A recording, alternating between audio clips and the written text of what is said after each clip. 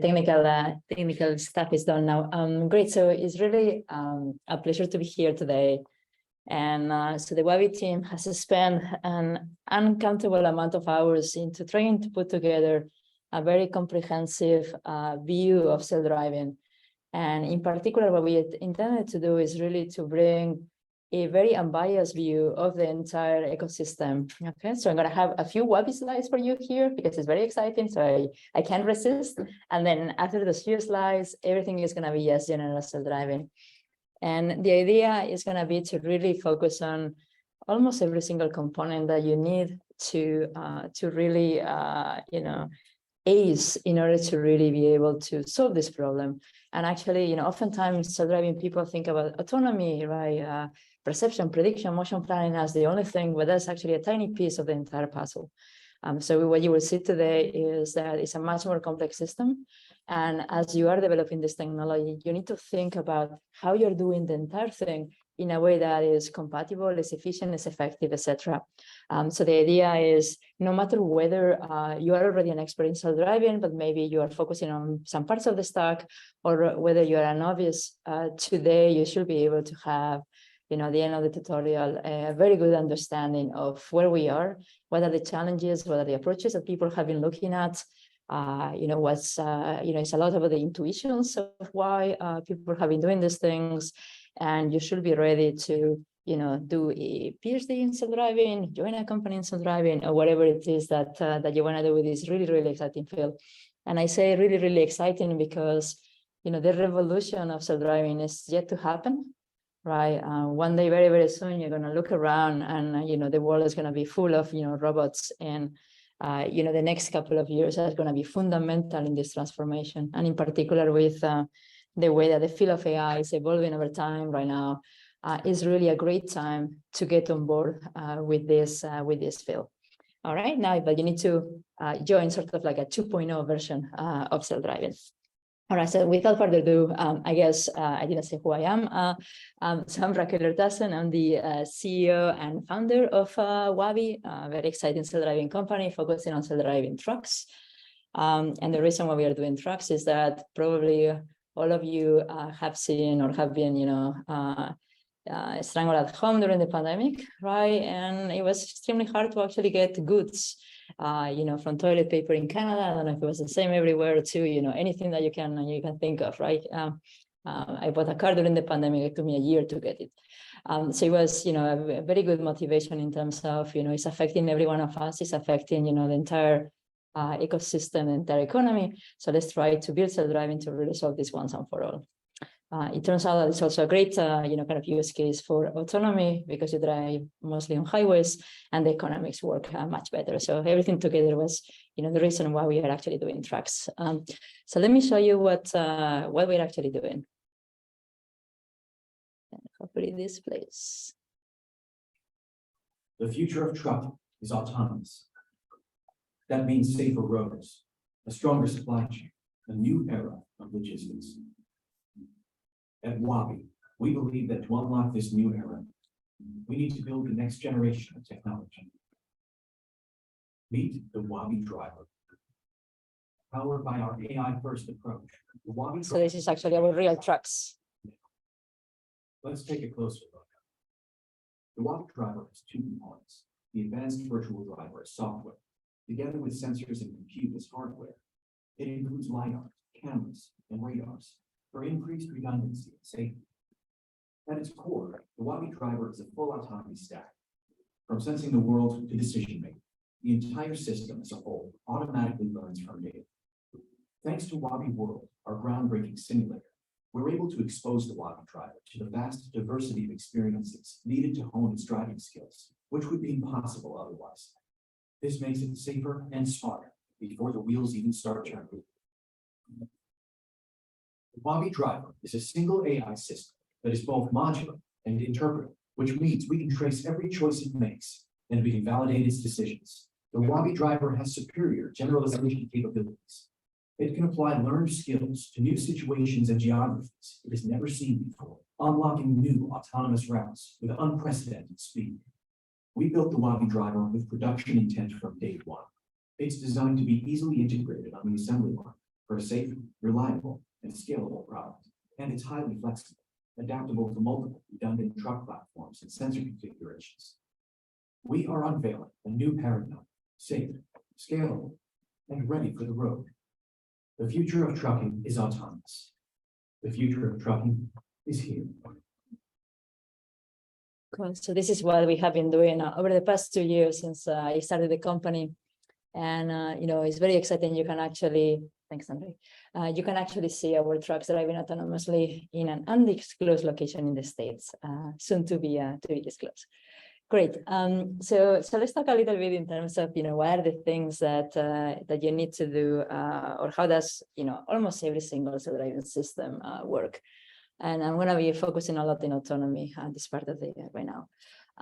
So typically, the first thing that you have, right, is that you're going to collect the information from all the sensors that you have in your self-driving vehicle.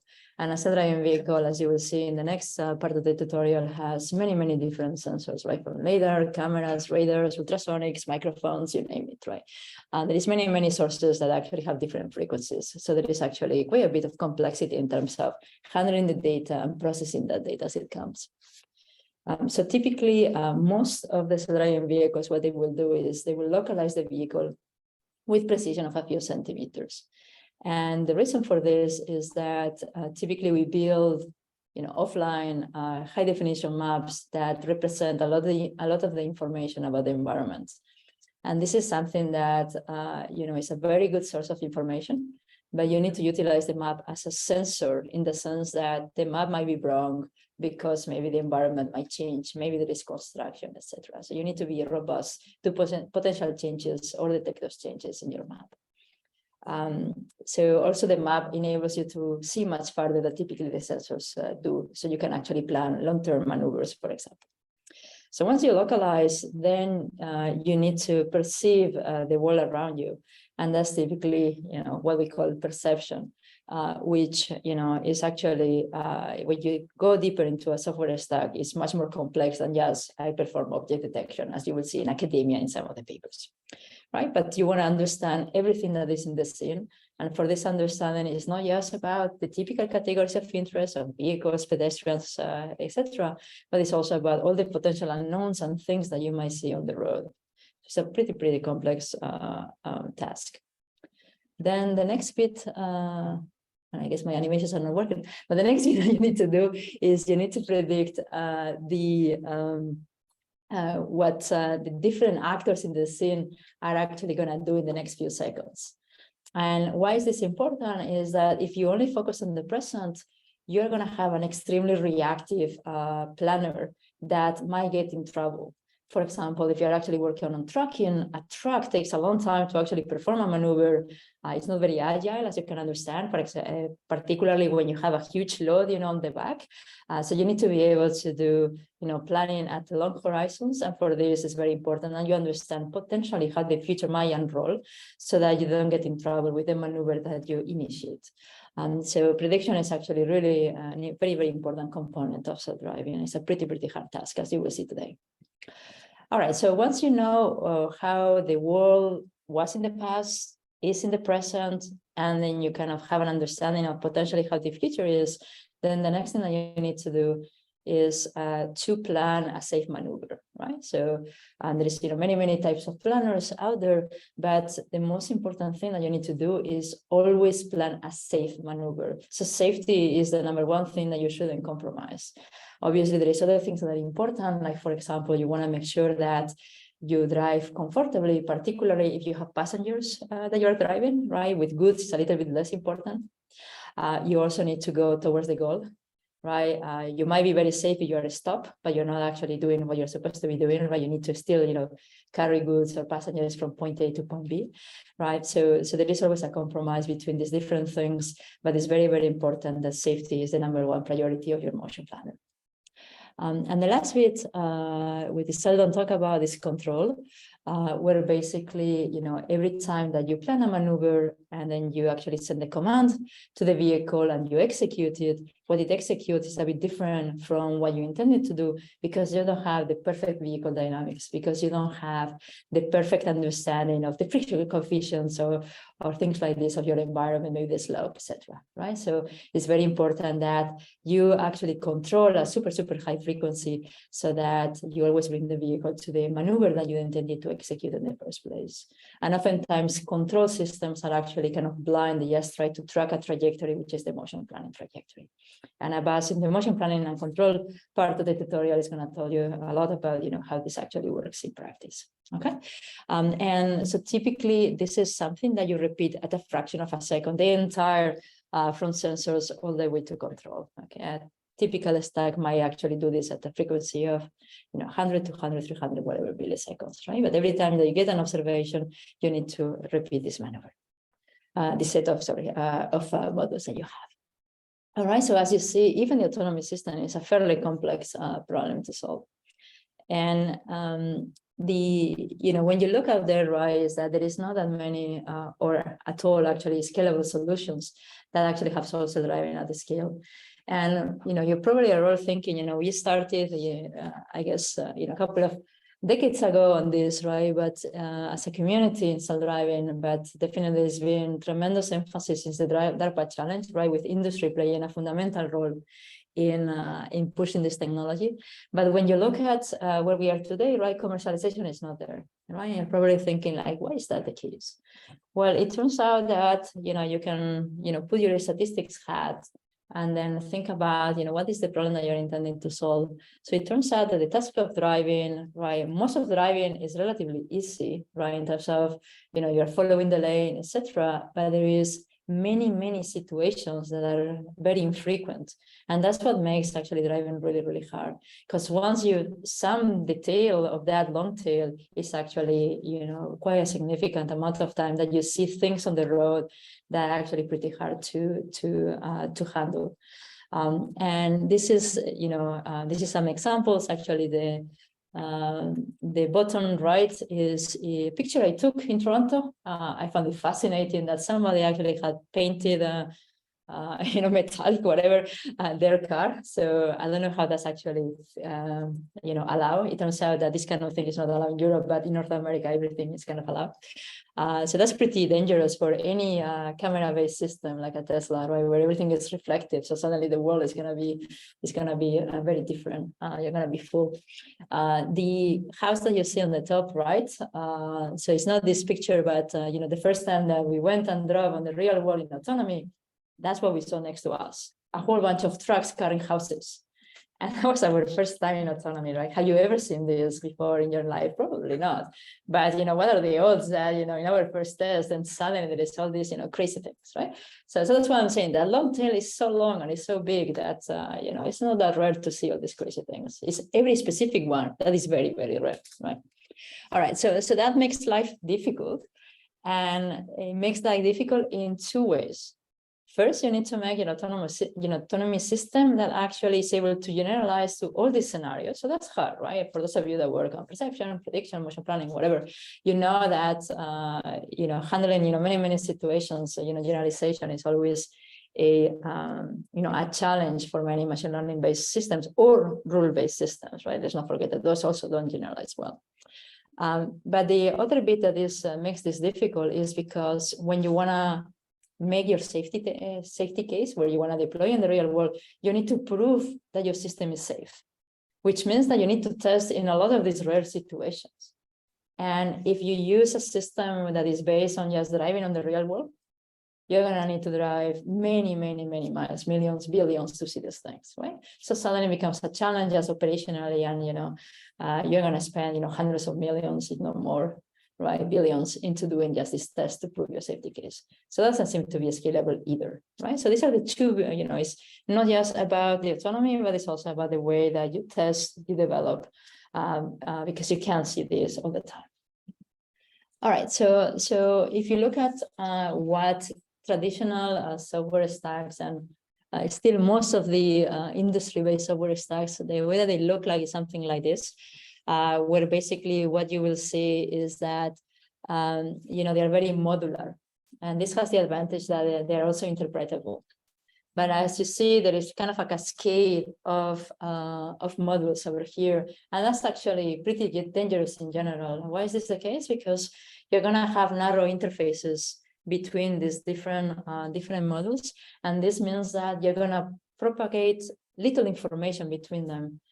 So if everything goes well and every one of your models is perfect, so long as you actually still have all the information necessary for the next model, you are good. But that's not how the world looks like, right? Or how things happen in reality, because there is going to be uncertainty. You're going to have occlusions. You're going to see all sorts of things where, your previous model might actually struggle a little bit, but struggling a bit is going to result in potentially a chain of mistakes that is going to be, end up with a safety critical situation at the end of it. So that's actually something that, in my opinion, has been a problem of the industry, in the sense that, I always talk about this as it's a software stack built by humans for humans, so that you can understand and agree on the interfaces, but you actually lost most of the information that you have. So that's problematic. And the other thing is that, every one of these models is actually overly complicated. So typically what you will see is that, in order to reason about something, there is a module about it, or there is an explicit variable or something that tells you that, okay, this is pedestrian, this is something else, right? This is the way that I behave if this happens versus that other thing happen. So you need to explicitly create these models, and then you end up with an overly complicated software stack, right? And as a consequence, you end up having, thousands of engineers working on this problem, right? So that's actually one of the reasons also why the industry has spent, typically billions of dollars these days per year as burn rate to continue developing the technology, right? So that's a lot of money. All right, so this is something that we need to go beyond past this, and do something also, like if you have these modular approaches, right? One of the things also that is quite interesting is that, let's say that you are working in perception, you really care about the detection. And let's say that you build this detector that suddenly your AP metrics, or the way that you measure it is much better. So oftentimes that doesn't reflect into a better driving, because there is little correlation between this task and the end task. One way to think about it is that certain mistakes are really, really bad and critical, and certain mistakes do not matter at all, right? If you're never going to interact with a particular object, whether you miss it is not really going to influence how you're driving. But a certain, if you are just a little bit off with your detection, and suddenly you think that somebody is going to encroach in your lane, you're going to slam on the brakes, and when you have a truck, that can be catastrophic, right? So that's what tells you that loss functions are not symmetric. Now in academia, everything mostly is symmetric, so that's actually a bad way to actually measure performance. So it's important to think about how we can build systems where we can really optimize for the tasks that we care about. So the first kind of like way that people were thinking of how to move from this modular system to something where you optimize for the end task was something that looked like this. And we've seen some systems, many years ago, for example, by NVIDIA, etc., where the idea is that I'm going to have this magic neural net, whatever it is, right? And it's going to solve all the problems for me. So long as I give enough training data and enough compute, right, hopefully can generalize to everything, right? So that's a very hopeful approach in many ways, right? But it's actually not something that, for example, for a safety critical application, is going to be a solution. And why is this? Because you need to validate and verify this technology. So interpretability turns out to be extremely important. Let's say that, for example, you go on the road and with an approach of this form, and then you end up having an accident. What happens is that the regulators, the NHTSAs of the world are going to ask you, why did the system fail? And you can't just say, well, my neural network predicted this thing. And, like I see these activations and, they look cool and maybe, right? So that's not going to be a way to explain them, like why your system failed. You need to be able to say, the system was thinking this. So interpretability is very, very important. And for those of you that have maybe a system engineering background, that validation verification, VMV, is very important to decompose so that you can actually validate and verify this tremendously complex system by validating subsystems and then the system level, okay, in a way that is actually not exponential in the number of all these possible dimensions. All right. So that's why this is also not a great solution. So what we have been building over the past, many years. You've seen, I guess, in previous conferences and whatnot. Before we were Wabi, I guess we developed many of these kind of approaches. And then at Wabi, what we did was really to push this to the next level in terms of building an autonomy stack that is end-to-end trainable, but at the same time is interpretable, that generalizes really well, and that is also safety aware. So you have all these different components that you need in order to really build a system that you can deploy and drive on the real world.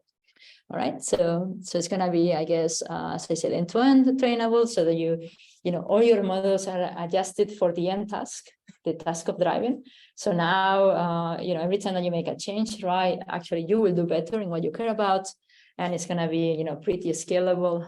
You can do this with much less people, much faster. All right, and the other bit is about, how do you address the second problem of the industry, which is that things are very rare, you need to test, right? So we build a very, next generation high fidelity simulator, which we unveil a big chunk of what we call Wabi World here at CVPR. And you will see, we'll be giving a couple of talks today, but also during the sessions, you will see some of the technology during CVPR. All right, so the idea is that instead of doing all this real world testing, we invert the pyramid where you do mostly simulation, right? And then you build basically, the simulator really can tell you a lot of information about the performance of the system. So you can mostly develop in simulation, right? And it's mostly validation, verification what you do in the real world. And then you validate and verify not only the autonomy system, but you also need to validate and verify the simulator. And this is a way that is, totally opposite in terms of what the industry has been doing, which has been always about, let's build a prototype, let's get on the road and let's iterate, which is, not the safest solution, not very sustainable and very, very expensive, right? And then we have flipped this around, but the first thing that we did was build this massive simulator. And then that will, it really enable us to build everything else in a much more, cost-effective manner and much safer. All right, so as I said, Wabi World is really our simulator, right? And what you see over here is that, is built with in a very, very, I would say a very simple intuition, which is if you want to build a simulator of the real world, the simplest thing that you can do is actually clone the world. And then, right, because we see it, right? So if you can clone it automatically, you actually have all the diversity and you can have the high fidelity, and then you can create simulations that are controllable. So you can modify that real world to create new things. And if you do this in a way that is closed loop, so that you're driving with your autonomy stack, then suddenly you can do something that is the same as driving in the real world, but on the simulator. And there was, a lot of thought and technology that went into how you do this in a way that is efficient, that is diverse, that is controllable, and that is super, super high fidelity, where the domain gap is very, very, very tiny in terms of what we have over here. Okay, cool. All right. So, oh, interesting. I guess we have some music. And this is my last slide about Wabi, which is just some publicity about our simulator that you can see. As I said, today we'll be giving a couple of talks, and I think the session is on Tuesday. I think it's on Tuesday, where you can see Unisim, which empowers a lot of our camera and LiDAR simulation. Cool. All right, so with that said, so that's, I said I will have a few slides about Wabi, that's it, okay? The rest of the tutorial is gonna be about just the field in general. And this is sort of the, the different sessions that you're gonna have today. And as I said, we try to be super, super comprehensive. We added, so we did a couple of these tutorials before, and we added also a new system, a new part of the tutorial in system safety validation and verification, because we think that this community should actually understand and learn about this, so that you can build the rest of whatever it is that you're interested in, that actually is validated. You can validate and verify, so that your technology, your new algorithm, your new cool stuff can actually be deployed on a real world system. Okay. All right. So yes, very quickly going into what you're going to see in every one of these sessions. So the first session, Andre is going to be talking about hardware and sensors.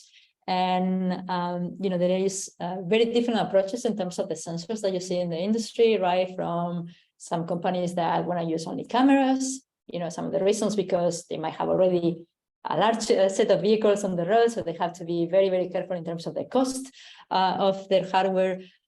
Some folks go for a multi-sensor approach where you have lidars, you have cameras, you have radars, etc. So we will just cover a little bit in terms of what are the choices and what are the advantages or disadvantages of those sensors. The last bit of hardware that is also very important is that you need to think about the compute. Right, I mentioned before how an autonomy system works, and there was a lot of stuff that you need to do in a fraction of a second, right? So the way that you choose your compute is actually extremely important because all the computation is on the edge, is on the vehicle, right? It's not on a server somewhere else, and the reason why is actually safety, because if there is no connection, you still need to drive, and you still need to be able to be safe on the real world. Okay, so Andre will cover these two bits. Then we're going to go over perception, right? We will go over autonomy. So once okay, you have a truck that is equipped, is integrated with our sensors and compute, how can I use this, right? So the first bit will be about, how can you do perceive the world? And then we will be looking at things such as focus on metrics in terms of how do we measure, performance, but more importantly, since we have, all these different sensor modalities, how can we exploit them such that we have, a very robust, better than humans view of the environment, right? As humans, we actually do saccades, we have, a pretty narrow field of view. Machines have the ability to see much more, right? The question is about how if we can extract the right information to actually drive safer than humans. But in theory, they see much, much better than humans. We will also be looking at, what are good representations for understanding the 3D world, right? Also we will be looking at how to do this in a way that is efficient, right? And that's important because don't forget that we need to be on the edge working in real time on a vehicle, right? And the last bit is, about not just categories of interest, right? But I mentioned before that you also need to reason about, unknown objects, things that you don't know what they are, and they happen quite a bit, right? Debris, mattresses that, fell off the truck. I have seen twice in my life, actually, mattresses. I don't know, you guys, and I don't really drive that much or go on a vehicle that much, right? So these things, you need to be able to handle, all those things that you don't necessarily know what they are. All right, so once we kind of understand and how to perceive the world, the next bit will be about motion forecasting. And what you're going to see in the tutorial is we will go over the different motion forecasting, which is in the industry called prediction, over the different paradigms. And it's unfortunate, the name prediction, because if you're a machine learning person, you're predicting all the time, no matter what the task is, right? So that's why we prefer to call it motion forecasting, but maybe there is some prediction that slips into some of our slides. And then we will be looking at things like learning rich representations of the past, of the different information that you have, as well as how you can handle things like interactions, for example, between all the different agents, between the agents on the map, so that you can actually predict better representations. We will also be looking at what are good representations for prediction, right, in terms of the output representations, whether they are trajectories, whether they are things like instance-free, occupancy maps that are very, very popular these days. And there is some cool new way that we have that we unveil also the CVPR with implicit representations that are, in my opinion, a really much better way to look at the prediction problem that is motion planning aware, so that you can do super, super efficient computation without needing to quantize in an instance-free approach. All right, so then Abbas, so Sergio will be talking about motion forecasting, and then Abbas is going to be talking about motion planning and control, and we will go over different choices in terms of representations. the architecture that you can have, the types of planners, whether it's sampling-based planner versus, straight up, feed-forward planners, etc. And looking at things like how to be, proactive versus reactive in the planner. Interpretability will be also touched upon, and then Abbas will be covering things like control, so that you actually get a sense of the entire autonomy system. This is one of my favorite topics. We don't see as much of this because self-driving is not at the scale yet. But vehicle-to-vehicle communication and vehicle-to-exo into infrastructure communication, one day in the future will be very important. And you can look at how you can so there's like two ways or two things that you need to do, right? You need to be able to send very useful information, but also that information should be very compressed, because suddenly it's not that you have 6G or whatever it is, and with many vehicles in the world, right? So you should there is a lot of really interesting technology in terms of how can I do this so that I get the best of both worlds. Every vehicle can send the information about how they are understanding the scene, what they're going to be doing, and you can utilize the information from all the vehicles that you can receive to actually be much safer. And this will be something that if you roll out 10 years into the future, I bet you there is more and more of this.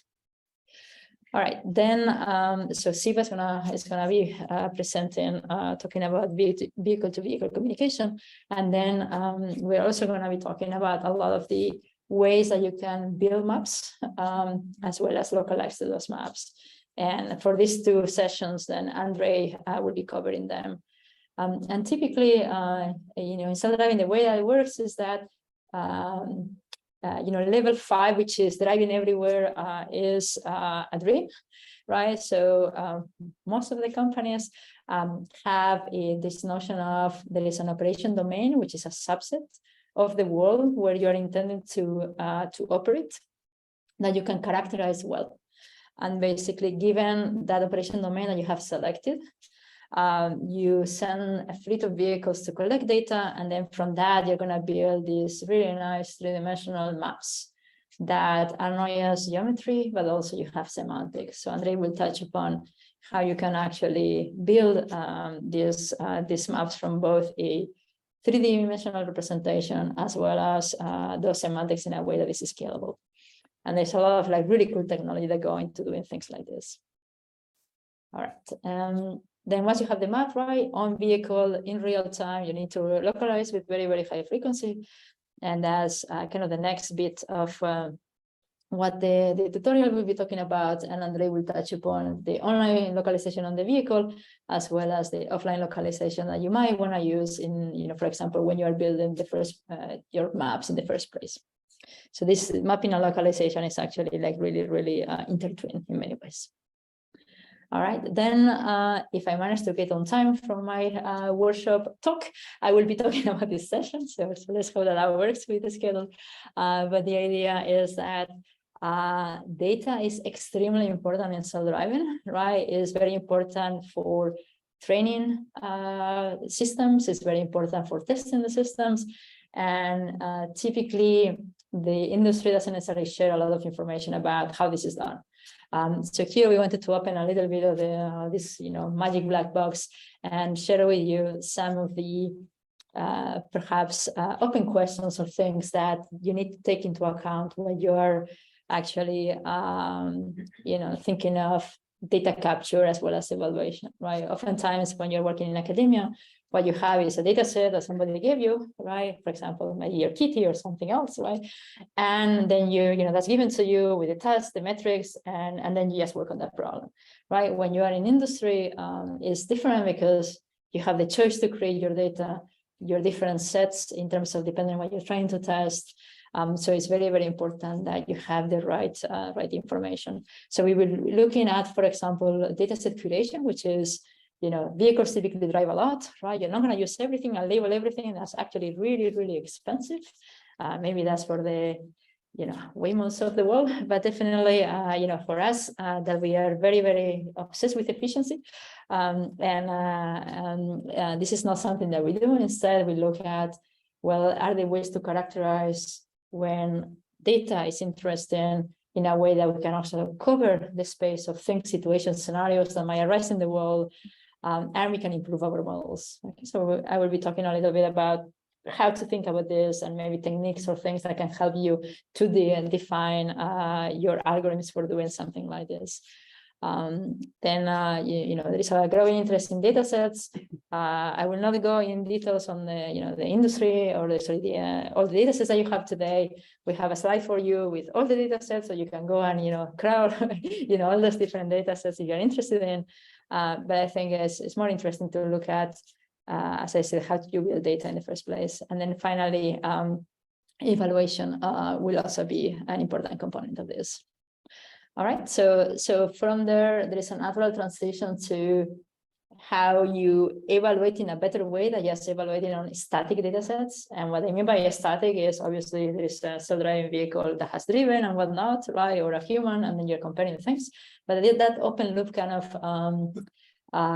metric evaluation doesn't correlate well with how well your vehicle drives at all once your system is reasonable. Right, so closed loop evaluation becomes extremely important. I show you what we worked before by this cool simulator. So today, what we will be talking about, and Siva will be covering, is what are the different, as well as Kelvin, what are the different elements when you're building a simulator that you need to take into account, and what are the different approaches and things that people have been doing or have done for those specific problems. For example, how do you create your virtual worlds, right? Whether you do it via artists or you do it via cloning the real world, etc. The same as how do you generate the scenarios? What are you testing in the first place, right? Because depending on how you define that, your system will be able to do certain things versus not.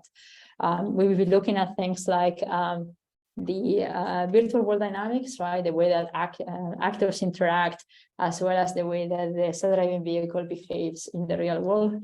And then things like sensor simulation will be some of the other things that we'll be covering today, as well as hardware in the loop. This is something that typically is employed a lot in industry, which is you can't just test everything in software. You're going to have specific hardware, compute, etc.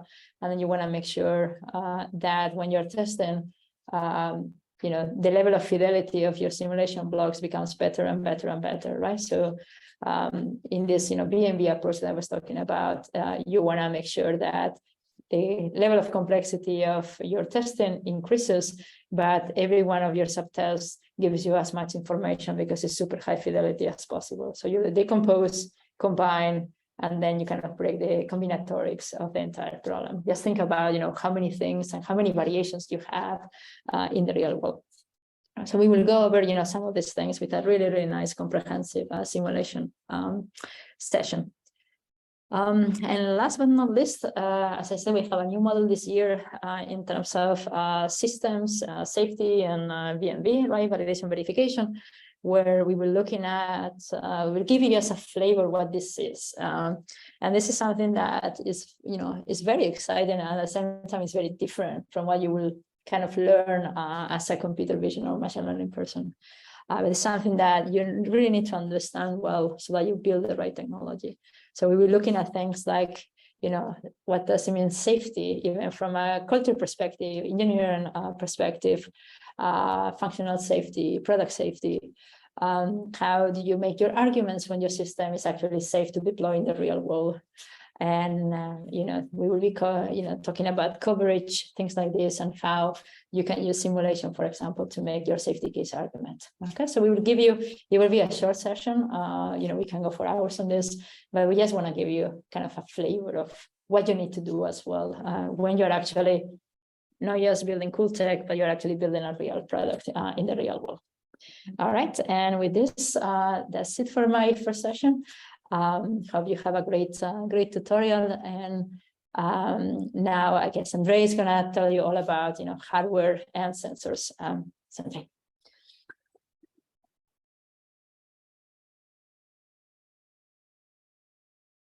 All right, thank you for the introduction. Just give me 1 second to set everything up. So, all right, first of all, admit all the people. All right, and then get started. Cool. Okay, so let's see. There we go. Found it.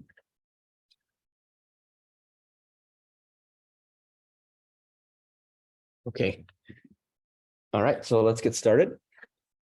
First of all, yeah, the people who join online now, thank you very much for your patience.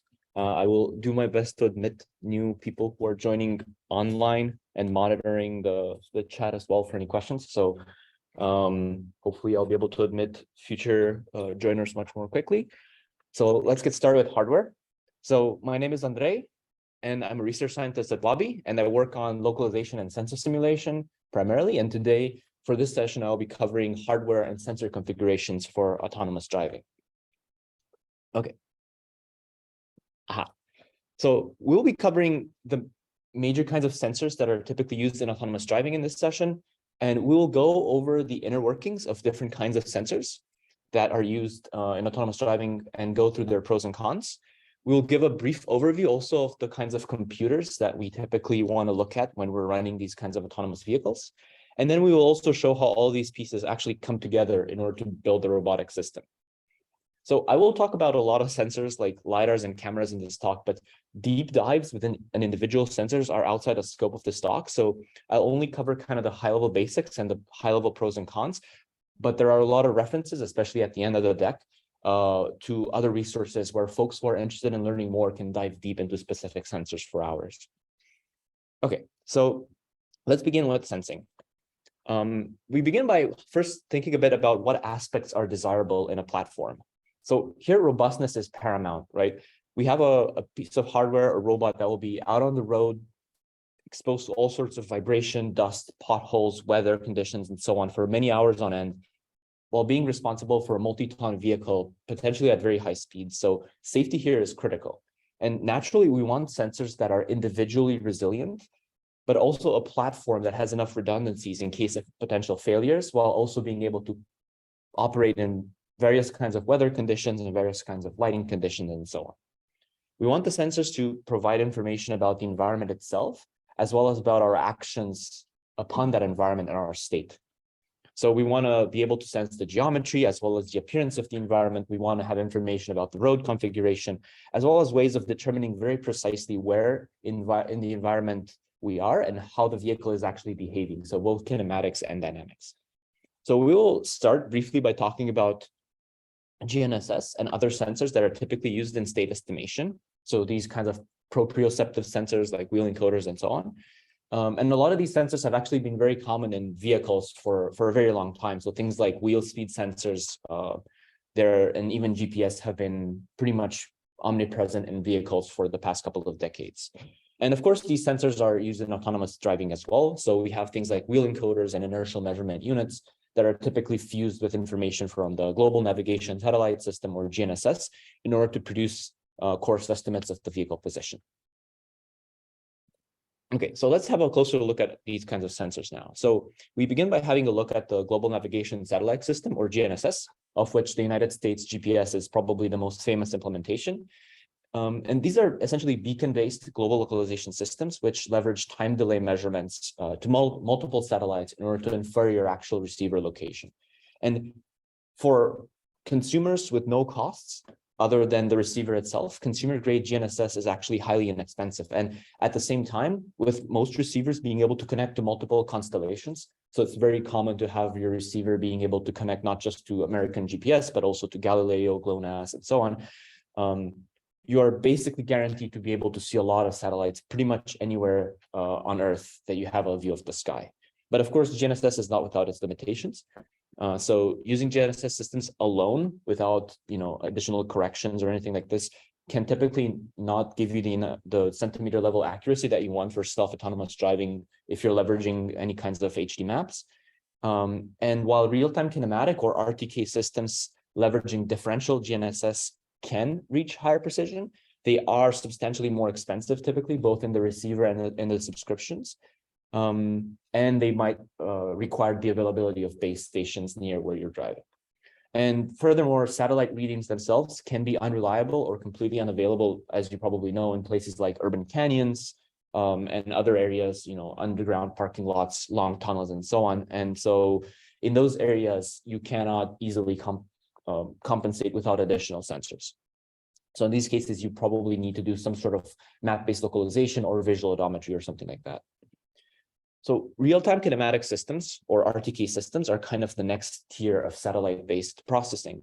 And while they require more sophisticated technology, as well as, like I mentioned, the availability of base stations, they can deliver basically centimeter level accuracy for autonomous robots in a very wide range of environments.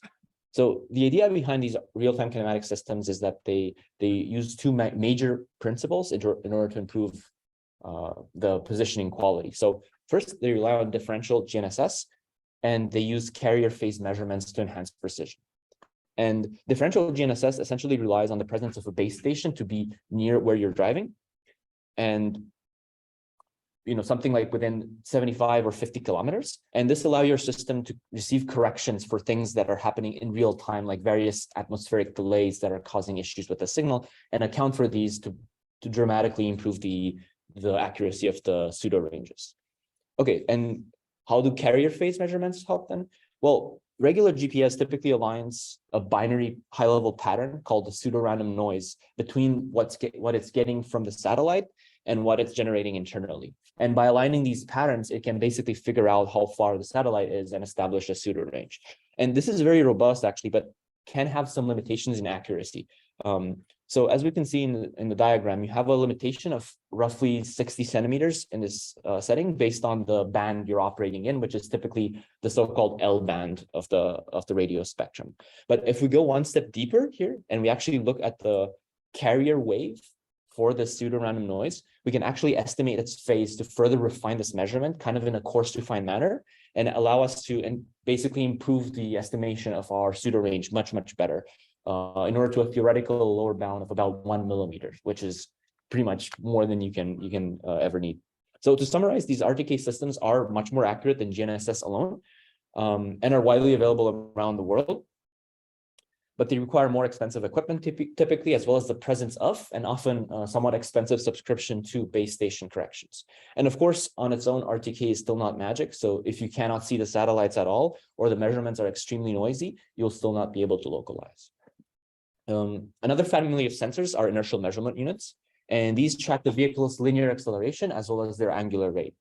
And they typically consist of two major components, which are some kind of accelerometer and some kind of gyroscope.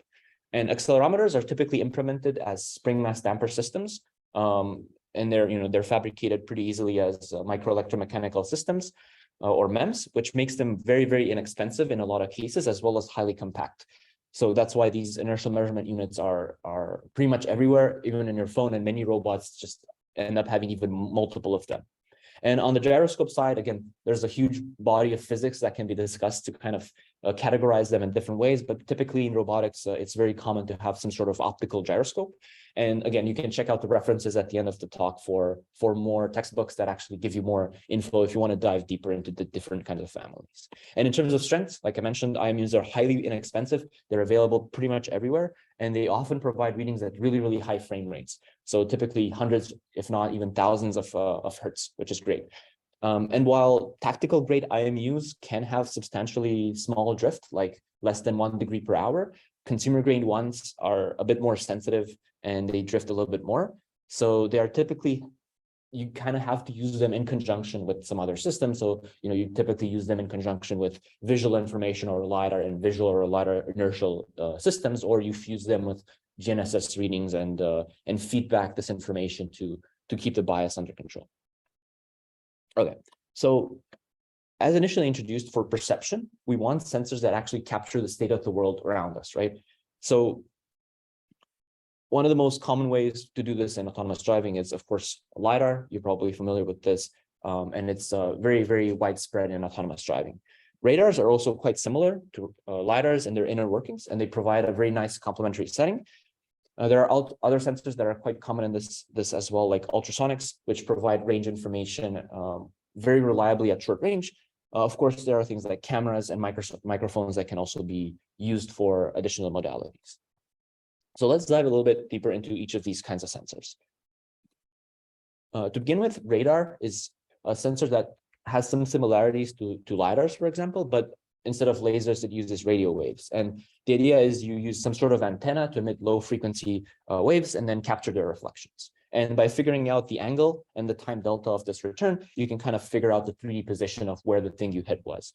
And one extra benefit of radar over many other sensors is that by observing the change in frequency, so the change in frequency between the emitted and the received wave, can actually give you information about the radial velocity of the target, in addition, in accordance to the Doppler effect, in addition to just the range alone. So you're also basically able to modify the emitted wave to kind of toggle between sort of more spread or longer range. And this gives you basically a lot more flexibility into what you're actually perceiving with the radar. So you can actually dynamically adjust this.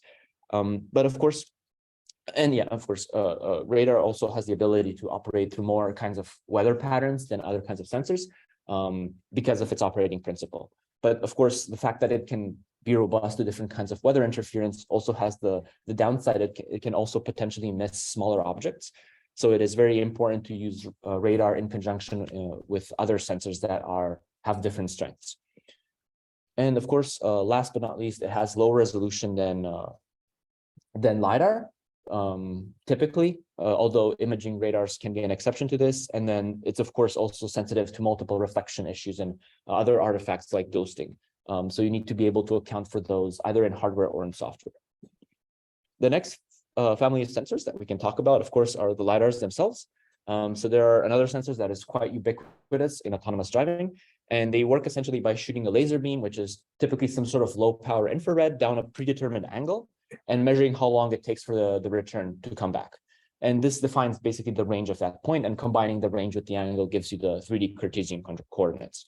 And they can employ anywhere from just one laser to along the zenith axis to a few hundred. And in self-driving, it's very common to see things like that have 64 or even 128 beams in this vertical axis. And typically when you do one sweep around the scene, you get between 80 and 150,000 points in your point cloud. So there's quite a lot of information to work with. And the strengths are, of course, that you end up producing direct 3D geometry that you no longer need to process to get the scene structure. And of course, they also don't really care about the lighting conditions in the environment because they emit their own infrared light. So they operate pretty much the same way, whether it's broad daylight outside or in the middle of the night. And by measuring the change in strength between the emitted and the returned photons, you actually can get a bit of information about the reflectance of the things you see in the environment, which can be very informative about the color or the material of the thing you're hitting. So this can be actually really, really effective at figuring out signs, lane markings, and other things that are pretty much omnipresent in environments where we want to drive. So it's kind of fortunate that a lot of these very reflective things that were designed to be reflective for humans are actually very reflective in infrared as well, and they show up on LiDARs. But in terms of limitation, of course, while costs have been going down, they're still typically quite high, especially compared to various consumer-grade cameras.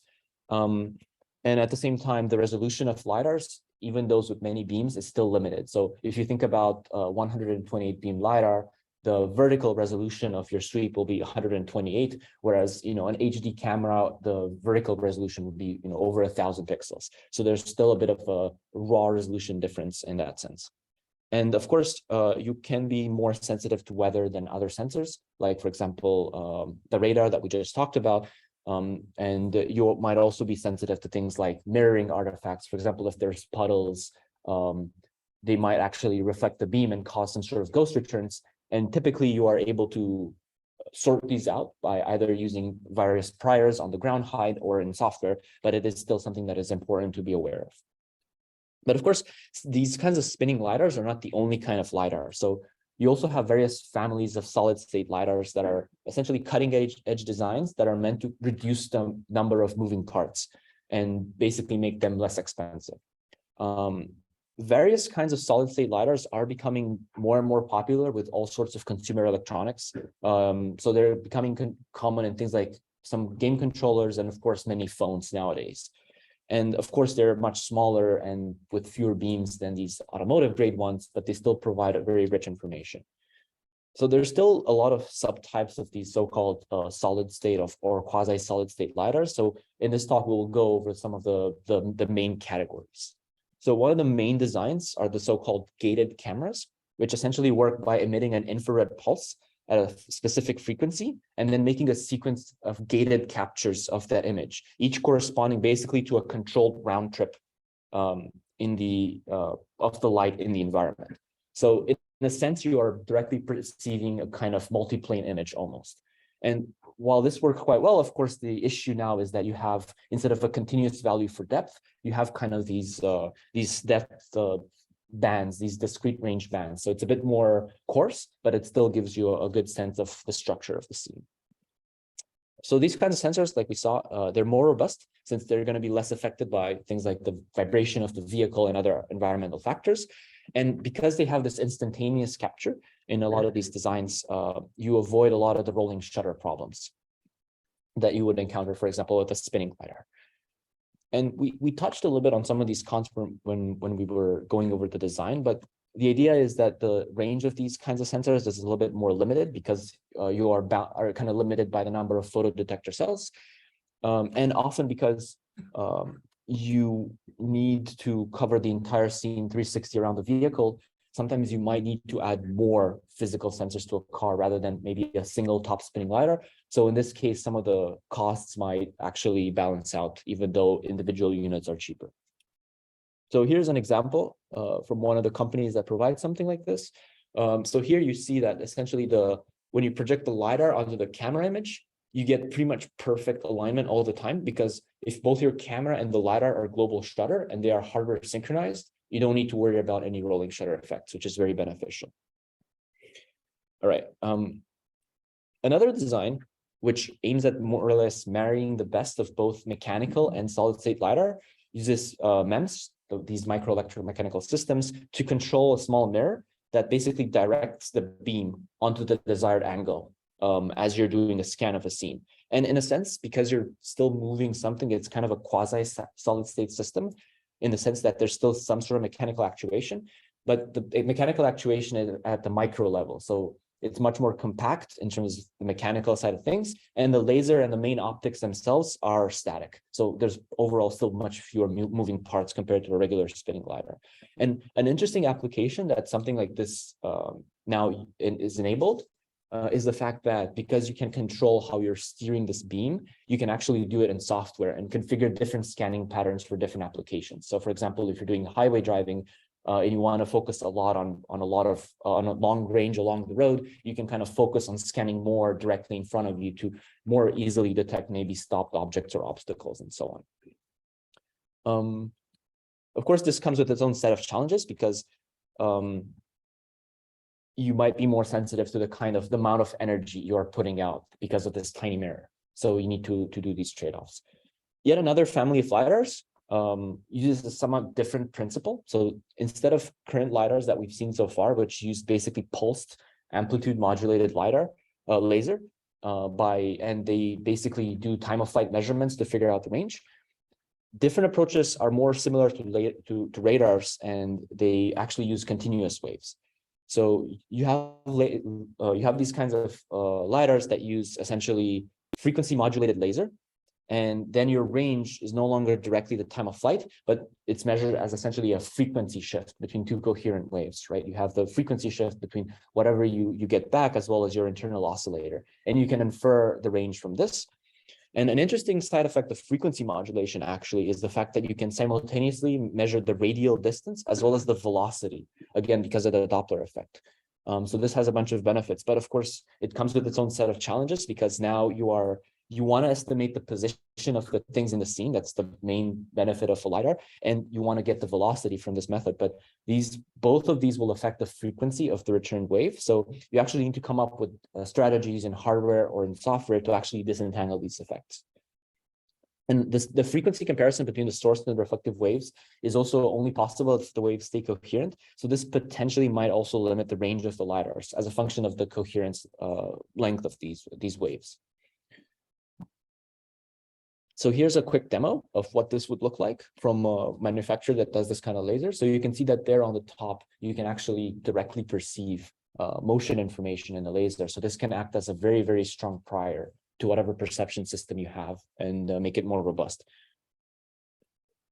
Okay, so to talk a little bit more about LiDARs, in the past and even quite recently, LiDARs have kind of been considered as the most expensive sensor component that dominates the substantial part of the expenses of any sensor setup.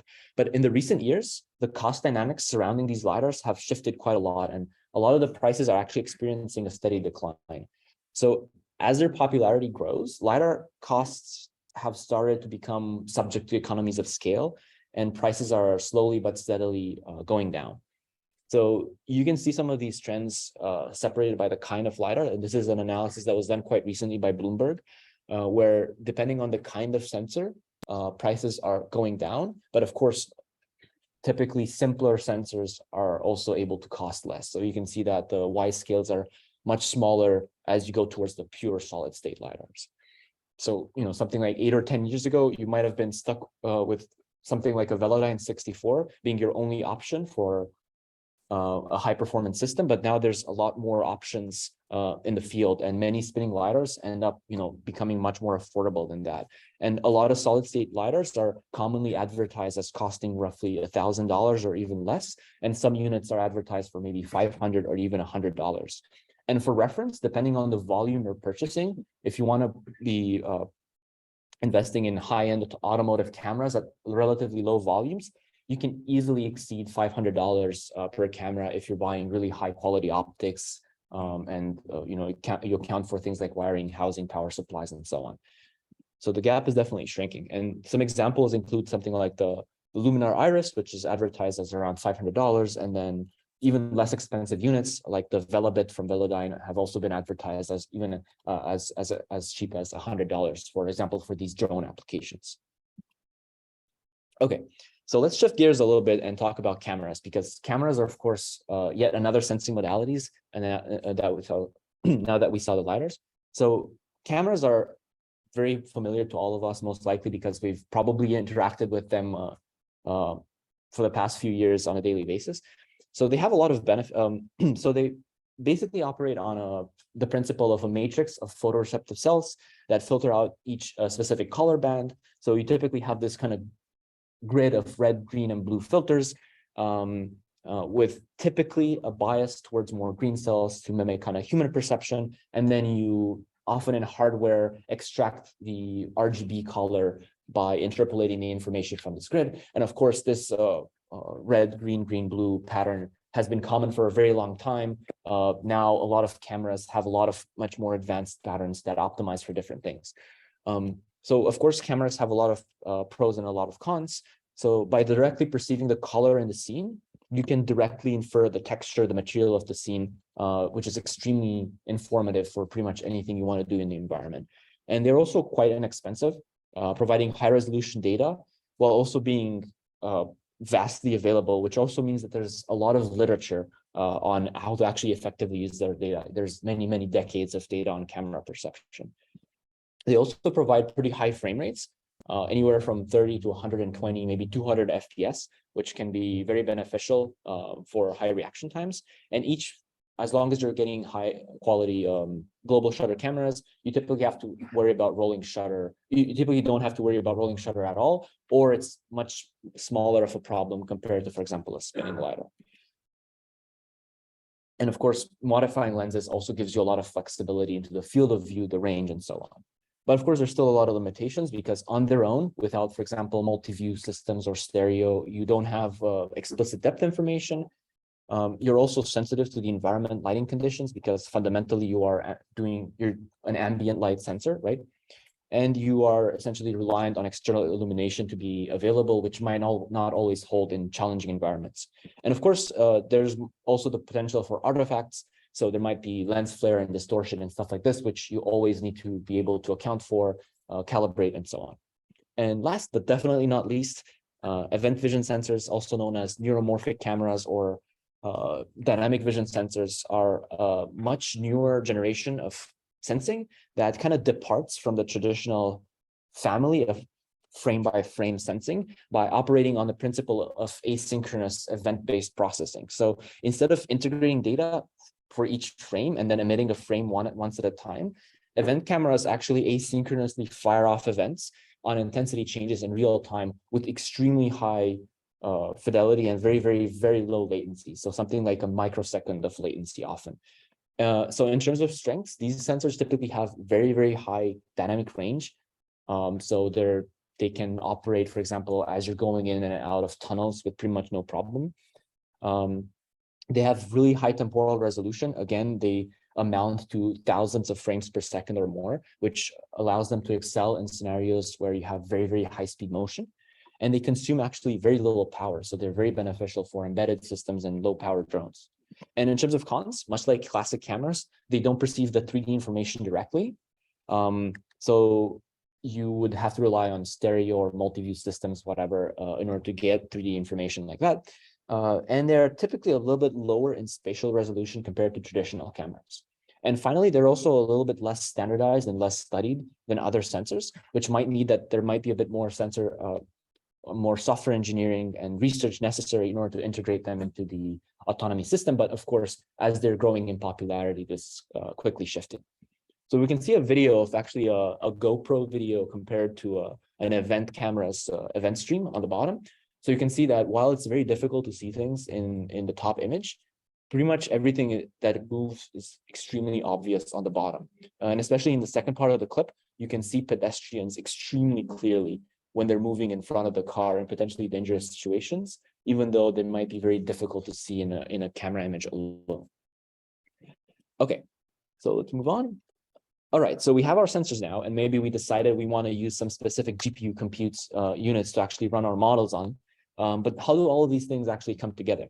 So let's look at a potential high-level diagram of how these things can get assembled. So we begin with the sensors that we already talked about. So you have like LiDARs and cameras and so on that are kind of the inputs of the system.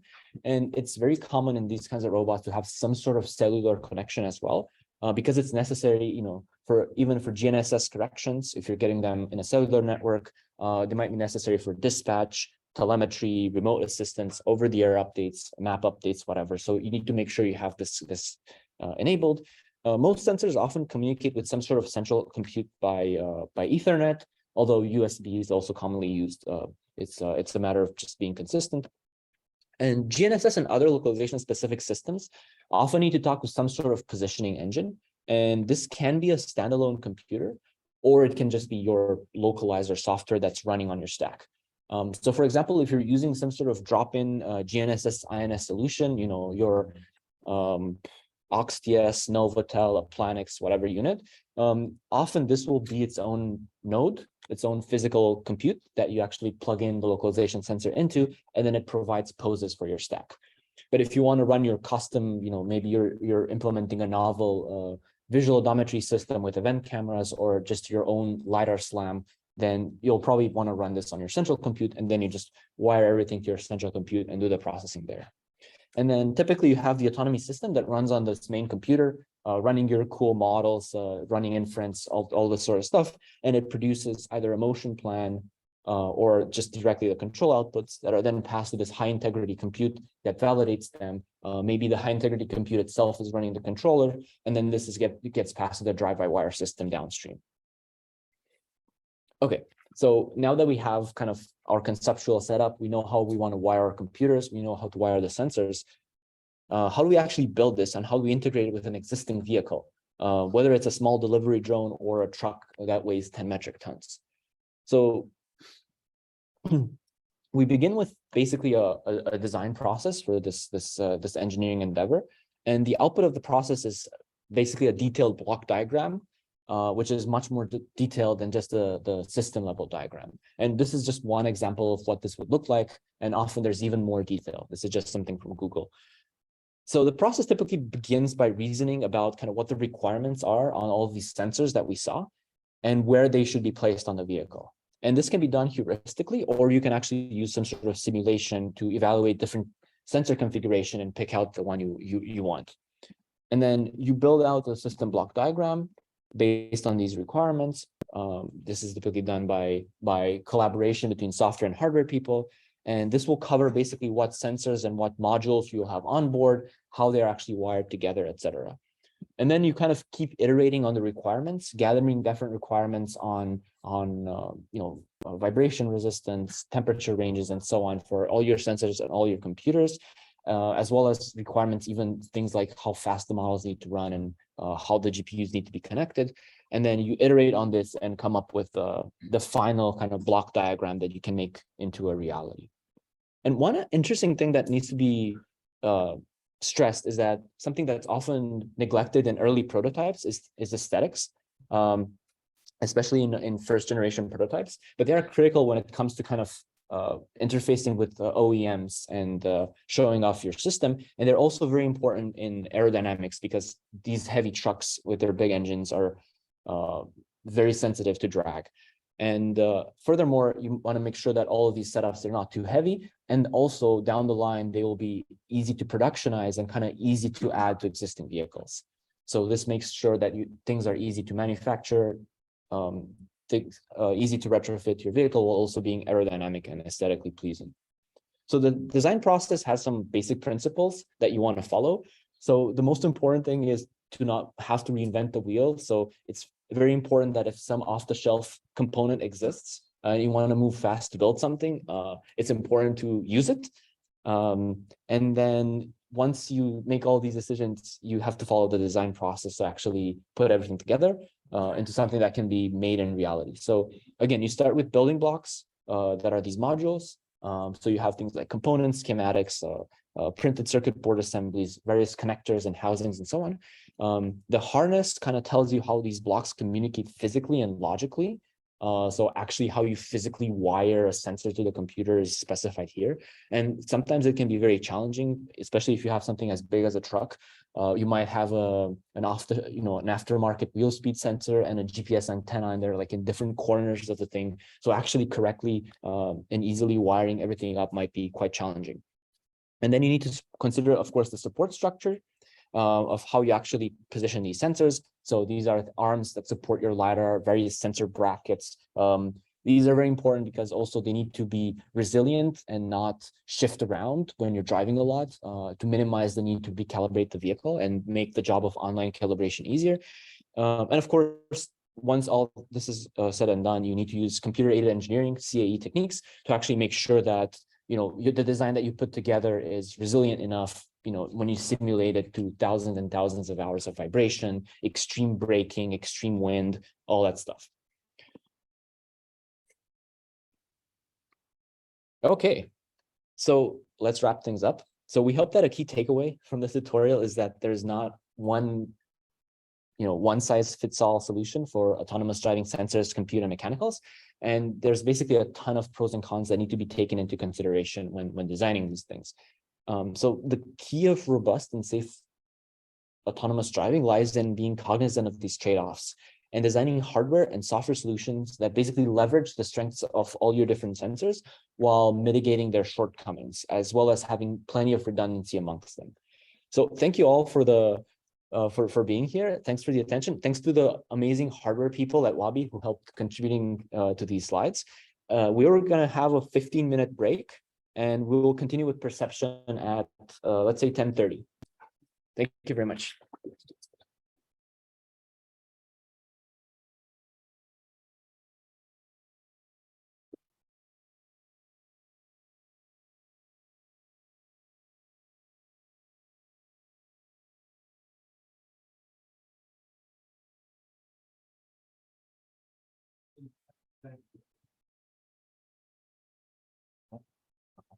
Many people are waiting on just including my friend. Yeah. I'll add more people. In. Yeah, thanks. Thanks. I'm trying to do batches. Actually, let me see if I can join from my phone. Right. Yeah.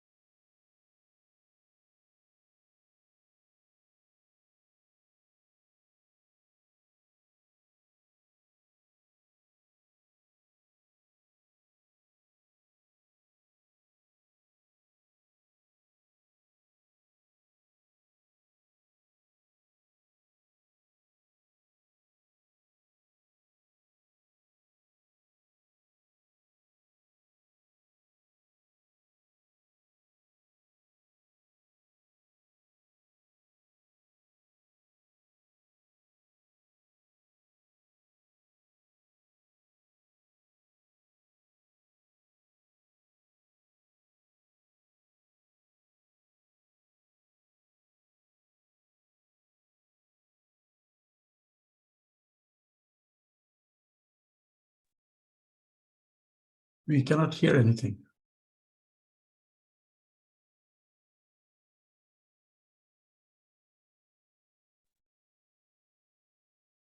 Okay. Yeah, this projection works by mapping the laser beams in the horizontal and vertical directions to a 2D image plane defined by the LiDAR field of view in azimuth and elevation angles. In other words, one can understand the 2D range view projection as a panorama image of LiDAR. The commonly used pixel representations are point height, range, and occupancy. Range view projections can be efficiently processed by 2D convolution and preserve the full range information without a range cutoff as in 3D voxels. However, it is hard to incorporate 3D priors, and range view neighborhoods do not match the true 3D neighborhoods, which makes the 3D learning less straightforward. When a vehicle equipped with multiple LiDAR sensors, it's also more difficult to fuse information across LiDARs. While previously introduced representations all discretize the irregular point clouds into a regular 2D or 3D grids, we can also use its raw representations as an unordered set of 3D points, where the 3D coordinates can be used as a point feature. We then applied a point-based neural networks for feature learning. Point set representations avoid the discretization error by preserving the precise point locations, often leading to a better object localization. This drawback of this representation mainly lies on its point-wise feature learning. It creates a significant computation overhead from the irregular memory access and dynamic kernel computation. Computation cost also grows linearly with the point count, which can be a burden when we have multiple LiDAR sensors or aggregate multiple swaps from the past. What's more, multi-scale features are often designed for object detection, and this is realized by the key point sampling if we use this point-wise feature learning. However, the different key point sampling strategies can affect the final performance. So, because of the dramatically varying point density of the LiDAR data. To benefit from different representations, we can also fuse features from multiple views together. Feature fusion from multiple views provides a more comprehensive understanding of the data and enabling efficient multi-scale feature learning while preserve the raw points geometry details. But we need to keep in mind that fusing different representations can increase the computation cost as well, as we need to use multiple network branches to process them individually. As we know that 3D voxels and bird's eye view projections are sparse, a natural question arises: can we exploit the data sparsity to speed up computation? The answer is yes. We can utilize the specially designed sparse convolutions to prevent the wasted computation on the empty locations. Sparse convolution works by doing the computation on valid location only, so that the sparsity pattern doesn't change as we stack more convolution layers. And the valid convolution is realized via the image-to-column algorithms. So these sparse convolutions can generate as well, and the speed up can be limited by the number of empty voxels growth, as the image-to-column algorithm is not as fast as a well-optimized dense 2D convolution kernel. Alternatively, we can use a transformer architecture for this feature extractions on the sparse voxels. More recent work, voxel transformer, we can use self-attentions on these sparse voxels. It uses a GPU-based hash table to store non-empty voxels indexes and perform self-attention by searching the non-empty indexes with an attention pattern. So this is more flexible than the sparse convolutions, with attention patterns adapting to sparsity and enabling larger receptive fields. However, compared to the sparse convolution, if we use more voxels in the self-attention computations, it can sometimes be memory consuming. So far, we have discussed various point cloud representations and how to build efficient feature extractors on top. Now we'll briefly discuss different designs for the detection framework. There are two major object detection frameworks, which are one-stage and two-stage. while one-stage detectors produce pixel-wise object estimations from a single forward pass through the model backbone and header. Two-stage detectors decompose the task into two steps. First, we generate the object proposal densely, and then refine the proposals based on the region-specific features. We first review the one-stage detectors, which produce dense 3D output in terms of box estimation and class probabilities from a last layers feature of the backbone. For 3D estimation, 3D box estimation, we can either directly regress the 3D size and orientation of a bounding box at each pixel of the output feature map. Alternatively, we can result a set of predefined anchors. For each output pixel, the model predicts the probabilities for every anchor, as well as the residual information with respect to the anchor shape. As a result, the issue of large object shape variance can be alleviated to some extent. One-stage detectors typically have real-time inference speed and fewer hyperparameters to tune in general. However, they may suffer from imprecise object localization, as in many cases, we are estimating the object boundary from a center pixel alone. In contrast, two-stage 3D object detectors introduce region feature pooling to further refine the initial object refinement. The first stage is similar to a one-stage detector, and the second stage takes the high confidence first stage detection and extract the region features for black box refinement. In practice, we can add more stages afterwards to further refine the detection. The popular detail-like model with multiple transformer decoder layers as a header can also be categorized as two-stage in this context. Two-stage detectors can achieve state-of-the-art detection accuracy, but at the cost of slower inference and more hyperparameters than one-stage detectors. Next, we'll discuss camera-based approaches for 3D perception. So cameras are appealing in that they are much cheaper than LiDAR, provide textual information and capture fine details. However, they lose the depth information, which is important for 3D perception. In order to reason about 3D from the 2D image space, we need to lift the information from 2D to 3D space to help the model further produce the 3D bounding box which we required. This lift can happen either at input or feature or the output stage. Yeah, we first look at the method that lifted the 3D as output level, which directly predicts the 3D bounding boxes from the 2D pixel features. To bridge the gap between the 2D features and 3D targets, several techniques have been proposed. From the perspective of feature learning, we can add a 3D LiDAR data as input during training and regularize the 2D image features to match the 3D LiDAR features, and then remove the LiDAR as a test time. From the perspective of output parameterization, instead of directly predict the 3D box, we can predict the object key points in 2D and solve the 3D bounding box via template matching, as we show in this figure. This type of approaches can be considered as a simple extension of the existing 2D detectors with a different output target.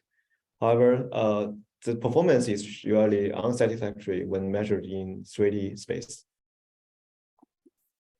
Now we look at the methods that lift the 3D as an input level, which we also know as a pseudo LiDAR.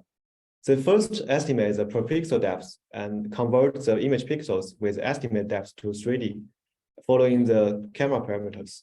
And we use an off-the-shelf LiDAR-based 3D detector to process the pseudo LiDAR points cloud. The depth can be inferred from the monocular camera or stereo camera, or via self-superposition from multiple calibrated camera or even a video sequences.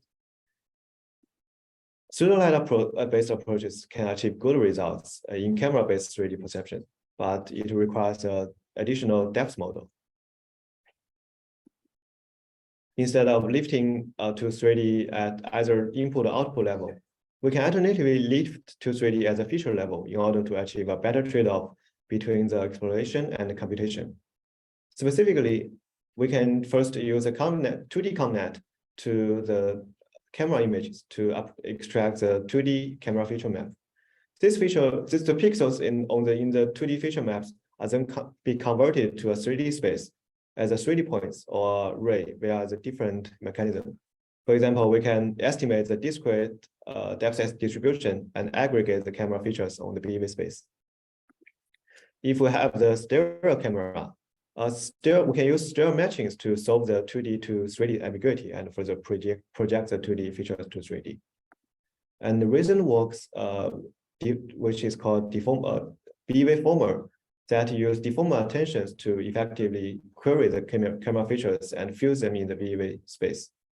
After this feature map transformation, the resulting 3D feature maps is then used to output the 3D detections. Since the features lies in the 3D space, they typically produce a better 3D geometry. Another advantage is that the 2D to 3D feature transformation only requires the camera parameters and can work even without the depth estimation. However, if the depth is unknown, the one-to-many mapping brings ambiguities in the resulting 3D features. Errors in the depth estimation would also lead to misaligned 3D features. So far, we've gone through the perception algorithm that relies on either LiDAR or cameras. Now we'll see how can we combine the LiDAR and cameras together for a more robust perception. Broadly speaking, there are two main pipelines for LiDAR and camera fusions, the cascade pipeline and the parallel pipeline. For parallel pipeline, we further compare the fusion mechanism at different levels.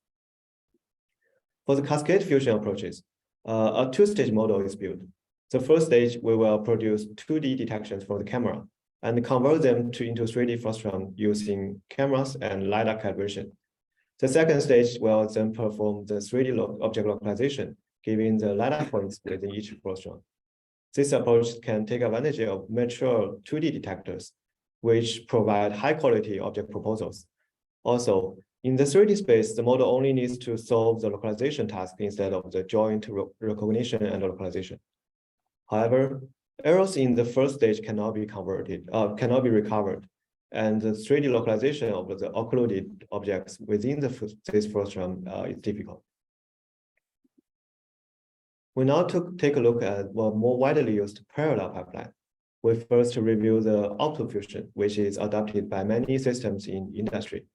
These approaches, in these approaches, the 3D perception runs on each sensor modalities individually, and their perception results are fused together at the tracking level.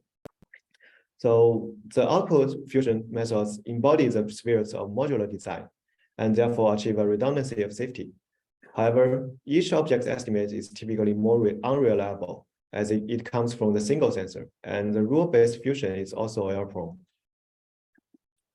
In contrast to output fusion, input fusion combines the information at the raw sensory data level by converting different sensor modalities into a unified feature space, for example, the 3D space for LiDAR and camera fusion. To find a one-to-one mapping between LiDAR and the image pixels, we project each LiDAR points onto the image plane. If the points fill in within the image and then the corresponding pixels is matched with the LiDAR points, otherwise the LiDAR points has no match. And then we can append the pixel feature like RGB or the semantic labels we predict or the 2D backbone features to associate with the LiDAR points. The enhanced LiDAR point cloud is then fed into an off-the-shelf LiDAR-based detector. Compared with output fusion, input fusion provides a denser raw data fusion. However, it doesn't fully exploit camera information as it's represented in a primitive low-dimensional format. It is also sensitive to calibration error between the camera and LiDAR. A more promising direction is feature-level fusion, either at coarse ROI-wise or dense pixel-wise.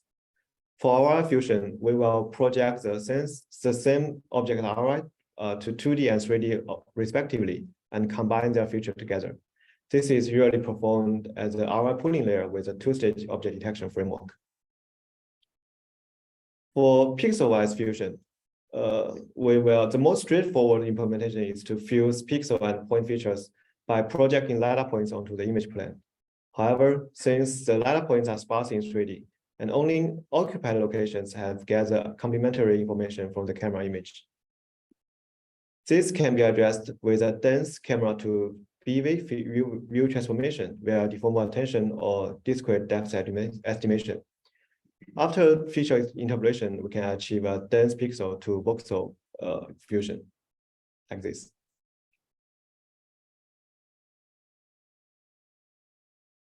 Feature level fusion fully exploits complementary multi-scale information and enabling more robust to small calibration errors. However, it requires a feature extraction on each sensor modalities, which brings more computation cost. In self-driving, there are also a lot of prior knowledge that we can use to improve the system robustness. One such example is high-definition maps. This HD map provides 3D environment geometry and the roadmap semantics. In terms of 3D geometry, many works exploit the ground surface geometry for more robust perception on the hilly road. Specifically, the height of each 3D point is subtracted by the height of the ground so that it becomes invariant to the road slope. We can either build a map offline and query it online, or directly estimate the ground geometry online with the RANSAC or neural networks. HDMap also contains rich semantic information about the roadmap. One representation for this type of information is raster image, which will rasterize the vector shapes of the road elements as well as the active trajectories, and use different colors to encode different semantic meanings, such as line types, orientations, or motion. We can use a 2D CNN to learn map-specific features, which are later then fused with sensor feature maps for more accurate detection. The raster representations of HDMap is easy to implement and extend. However, they suffer from lossy rendering and limited receptive field and intensive computation. A more intuitive and native representation is lane graph, where we preserve the original vector format of lanes as well as the trajectories.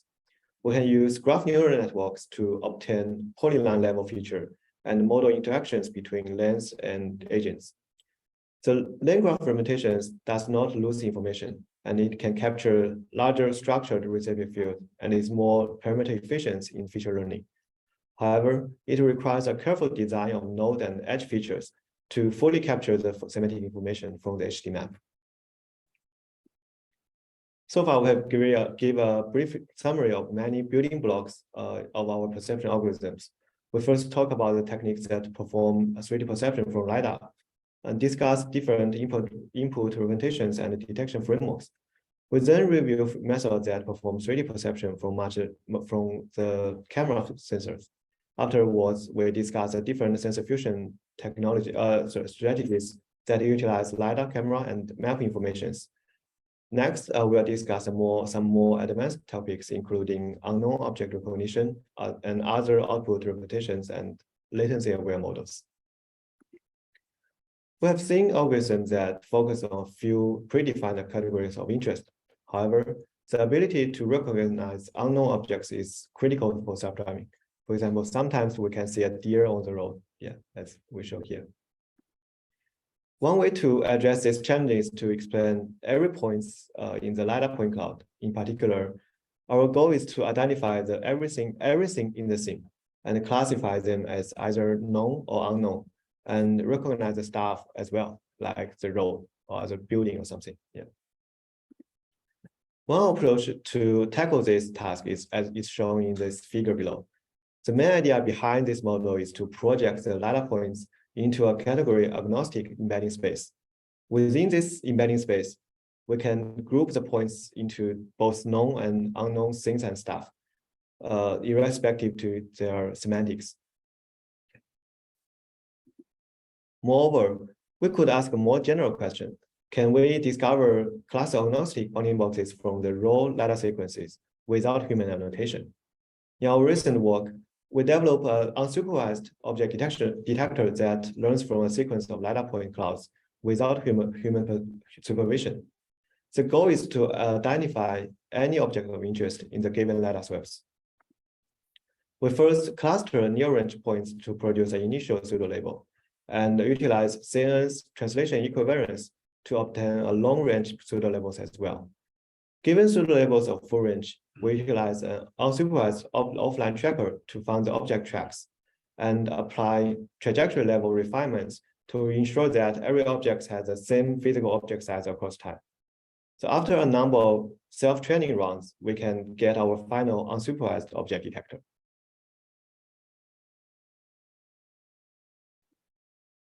We've discussed the perception model using 3D or BV bounding boxes as output representations. Reasoning about parametric outputs has an advantage of better interpretability, and the output space itself is low dimensional. However, in many cases, it also requires additional post-processing like score thresholding and NMS. Through this post-processing, it becomes hard for the downstream model like prediction to fully capture the uncertainty of each object estimates. And sometimes the box is not the best way to describe free-form objects. In the meantime, there are methods that choose to reason about non-parametric outputs like probabilistic occupancy map in 3D or BV, enabling end-to-end learning and uncertainty propagation, but with a higher dimensional and less interpretable outputs. So we'll briefly discuss two recent works that adopt non-parametric output representation. The recent work, Lift Splash Shot, learns BV features from the RGB camera and output objects and map segmentation mask in BV as a perception output. In addition, their model performs motion planning by sampling trajectories on a joint learned BV cost map. Recently, the 3D occupancy prediction has gained people's attention. So the input can be RGB images from the surrounding monocular cameras or sparse LiDAR point clouds. And the expected model output is a much denser occupancy prediction for 3D voxels. The occupancy predictions may contain semantic information with a fine-grained class definition, or could simply be occupied, non-occupied binary classification. This is also known as semantic sync completion task in the semantic kitty benchmark, and is promoted by Tesla with their occupancy network. Instead of producing bounding boxes or segmenting observed LiDAR point clouds, by predicting if each 3D voxel is occupied or not, we can better capture the uncertainty with fine-grained information and handle unknown objects that doesn't belong to our training class definition for safety. So far, we've discussed achieving good accuracy and speed in designing a perception system for self-driving vehicles. When applied in a real-world application, the latency also matters, where the system has little time to wait for the results. So here we show an example of how latency affects our perception system in practice. So where the system is not getting the real-time state estimates of the detected actors. So once we get the results, our vehicles already moved to another place. This video shows the effect of latency in real-world systems. While the model produces accurate outputs for each image, the time it takes to do so introduces latency. And by the time these outputs are ready, they no longer represent the real state of the world.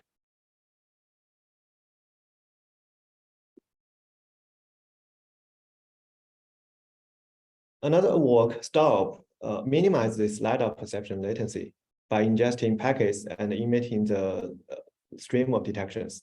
So by leveraging a special memory and efficient operators, this model produces accurate detection while achieving latencies 6 times lower than the fast full sweep detectors. So we use this backbone to operate at the packet level for efficiency, and therefore minimize the data building latency. So the detectors will produce the output for each packet instead of waiting for the full sweep of the LiDAR. Because each LiDAR packet only provides a fragment observation, and we use a iteratively updated latent spatial memory to achieve the global context for the better detector results. And furthermore, to quantify the advantage of operating at the packet level, we propose a latency-aware detection matrix. As opposed to the typical mean average position, the green box defines the ground truth instead of the gray. So by doing so, the matrix takes into account the data buffering time in order to estimate the quality of the detector. And the star performs significantly better on this matrix compared with traditional detectors that is not aware of the model latency. So this brings us to the end of this session. To summarize, we discussed how to build a robust 3D perception system by exploiting information from different sources with different sensor fusion strategies. We also talk about unknown object recognition problem and different output representations that have been used for perception. Lastly, we discussed the system latency when we deploy the perception system in the real world. And we want to emphasize that there are many aspects of perceptions for the self-driving that were not covered due to the time limitations. For example, perception from other sensors like radar or ultrasonics and many more. Yeah, thanks for listening.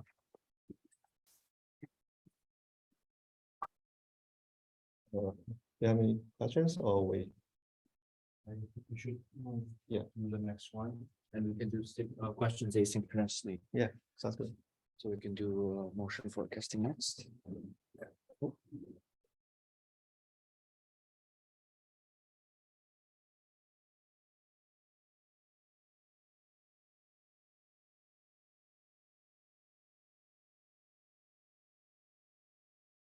Uh-oh. Can you approve this on your phone? Oh.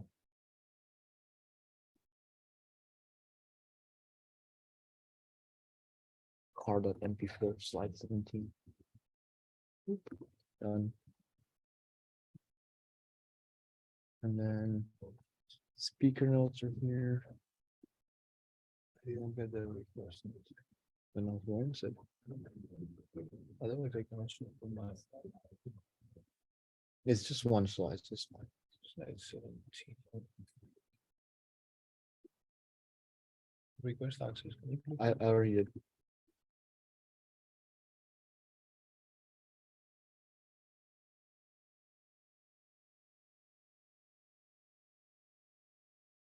You have the script here as well. I think. So it should be really one day. It's fine.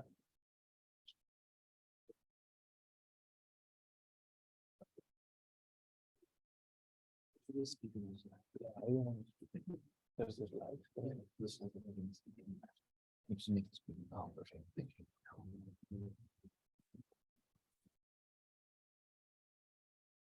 All right. Shall we get started then, Andrew? All right. Yeah, thanks everyone for coming. Very happy to see some familiar faces and a lot of new ones. So yeah, I'm Sergio Casas and I'll be presenting the session on motion forecasting, which I'll refer often in the industry we do as prediction indistinctively.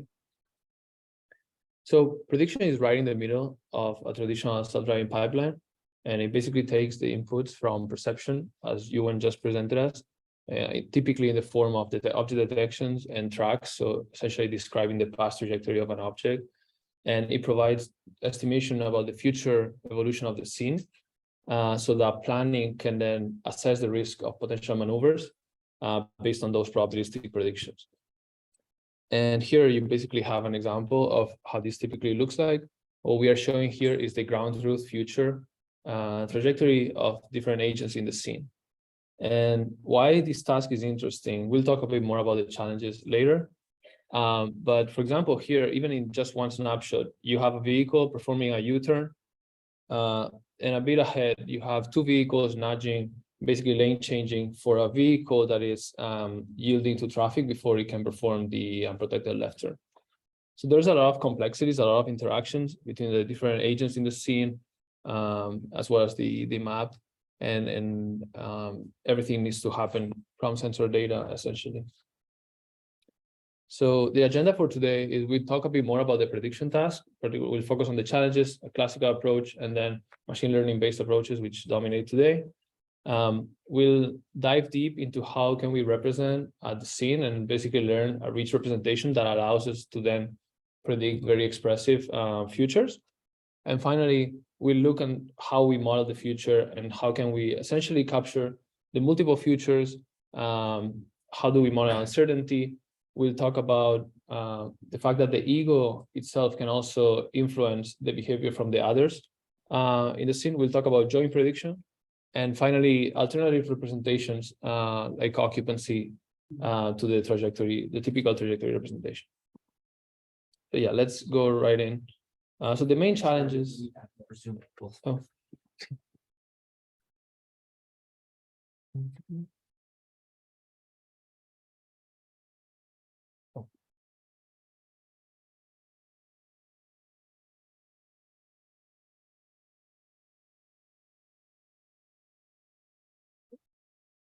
Go for it.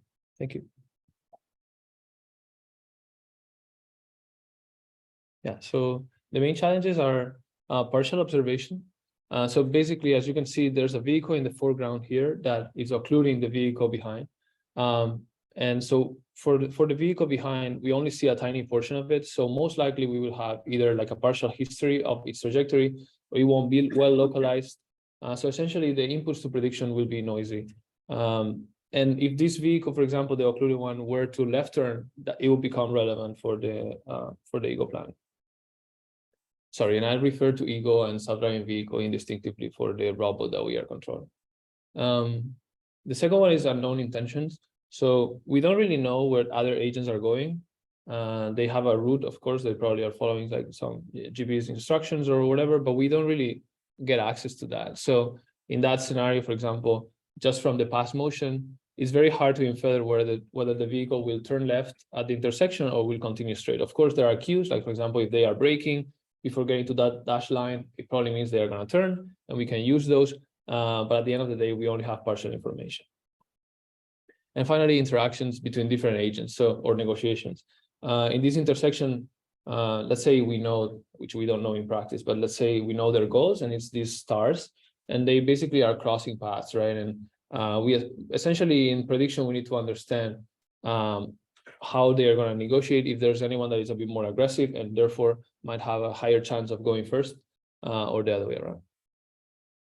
So the classical approach to prediction, I guess before neural nets took over, it's just to unroll the tracker state. So you have some tracker that has some probabilistic modeling, potentially like a Kalman filter, and we can then, based on that kinematic state that we've tracked, we can extend this trajectory forward. So here in the plot on the right, you see the gray trajectories are the past trajectories, and then the red trajectories are predicted by a very simple model, which is just constant velocity. And you can see, actually, in most cases, it does pretty well. But then on the more diverse ones, it cannot really capture them well. And maybe some other more complex ones for vehicles, for example, you can assume constant turn rate acceleration instead of constant velocity. So the strength of this is that, I mean, first, it's very simple and super fast, which is also important for a real-time system. And it can incorporate some prior knowledge that we have about typical behavior, like typically people continue straight. However, you cannot capture the diversity of the real world. And the worst part of this is that actually the cases that we care the most about, safety critical ones, are typically those that don't follow standard behavior. So this doesn't really work great for those. Then machine learning based prediction essentially just takes the past trajectories as tracks and a high definition map. And we'll talk about how these get encoded, but essentially we have a neural network that predicts the future based on this. So essentially the neural network here is replacing prior knowledge with data, and we are now modeling that data and are very reliant, of course, on our data sets. So the limitations of this is that the detections and tracks are still noisy. These are coming from another system and they are not perfect. So we need to model that noise, or as we can see, there are some alternatives to bypass this. There's information loss in those tracks and detections. They are very low dimensional and they don't capture like details in the sensor data, appearance, even turn signals potentially and things like that. So a lot of that, this prediction standard traditional pipeline prediction doesn't get to see all those details, which makes the problem even harder. There's redundant computation because there's typically a detector, a tracker, and a prediction model, and they are all separate networks that run cascading, and they actually share. They need to do a lot of the similar reasoning. Like for example, for tracking, you need to understand time, and for prediction, you also need to do the same. However, they are that computation is redone basically in the original traditional pipeline. And finally, yeah, this system is very complicated, hard to debug, maintain from a software engineering perspective too. So the alternative is to join perception and prediction, which our lab pioneered since 2017, I guess with this 2018 CVPR paper at the bottom. And the key here is to just bypass or unify basically perception and prediction into one neural network that go from temporal sensor data. We'll talk a bit more about how this is actually represented in more detail. And the map, and it predicts both the detections as well as the future predictions, not just the future predictions based on the detection. So this is still interpretable. We are still outputting the same outputs, but now it's not as cascading. The uncertainty can propagate downstream because basically through the features, since this is essentially now a multitask problem. And the computation is also shared because this joint perception and prediction neural network has a backbone that does most of the computation and is shared for both tasks. Yeah. Next, we will go into a lot of detail of how do we encode the scene to basically be able to predict with our neural net. And the first part we'll cover is how do we encode the past context. So this past context can be in the form of trajectories in the original traditional pipeline or in the form of sensor data in joint perception and prediction. So when considering the traditional pipeline, we essentially come down to this. We have sensor data, detection and tracking. We get the past trajectory of the actors. We perform past trajectory encoding, which is highlighted in blue, and it's what we are going to be talking about in the next few slides. And then we'll do some decoding, which comes later. We will talk about more in detail later in the presentation. So as Yuan mentioned, also for perception, one option is to represent these tracks as rasters. And so these are multi-channel bird's eye view, typically images local to each actor that represent its past trajectory, but also the past trajectory of the agents around it. And you can encode it very simply with a two-dimensional CNN. This is super simple to implement, but it's also very memory intensive because if you have a big receptive field and you want also high resolution to not miss the details, this ends up being expensive. And finally, we are still in this paradigm where the detections and track are noisy, and so these errors will also accumulate during the prediction phase. Alternatively, we can encode the tracks as directly trajectories or vectors. So you can think of this as a sequence of waypoints or a sequence of vectors, and you can use recurrent neural networks or one-dimensional CNNs or graph neural networks transformers as well if you use positional encodings to encode the ordering. This is a very compact representation. But it's kind of hard sometimes to encode everything you want from a past trajectory. Like let's say your tracker has some uncertainty, and unless it's Gaussian, which you can then, it's parametric, so you can include. But if it's something a bit more complex, you could rasterize it, but it's hard to express in a few parameters. And it continues to have the same issue, of course, of the noise in the input. So the alternative is to go directly from sensor data. And basically, we call here a sweep. What we call a sweep is a 360-degree scan of the scene. And the challenge is that the sensor is moving with the vehicle, right? With the ego as it moves. And so if you directly stack, let's say, the point clouds in sensor frame, it doesn't make a lot of sense with respect to the dynamic actors around you.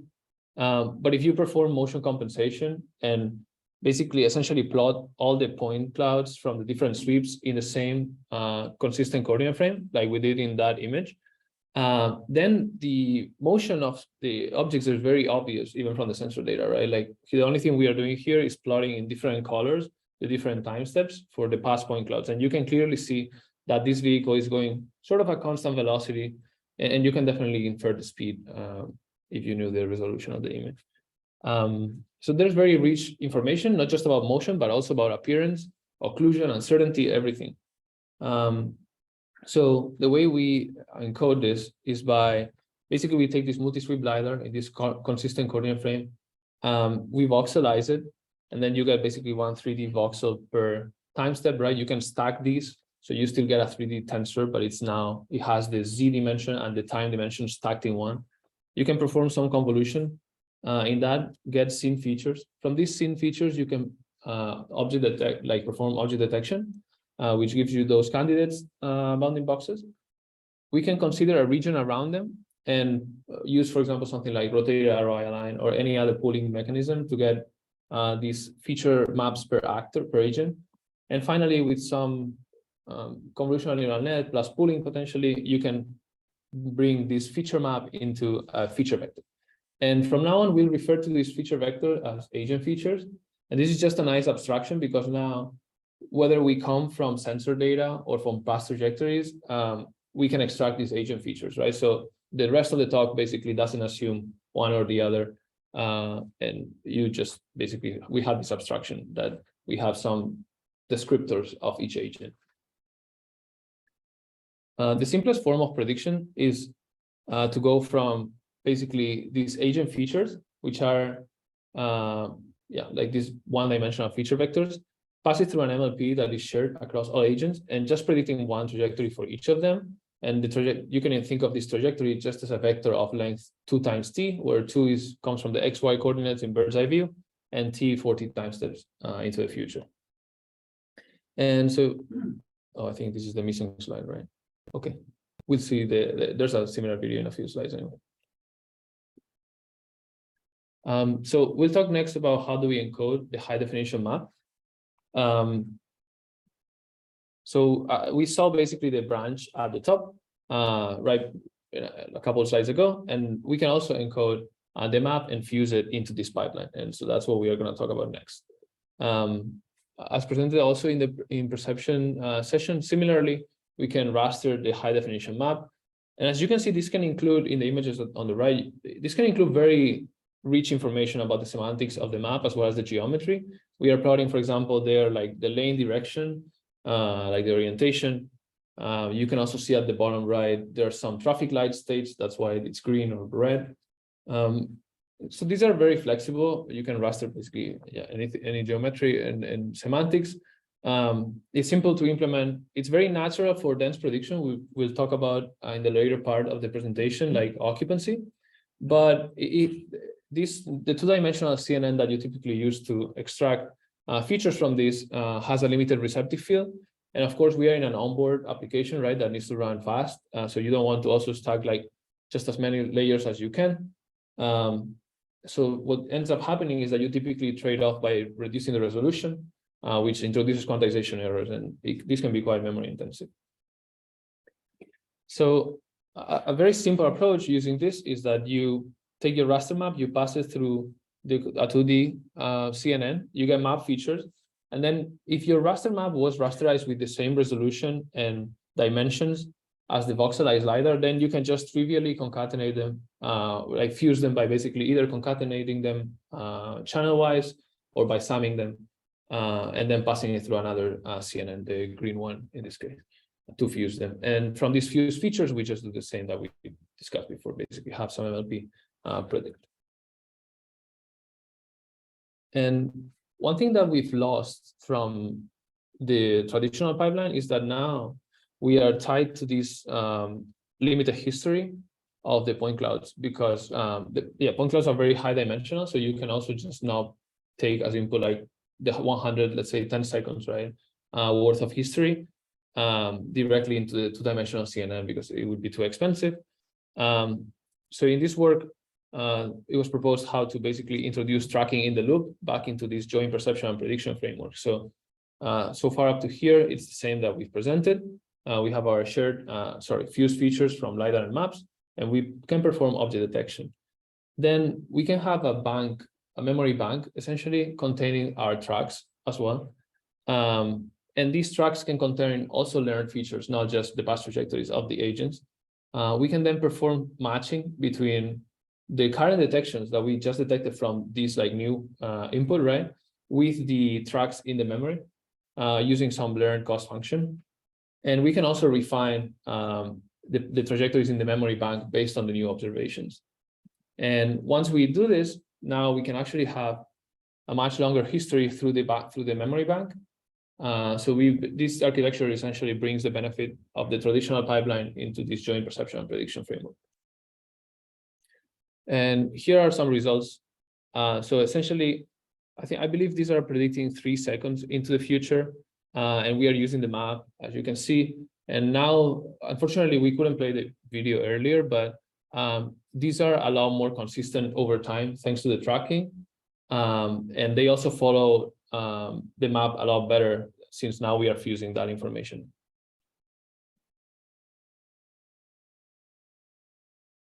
An alternative to the raster representation is just to represent the high definition map as a lane graph. And here you can think of lane segments as nodes. So we take the high definition map, which contains some center lines and boundaries and topological relationships, and we can sample essentially like at some even separation, we can sample points in those center lines and connect them, let's say, by considering their neighbors like successor, predecessor, and then left and right neighbor. And this gives us a row graph or a lane graph. And we can encode this with, there are many architectures proposed for this, a few of them cited at the bottom, but with a graph neural network or transformer, one can encode this. And these have been shown to be super parameter efficient and require very lightweight preprocessing, namely just the sampling that I was talking about of the points.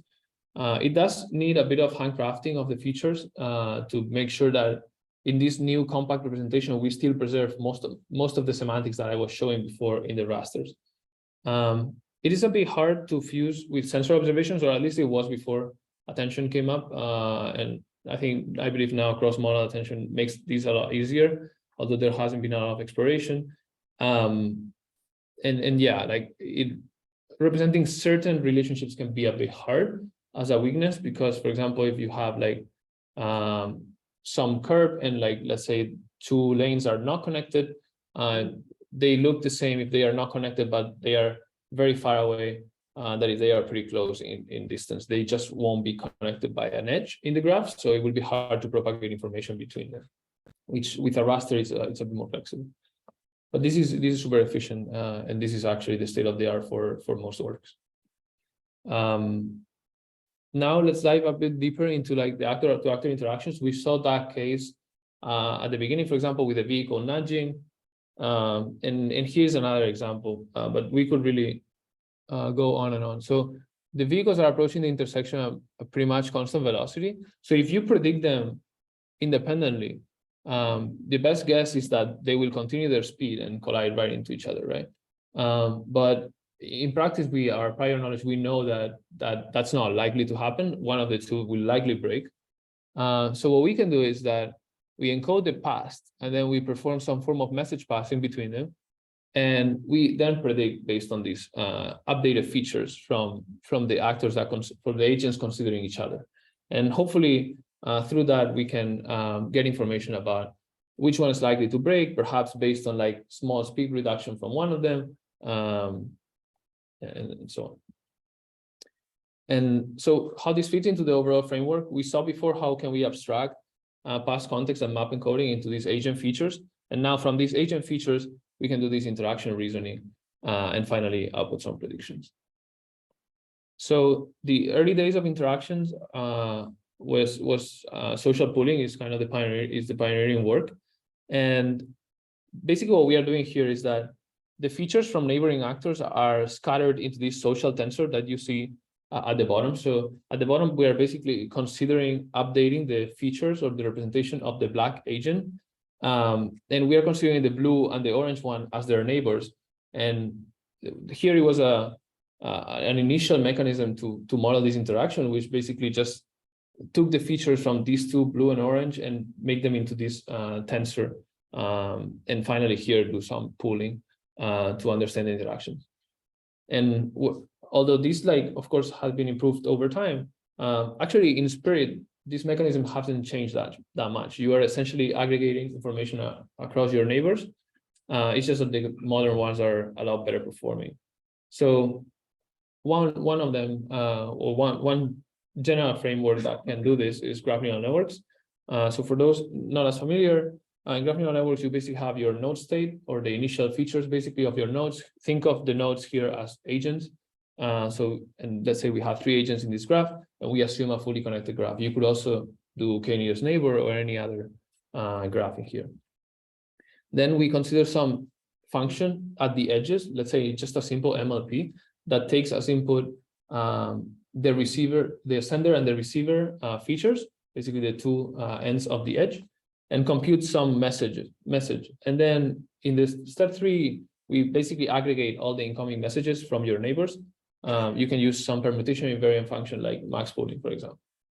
And finally, you have your previous state and you have the aggregated message coming in, and you can do some node update, and for example, using a GRU. And so here is an example of an actual example. Internet is a work we showed earlier, which didn't model interactions. And then you can see how there's two vehicles that their future predictions at around 3 seconds, highlighted in red, are actually in collision. And you can see how for the vehicle on the right, the one that is left turning, you can see that our prediction is quite wrong with respect to the ground truth, which is plotted in gray. And when we add interaction, basically, essentially, we add what I presented in the previous slide with a graph neural network and keep the rest pretty much the same. Here we are changing the output parameterization, but don't worry about it. Just think of the ellipse, the center of the ellipse, as the equivalent of the left one. And what we are seeing here is that this mechanism now helps with understanding that, I mean, either the vehicle on the right will accelerate, right, and get through the turn quicker, or the other one will brake. And in this case, we predict that the vehicle coming into the intersection from the left is going to brake, and we predict more accurately the trajectory of the turning vehicle.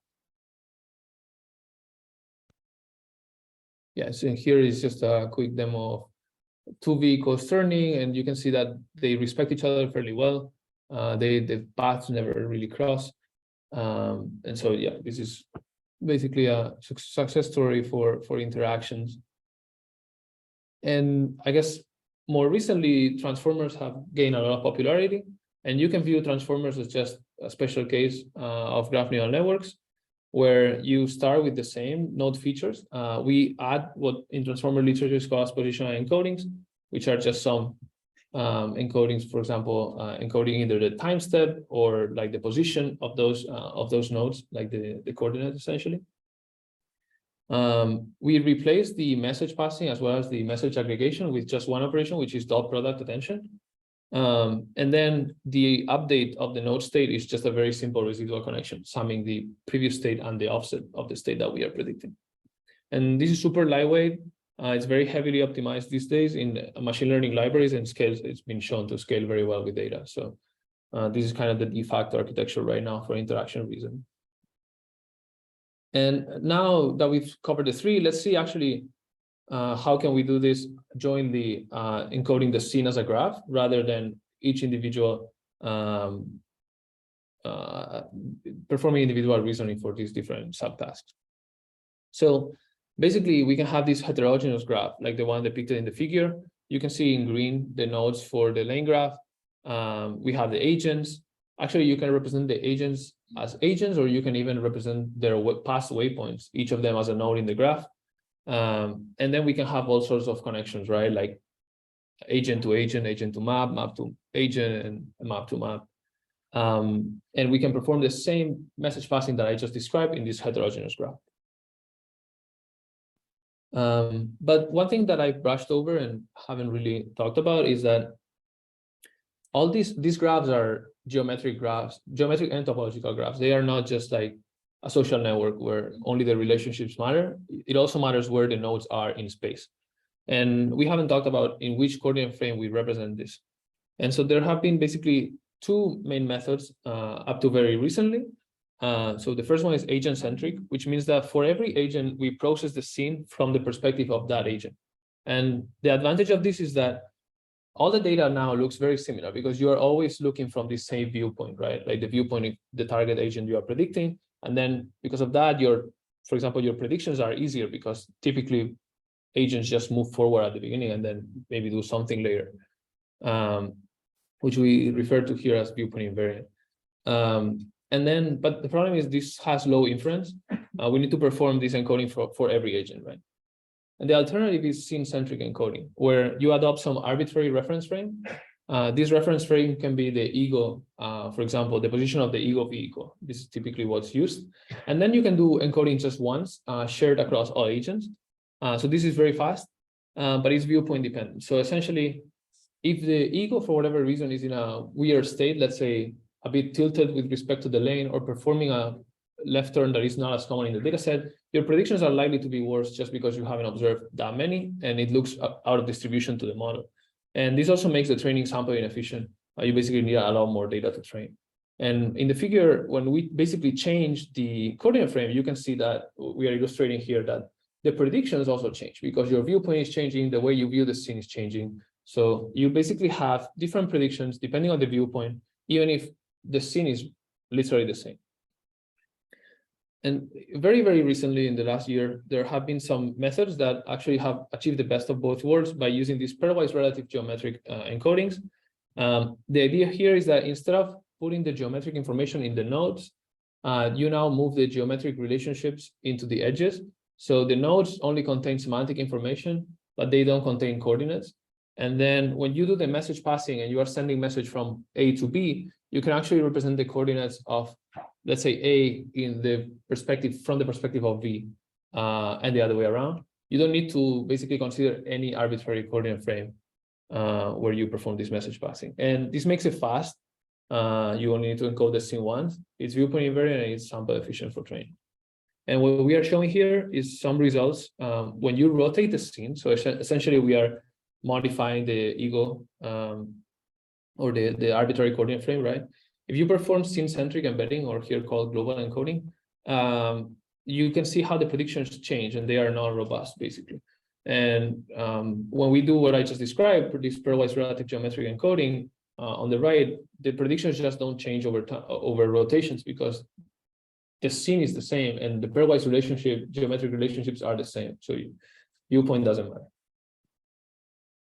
And we get to the final part of the presentation.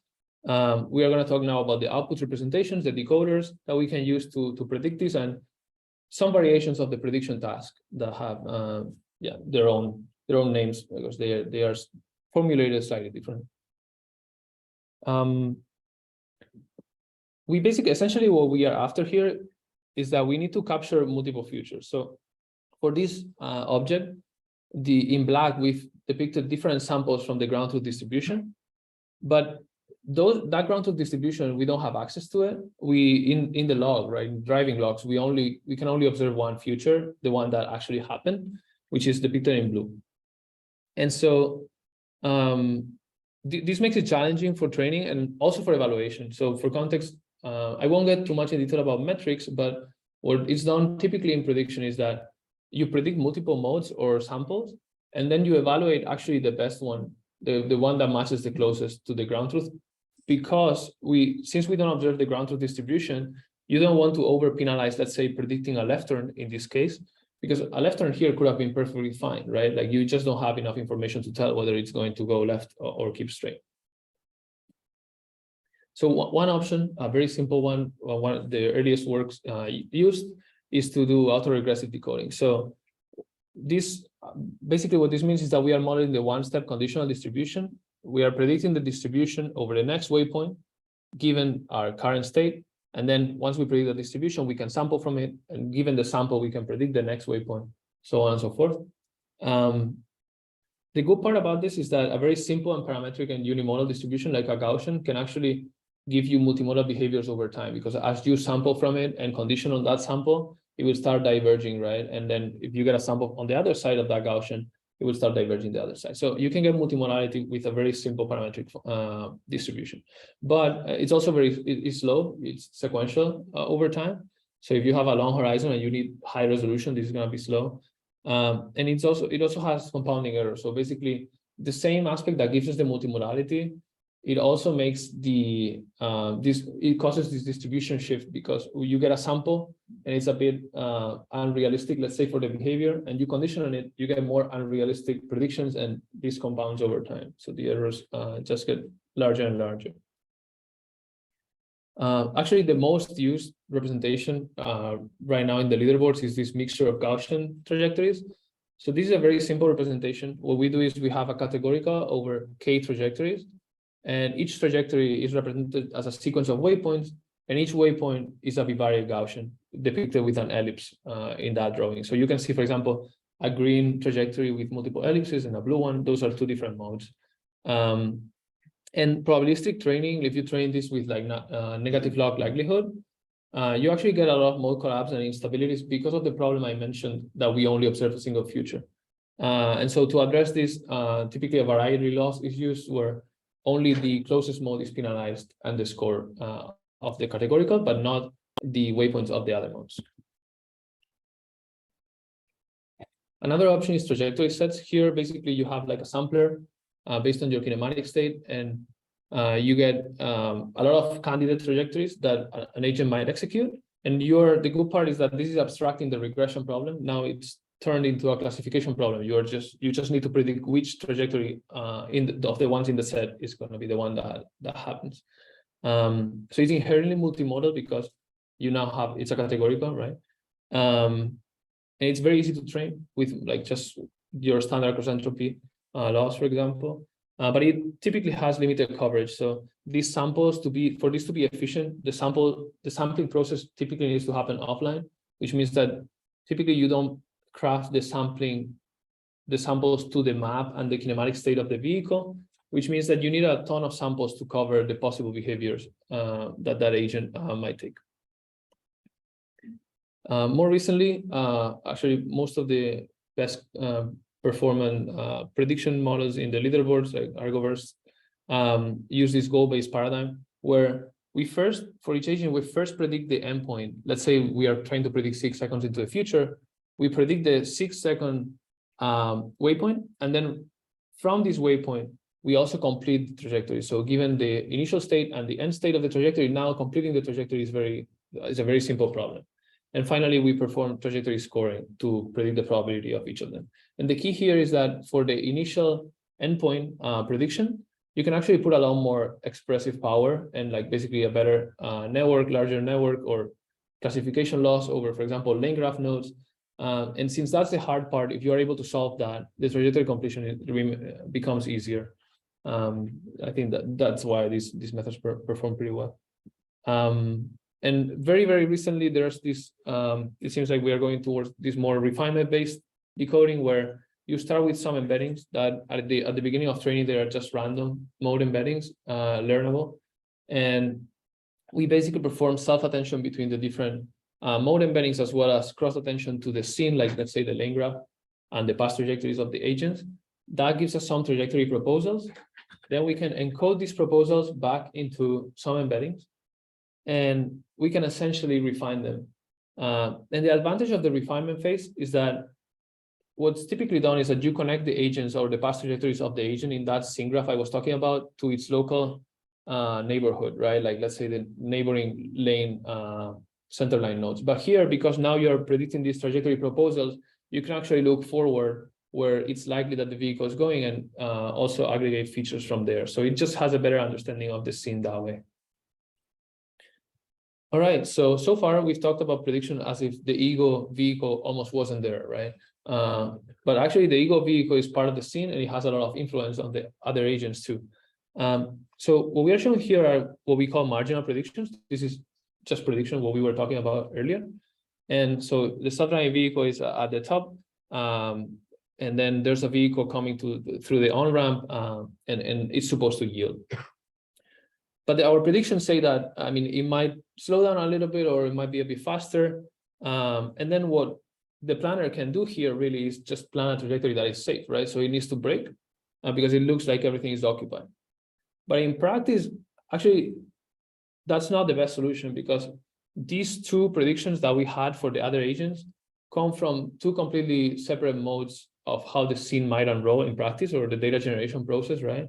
On the top, you can see that we actually went and accelerated, and therefore the other vehicle yielded to us.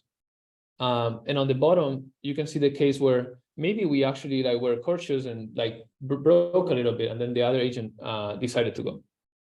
And as you can see, neither of the two futures, the true possible futures, in neither of them, the ego vehicle had to break as hard as in the marginal prediction case, where we consider everything to be kind of possible, and then everything looks occupied, and so there's no better solution. So formalizing this task a bit more, the ego here will be the blue actor, and we are considering different query agent futures. So because we have some control over our future actions, right? We can essentially query what would happen if I did this, what would happen if I did that instead. And what you're seeing on the red car is the marginal predictions, the ones without considering this interaction with the ego, say that this vehicle is likely to just keep straight and going fast, right? But once we condition, we get these conditional predictions in red, which actually capture the actual ground truth, which is that the vehicle nudged to avoid being on our path. And I think the first work that proposed this, or at least an early one, is this planning for trajectory prediction. And so in the traditional pipeline, you have the planner in red, which has some trajectory generation typically, and it considers a set of trajectories. And then we have prediction being completely agnostic to that. And then there's a cost function that takes our candidate trajectories and the predictions and evaluates them. In this new paradigm they propose, basically now the trajectory generator output also gets into prediction. So essentially we are predicting what might happen for the different potential plans. And then the cost function can take these conditional predictions instead of the marginal ones, which should be beneficial for more effective and efficient driving. However, this in practice is not as easy as it sounds. You would hope that you just put the features together of the ego somehow and this works great. But in practice, let's say you get these marginal predictions, just doing regular prediction, not conditional, which makes sense, totally makes sense. And then let's say you condition on the ego, let's say the ego vehicle is the one with the blue trajectory. You condition on this potential plan that you have that you're going to break. And what many papers found that you see in the predictions is that then you predict that the vehicle on the left will also break, even though the traffic light is green. And this is basically a causal confusion problem. There's a correlation versus causation. So essentially in the data, every time the ego breaks, it didn't break for no reason. It broke, let's say, to stop for a traffic light, right? So it learns that if the vehicle on the right breaks, the vehicle on the left, it's also likely to break, even if there's nothing ahead. And actually getting rid of this is very hard. I don't think I've seen any paper that yes, really solves this. There's some progress with respect to what I just presented, but won't be covering that. But it's still very much an open problem today. And also some consideration is that this is very demanding computationally. You need to run prediction for every conditional, or for some conditionals you can summarize perhaps the actions of the ego, but yeah, it's not trivial. We end up also with many predictions which also need to be considered by planning, making overall the pipeline very expensive. And so another potential form of prediction is joint prediction, where let's say we have these two vehicles A and B.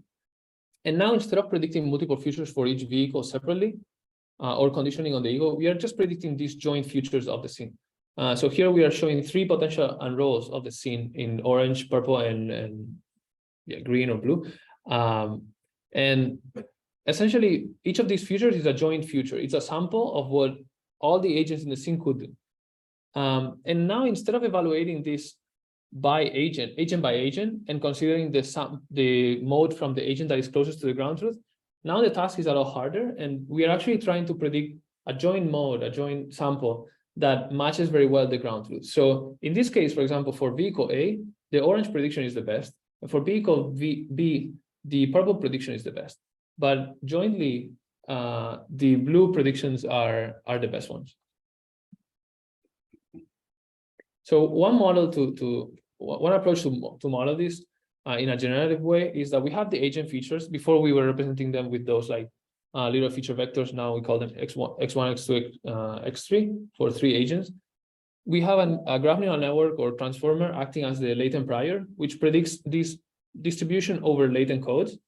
From this distribution, we can sample different futures and basically, or different latent codes. And each of these latent code, we can map it into a future trajectory for each actor based on this another graph neural network decoder. And if we keep sampling, which we can do infinitely from this continuous random variable, we get different futures. And here, for example, you are seeing in red, it's a future where the vehicle supposed to yield actually yields, and in blue, a future where this doesn't happen. And these are actual outputs from this model. we were very impressed that it was able to pick up on the fact that depending on the future traffic light states, which we don't know about, the scene might unroll very different jointly. So on the left, you have the case where the traffic light turned green for the vertical traffic, the ones doing the left turn. And on the right, you have the case where actually that traffic light turned red, and now the horizontal traffic can proceed. And again, like the model here doesn't know anything about traffic lights actually. Not even, I believe, not even the past one, like the history of the traffic light, but definitely not the future one. And because we have this continuous random variable, you can also interpolate in between two samples. So you interpolate in latent space, you consider multiple latent samples in between the two you are considering, and then you can decode each of them. And that's what we are plotting here. And you can see that, for example, on the top left, even though the latent is continuous and it's supposed to be like, or I mean, the interpolation is smooth, right? We are just doing linear interpolation here. The output space snaps very well to different behaviors. So for the vehicle going north, we are basically predicting it can go faster or slower, but it's actually very correlated that if it goes slower, we predict a right turn. And then suddenly, if we go faster, it snaps to continue straight. So it has a very good understanding of the overall relationship with the map. The other agents do in the other example in the top right, for example. And here what you are seeing is these predictions, this genetic model, I believe 50 samples just squashed, like basically one on top of each other. And yeah, again, like this would be the equivalent of predicting marginals instead of joint, right? We are just essentially putting everything together for every agent. And it qualitatively, these results were a lot better than the state of the art back at the time. And however, like these genetic models, they can be really good at modeling the data distribution, but it can be a bit hard to deploy to an onboard system, namely because in an onboard system, you want everything to be deterministic for safety. And you also don't really care that much about the most likely outcome. You care about a range of diverse outcomes. And in particular, you want to analyze the risk level of your plan. And so sometimes you want to predict more diverse outcomes rather than the most likely ones all the time, which is what you would typically get from a genetic model unless you sample a lot. And so I won't go into too much detail, but feel free to check these out. We basically can learn a diverse sampler that is deterministic to propose different latent sample instead of randomly sample from the distribution. We can also do mass sequence modeling style processing to model this joint and have a fixed number of modes that we're predicting. And finally, we can also recombine the marginal endpoints. So if we have marginal prediction models and we have the endpoints of it, we can just recombine them into joint modes. The idea here is that the marginals already capture all the uncertainty and you only need to combine them into joint futures. And this is the final part. We are here considering a completely different representation. So we are moving away from trajectories into occupancy. So you can think of semantic segmentation in bird's eye view over time. And the architecture on the left part pretty much is unchanged. We extract LiDAR features, map features, we fuse it. And then we just have some simple network. In this case, is recurrent, but it could be just a convolutional neural network that outputs these semantic maps. And so in these semantic maps, each pixel in bird's eye view basically tells you the probability of that pixel being occupied by some particular class, like let's say vehicle or pedestrian. And we can train like multiple of these semantic segmentation maps, one for each time step into the future. And the good part is that it's super close to the planning, what planning cares about. Like, let's say if you want to cause the collision of a planned trajectory, you can just take the dot product between the ego position and that probabilistic map, and that will give you basically the probability of collision. We can improve a bit on this. Instead of predicting occupancy directly for all the future, we can predict occupancy for the current time step, just perception of the occupancy without forecasting. And we can predict the motion over time. And then we can use the motion to flow, basically to warp the occupancy into the future. And we can do this basically autoregressively. And that will give us the future occupancy too, and consistency between motion and occupancy. And the reason why motion is interesting is that planning doesn't care only about collision. You also need to keep, let's say, a safe headway with the vehicle in front. So this motion actually can be used to make sure that your velocity makes sense with the actor in front of you. This very naturally, with a very simple training based on like cross-entropy laws, just the classification laws, gives very multimodal futures. So for this agent, we are predicting it can right turn, left turn, or go straight. We are not really predicting for this agent on itself. We are just predicting occupancy at the scene level, but the network is able to infer like basically the agents. The agents plot in gray are just the ground truth instances for reference, but all we are predicting is the heat map shown over time. And the same for this pedestrian, we can predict it might go into the crosswalk or it might turn right.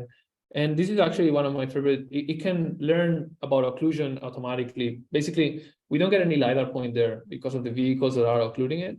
And we are predicting some residual probability because we think there could be someone there. We've learned basically that parked cars are on the side of the street. And because we don't have information, we still predict some occupancy. And finally, so that was all supervised. But actually, this paper does a very smart self-supervision. So from LiDAR points, you don't get the occupancy directly, but you do get this egocentric free space on the right. Basically, you get a visibility map of the scene. And then by doing differentiable ray casting, you can actually obtain what they call an emergent occupancy by training on the egocentric free space without any labels. And of course, this is good because it is great because you can scale the training up. You don't need annotations. The downside here is that all your occupancy lacks semantics. You only have like geometric occupancy, right? But you don't know if it's a vehicle or if it's a pedestrian. But you could potentially do that as a fine-tuning stage. And finally, this is a work that we are presenting at this CVPR tomorrow, Tuesday. And the main motivation is that although very expressive, these occupancy models I was presenting are very memory hungry. You need these very dense tensors over time, and you need very fine resolution as well, because these are going to be used by the planner to plan like narrow maneuvers, right? So you can have a pixel size of like a meter, for example. So to tackle this, we instead represent occupancy as a continuous 3D function. XY are positions in bird's eye view here, and time T is the time over the future horizon. And we can predict, basically our model predicts a scale for this query point. It predicts a scalar occupancy and a two-dimensional flow vector. And the way this is intended to be used is that the planners actually don't care about the occupancy in the whole scene. They just care about what happens around the trajectories they are planning, right? So if we have these candidate trajectories in black, we can define these query points, and then we can query our model in parallel for all these query points to get the occupancy and flow at those positions, instead of querying essentially everywhere in the scene. And one challenge to do this is that for the future query point, let's say here, we are querying this for occupancy at 5 seconds into the future. Of course, there's no LiDAR evidence at that region, right? Because the LiDAR evidence is at the current time, not the future time. And so what we proposed is a global attention mechanism using basically the formable attention, so that it can attend to back where the LiDAR evidence is to predict the occupancy of this point in a very efficient way. And I won't go into the details of the whole architecture because it could be a lot, but feel free to drop by our poster tomorrow. And here are some results. This is the equivalent of, if you're familiar with segment anything model from Meta, for example, this is the segment everything mode, where basically we are querying for every position in space our model just for interpretability and to display it on a screen, but the planner could just query whatever he wants. And you're seeing the occupancies over time, the predicted occupancies over time. So yeah, in conclusion, the foundation is to learn a very rich representation of the scene. We can do this from past context and from the map, as well as reasoning about interactions between agents. And finally, joint perception and prediction is better than the traditional pipeline in that it can both use the tracks, but also the sensor data directly. To capture uncertainty and multimodality, we need to do it for safety, because these are all the options that might happen, so the planner needs to be informed about them. And so it allows us to measure the risk, basically, of a candidate maneuver. And we saw that conditional prediction is a promising avenue to be able to plan more efficient maneuvers that are not overly conservative, but still safe. We talked about seeing consistent predictions. and how this can basically capture the multiple features separately, not just at an agent level, but at a scene level. And we will see in the planning session later, presented by my colleagues, that this enables non-conservative planning with contingencies, which basically means that instead of planning a single trajectory, you can plan a set of branching trajectories from it that consider the worst case, but also the expected case. And finally, we talked about occupancy as an alternative that moves away from the traditional representation of objects and trajectories and can capture uncertainty potentially better. Yeah, thank you so much for your attention. I know it was a long presentation, but yeah, thanks for all that. That's it.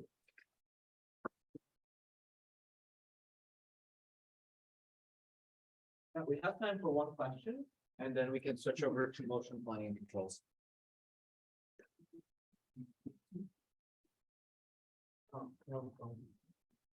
If you wanna, yeah, for a question, yeah, the microphone there is the right place to be. Can you hear me? Yep. Yeah, so thank you so much for your presentation. There are two, the conditional behavior prediction, doing prediction for the scene. But you're only considering the influence of the ego vehicles, supporting vehicles to the other agents. But it's possible to consider the future of each agent that influences on the future of all agents, not only the ego vehicle. Yeah. Because at this moment it's passive motion prediction around the world. Then we are studying now conditional behavior prediction, not only the ego vehicle, but what's going to happen when there are more self-driving vehicles on the road. Yeah, that's a great question. Actually, in conditional behavior prediction, as you mentioned, we only condition on the ego behavior, but on joint prediction, we are attempting to describe this scene as a whole. So joint prediction is a very important or promising avenue for this problem that you ask. The challenge here is that in joint prediction, a generative model like the one I presented, for example, you can only sample from it and get like candidate futures at the scene level, where everything is like joint conditional on each other. But it's hard to then condition on some predefined, let's say if you already know the behavior of some of the agents, because let's say they are robots and they can communicate between themselves, so you actually know what they plan together. I think that I haven't seen a paper that studies that, but that will be interesting. Yeah. Thank you so much. Thank you.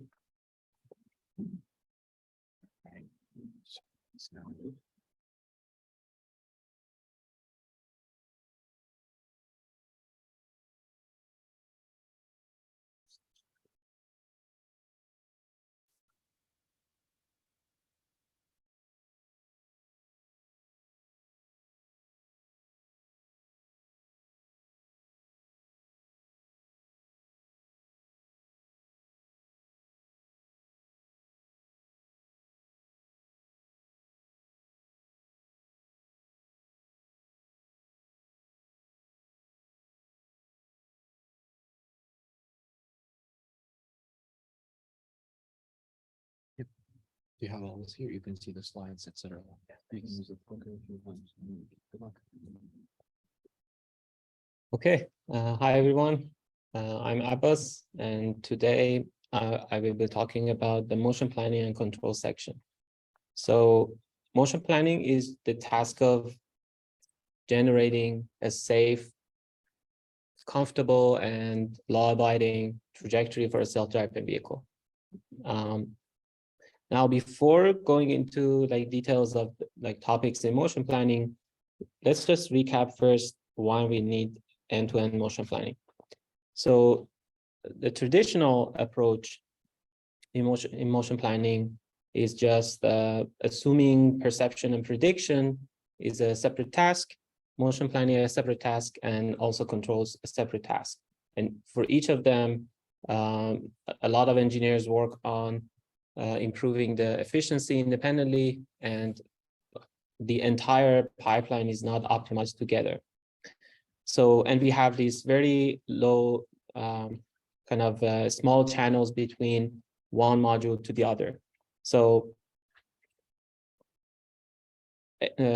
moving towards AI first approaches, one can just replace the entire pipeline with just a large neural network or a model, deep model, and directly go from map and sensor data into the action, whether it's just control or trajectory. But this approach is very difficult to interpret. So if anything happens, like an accident or something like that, it's very hard to trace it back to like where in the system the error was. And it's very hard to show that the system is safe. Instead, our approach is moving towards the interpretable end-to-end motion planners, where we still keep the modular parts of perception prediction and planning and control, but widen the channels between like what information is passed from one module to the other, and keep the entire pipeline differentiable so that we can optimize the entire pipeline together. So what this does is that the upstream tasks are being optimized such that they're good for downstream tasks, because that's the end goal, to basically be able to produce a maneuver or drive the vehicle in a safe and comfortable and law-abiding manner. Okay. These are the topics that I want to briefly touch upon about motion planning. So what kind of inputs we usually pass to these models, like how the models are created, what kind of architectures, the kind of outputs, and also briefly talk about learning, interpretability, and interactions between ego and other actors. So let's first talk about inputs. So one of the like very straightforward inputs to motion planning models could be just RGB camera images from cameras. Now this is like a natural kind of sense of data. It's what probably humans use to drive, and it has like very rich data. Instead of just passing an RGB image, you can also like perform some semantic segmentation on them, and then pass this to the motion planning model. And hopefully with providing this more semantic information, the planner can understand and learn better decision making. So the strength of this sensor is this kind of data is that, first of all, the sensor is very cheap, and it's and the data kind of format is very suitable for example, like a CNN model. But then it's very much affected by the lighting in the environment, and it lacks accurate 3D information. So it's a bit hard to understand like spatial information, for example. An alternative, or something that complements that camera sensor, is LiDAR, and using LiDAR point clouds. So for example, in neuromotion planning, the LiDAR is kind of converted to a bird's eye view kind of image, and then processed for generating cost maps or like motion plans.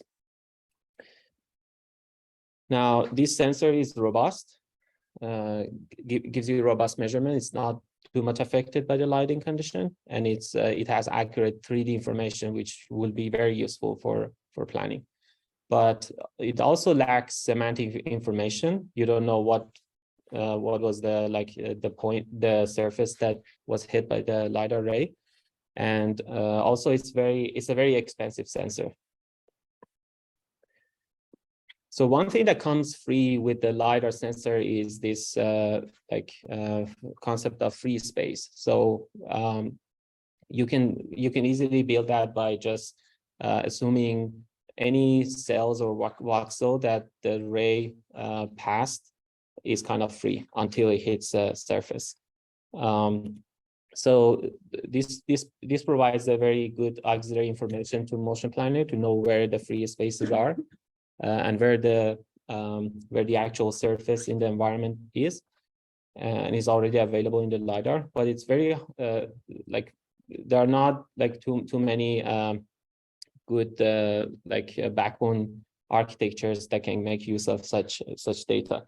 And also similar to LiDAR, bird's eye view, it has the same drawbacks. Another type of input is bounding boxes, whether it's perception or prediction into the future, that are usually, for example, rasterized and passed to a motion planning model.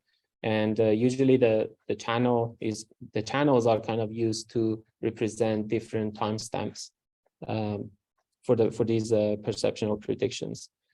Or the actual trajectories can be used like in sense of like affordances, like distance of a ego vehicle or a trajectory to these future predictions of obstacles. Now, these are like, this is a lightweight representation, but it doesn't fully expose the challenge of like processing the sensor data. For example, what happens if like the detection flickers a little bit, like what's the effect of that on like the downstream. HD maps are one of the most useful inputs to planning, because maps provide a really strong prior on where the ego can move, how it can, like what are the different roads, different lanes, and it's basically a very good and rich prior for motion planning. Now, the most like easiest way to use these maps are just rasterizing different layers of map in different channels. For example, like where the center lines are, or where the boundaries are, or red traffic lights, or like sidewalks and things like that. Now, this is a very simple pipeline again, and you can use just CNNs to process this, but it's very hard to encode like prior knowledge about what they mean for the motion planning task. Alternatively, we can use affordances for representing this mapping information. For example, we can say for a key plane or lane following action, we can just measure the distance to the center line, or distance to a stop sign or a yield sign. And in this way, we can easily encode the prior knowledge. And also, but it's very hard to come up with these affordances, and because they're kind of very domain knowledge, and it's basically handcrafted. So the other information is the intention. So basically, as the planner has to plan a trajectory that moves towards a given route, because after all, we are trying to kind of get to a destination.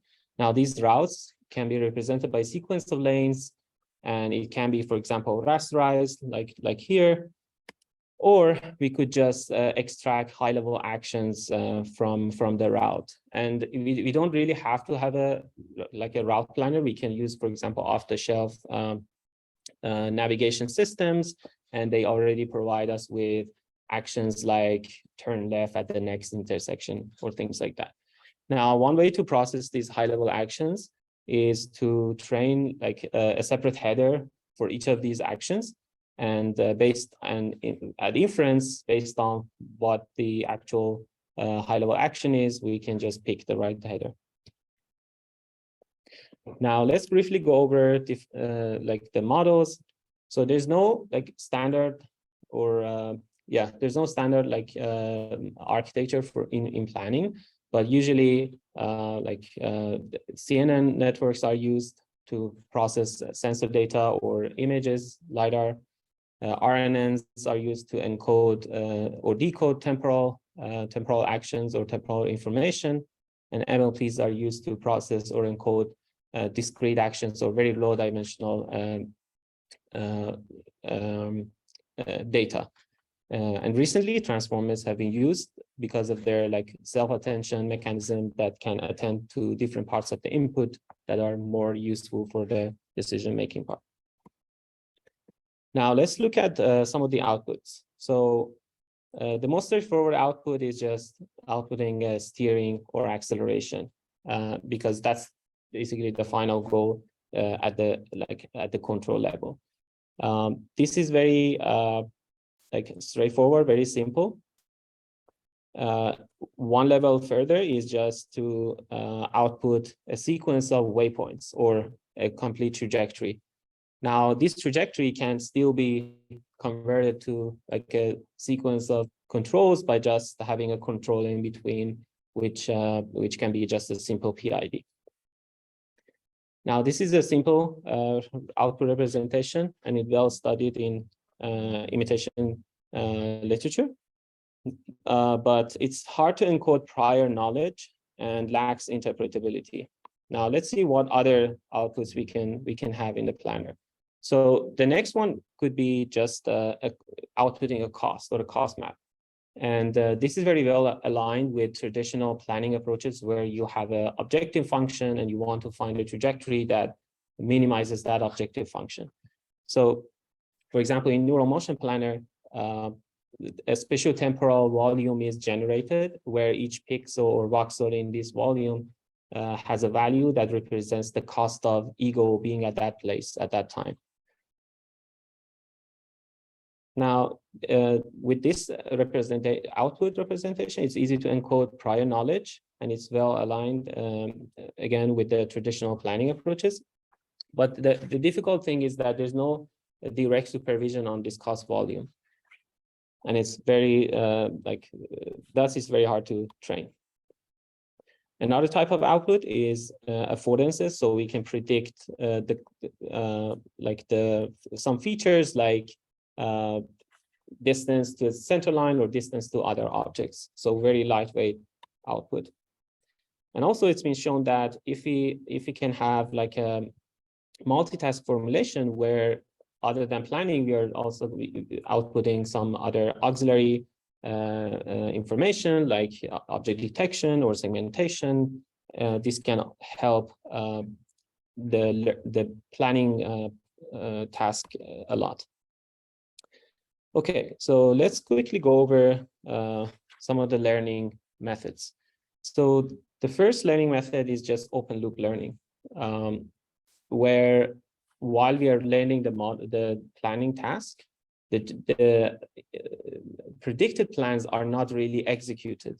So, I mean, one main, the most common open loop learning approach is behavior cloning, where the model observes the expert states and tries to imitate expert actions.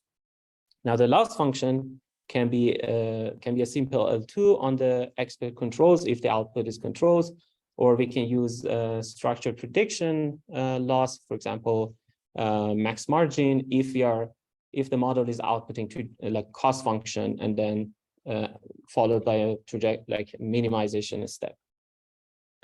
We can also, while doing this imitation learning, we can also try to learn a word model that has been proven to be helping with the imitation task.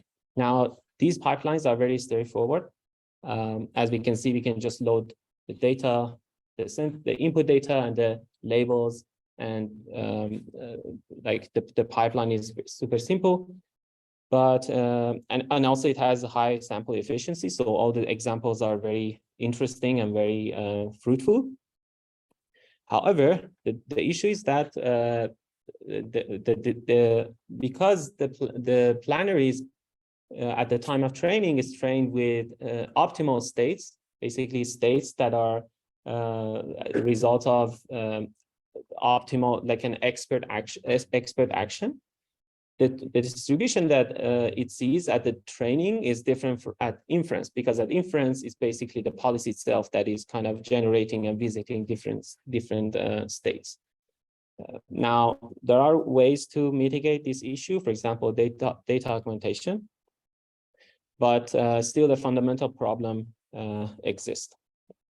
Now, moving on, we can move to closed loop training, where as the learner is kind of learning the planning task, it's also executing them in a like simulation or real world and seeing the result of those chosen actions. So with this, there's no difference between what the learner sees at the training step versus the inference step. Now, the prerequisite of this is that either we have to kind of learn this model in real world or in a realistic simulator. Now, the question is for these states that the learner visits while it's executing the action, what will be the supervision? So the first approach we will talk about is the imitation learning approach that makes use of an interactive expert. So we assume that there's an interactive expert that we can just query what the optimal action in a state is.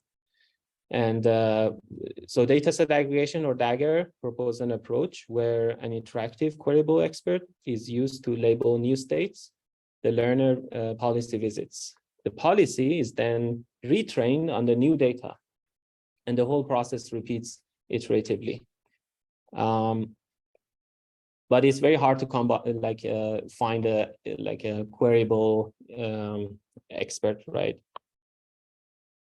That's why there are works that has been proposed to tackle this, which is for example, policy distillation, where we train a model that has access to some privileged information, for example, ground truth position of the objects, or ground truth future trajectories of the actors in the environment. And then so when we can train such a model using, for example, a simulation, and then try to build a policy that uses the sensor, but tries to imitate such a privileged agent. Now, the issue with this is that it's still the learner will be the performance of the learner will be upper bounded by this suboptimal expert. Now, we can also encode explicit learning signal through reward design. So some works, and this can be done again in real world, but it's very unsafe and not scalable. We can also use simulation to kind of perform such learning task, but the prerequisite is that we need still need a realistic simulation. And also the sample efficiency can be prohibitively low in simulation. So what are the approaches to improve sample efficiency? One way is to kind of use approximate world models. For example, we can assume that the actors in the environment are on rails, just following the ground truth trajectory, and they're not reacting to the ego action. Another way is to, instead of planning in the continuous control space in a single action, we can basically, the policy can generate plans in trajectory space. And basically with this, it can consider a more long-term future, and this can help with the reasoning of in this task.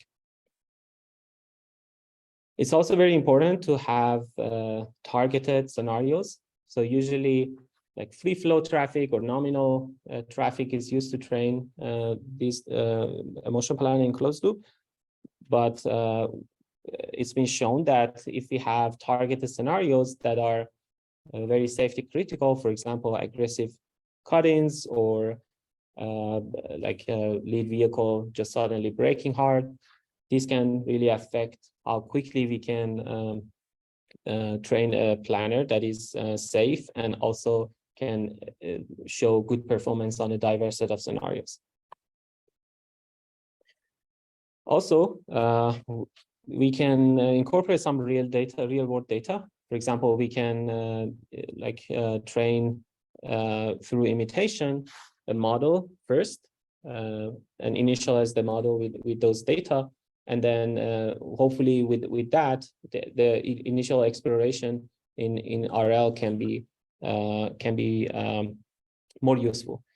And then, or we can just have the imitation loss plus a very sparse reward for the for the actions that the ego has chosen, without needing to come up with a very tedious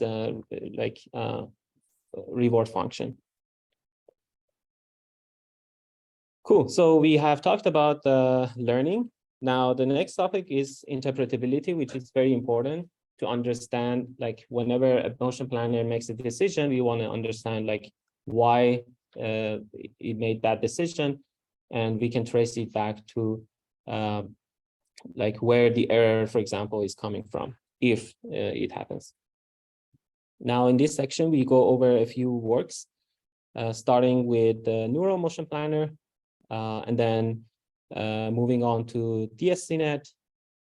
Now these two first planners are based on object detection, and then we talk about instance-free prediction used in planning, and also talk about approaches that combine these two, like unstructured cost and like structured cost based on predictions. And at the end, we talk about works that try to also predict a map of the environment and hence do not rely on HDMap. So end-to-end neural motion planner starts by processing the LiDAR and map and generating a fused feature map. And then from there, it generates a cost volume that is a spatiotemporal volume where each voxel has a number that shows like how costly it is for the ego to be in that place. And along with that, it generates detections and trajectory predictions. Now, in order to do planning, what it does is that it samples a number of candidate trajectories that represent different maneuvers. And by indexing the cost volume along this trajectory, it can grab the cost of each waypoint, and then the sum of the sum of the cost over the trajectory horizon will be like how good that trajectory is. So basically, it does the cost minimization, and the best trajectory is chosen for execution. Now here is a video that shows how it performs. So these are the detections and also the predictions. And at each time step, we are showing just the low cost region. And then the final trajectory is the red one. So we can see it first in case of lane follow, it's kind of predicting lane follow well. And it also has some lane change kind of suggestions there, low cost region. Here, for example, it knows that it can either go continue moving on or like turn to the other side. And here it kind of it's showing like nudging around a static obstacle. So there's still some issues with this approach, and one obvious one is that the cost volume is not conditioned on the perception and prediction. And the second one is that the predictions are single modal, and they're just one possible future, but in reality, the future can be like multimodal. We don't know what's going to happen. So in order to tackle these issues, DSCNet proposes a model that, first of all, like it shares computation similar to other models. It predicts socially consistent multimodal predictions. Also, it can use prior knowledge to in the planning, such as, okay, like ego should not collide with other actors. So the way it does is that it basically similar to NMP, it detects objects, and in order to do prediction, for each actor, it samples a number of trajectories. And then through message passing between each actor, modeling the interaction between actors using pairwise energies, it can come up with distribution of over those trajectories that are consistent between actors. And then the planning can be done just by using these distributions and prior knowledge that, as I mentioned, to cost each sample trajectories for the ego and then pick the minimum cost. So here, for example, we can see like these are the distribution of each actor being like where it will be in the future, and each color it represents different time steps. And as we can see, for this actor, it is able to predict multimodal future. And some video that shows how the planning works here. So the plans here are just obtained using minimizing the collision cost and some other costs based on the map and etc.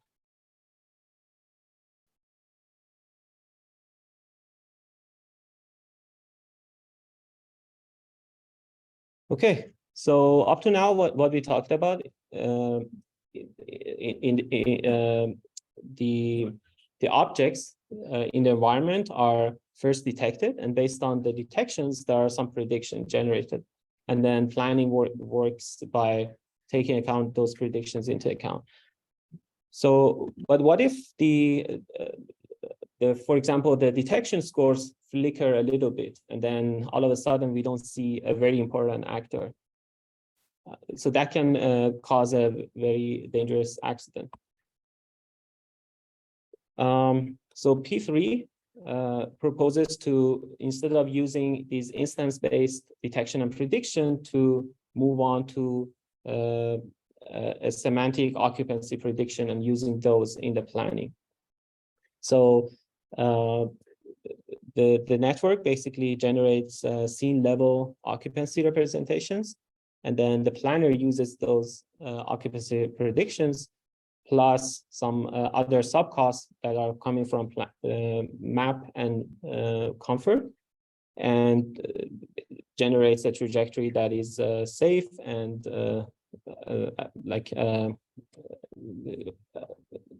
obeys traffic rule and is comfortable. So it's very easy to kind of still encode prior knowledge in such a planning. Now let's look at the occupancy representation. So it's not just that we want to know that the space is occupied sometime in future. We can also have subcategories in terms of different classes of objects, like semantically what they're doing. For example, it's a parked car, or it's a oncoming actor, or on a conflicting lane. So these can potentially help the planner to kind of know the semantic of each occupancy and plan accordingly. So the architecture here, I think Sergio already went over this, but basically at the core of it is just having this recurrent occupancy update that, given an initial perception with informal occupancy, it can also predict future occupancies.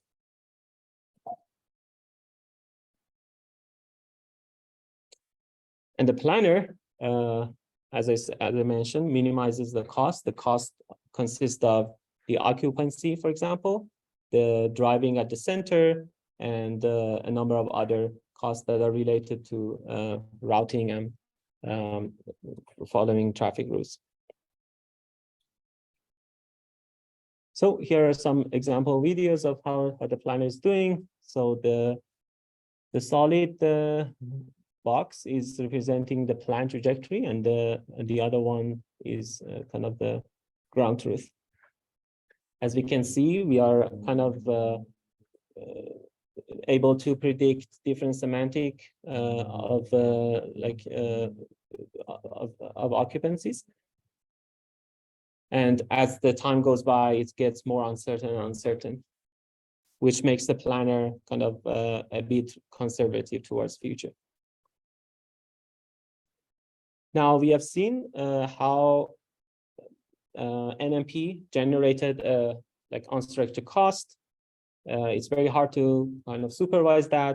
We also have seen P3 generating cost volume in terms of occupancy, which we know what it is. It's interpretable.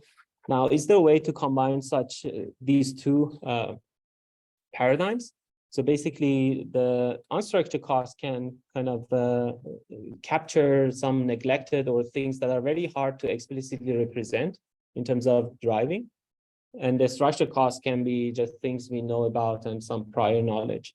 So this work, STP3, basically follows such approach.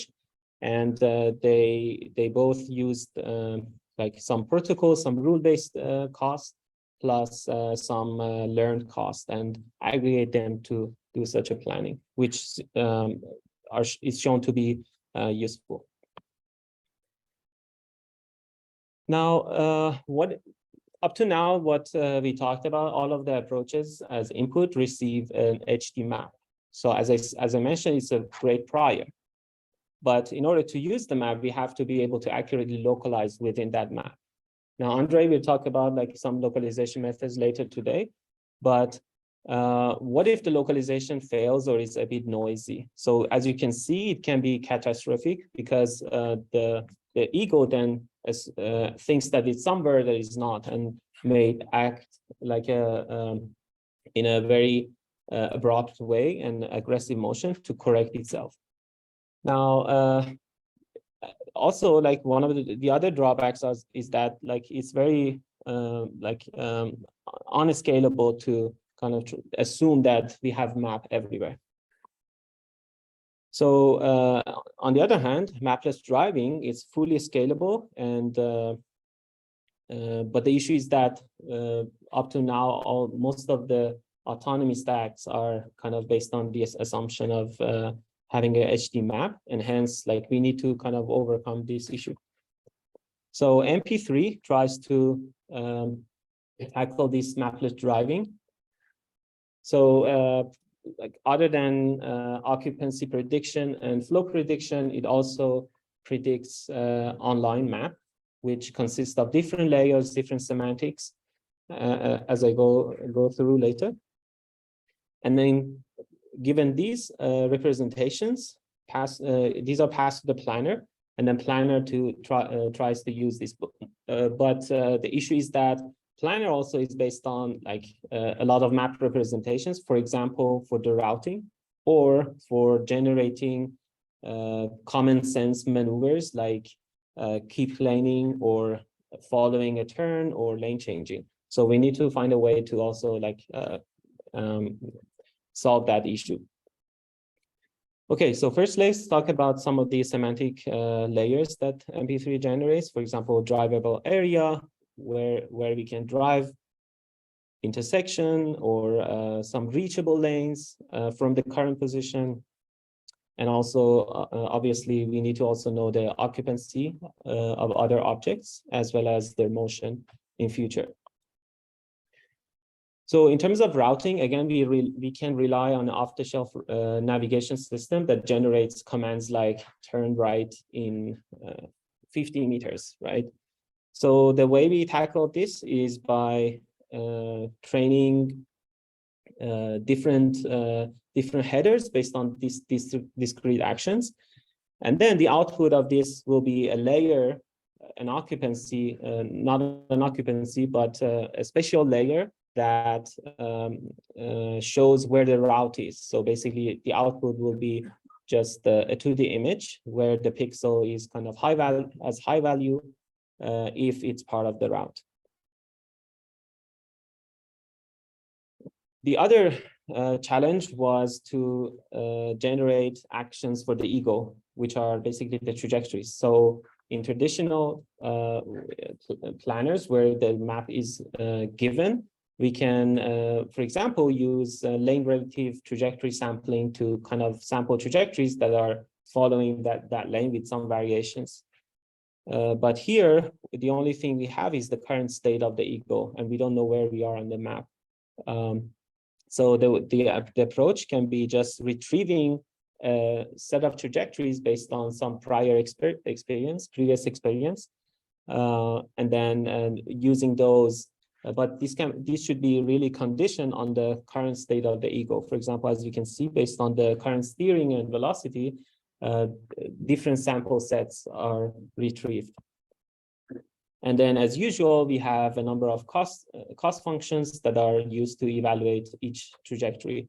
And other than safety costs like occupancy or headway, we also use the map layers to cost trajectories that are, for example, going out of the drivable area or going out of like reachable lanes, or are not basically following the route. Now, the relative importance of these subcosts are also learned with the end-to-end with the model. So here is a video of this model in action. So on the right, you're seeing the occupancy predictions, and on the left, it's map layer prediction. So this is running in closed loop.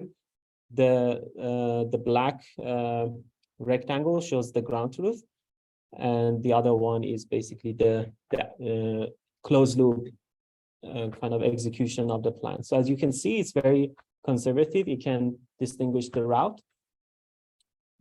given that command, turn left command. And my favorite one, I think it's next one. Yeah, here you can see that it detects an occluded pedestrian, and because of that, the planner slows down a bit compared to the ground truth. Okay, so there are also some other proposed approaches towards mapless driving. So one of them is being presented in this CVPR based on transformers. And this work performs mapping, object tracking, and future occupancy. So it basically mixes the instance-based and instance-free approach. And then the plan is optimized with respect to the occupancy. Even though it has instances concept in the model, it still receives a scene level feature map when it's predicting the occupancy. So hopefully that can avoid issues that are kind of that we mentioned about, like flickering detections and things like that. And we still can kind of not miss like an object in the scene. Okay, so let's briefly talk about reactivity. So as we can see, like planning with just considering the marginal distribution of what happens in the future is very difficult, and it's unsafe because it mixes different future possibilities. So now on one end of the spectrum, for example, in this example, the rightmost vehicle will yield to the ego car and make the left turn after the ego passes. And in this case, that vehicle reacted to our ego intended plan, and the SDV can just continue without hesitation. Therefore, the first difficulty in planning in an uncertain world is that we need to consider the reaction of other actors to the ego plan. Otherwise, we will be very conservative, like overly conservative. And then while we are doing this, the other difficulty is that there are very unlikely events that could happen. For example, here in this example, the other actors, for example, the one that is making that unprotected left turn can just cut off ego and try to pass through the intersection. So we should also be very careful about very low probability events. Now, to consider the reactiveness of each actor, a naive solution is just to simply sample a set of potential ego trajectories for each. And for each trajectory, we can make conditional prediction and evaluate the scene based on those conditional predictions. But this is reasonable, but it's very computationally expensive. Now, what are different ways to make this more efficient? So there are implicit ways, such as this kind of pipeline, where the interaction between different actors and ego is kind of computed implicitly through just tensor fusion. We can also use explicit approaches like a deep structured model, where the interaction between ego and other actors are represented by just pairwise energies. But then in this explicit approach, the assumption is too strong, and it may not generalize well to dangerous situations. The other problem that we mentioned is handling low probability events. And so as we can see here, just assuming, just planning a single trajectory, and then which will be dominated based on the most probable prediction, it will just ignore the fact that there's a low probability event that car could just come into the intersection. And hence, when we execute such a trajectory, we might end up being in a state that is very hard to handle. So alternatively, in this situation, we could just slow down a little bit, and then we could basically be ready to react to both of the scenarios. So what we can do in these scenarios, based on the lookout work, we know that we can replan every time that there's new information, and based on that, what we can do is to choose just a single short-term action. It could be just like a 1 second trajectory, and then postpone the decision about different future possibilities by just assuming that we can replan after that and react to those possible futures.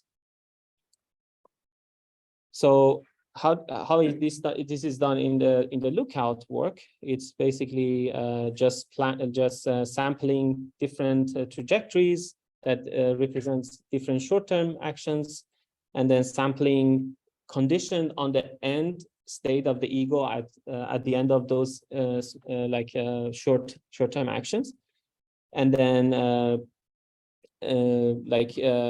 optimization will look something like this, where the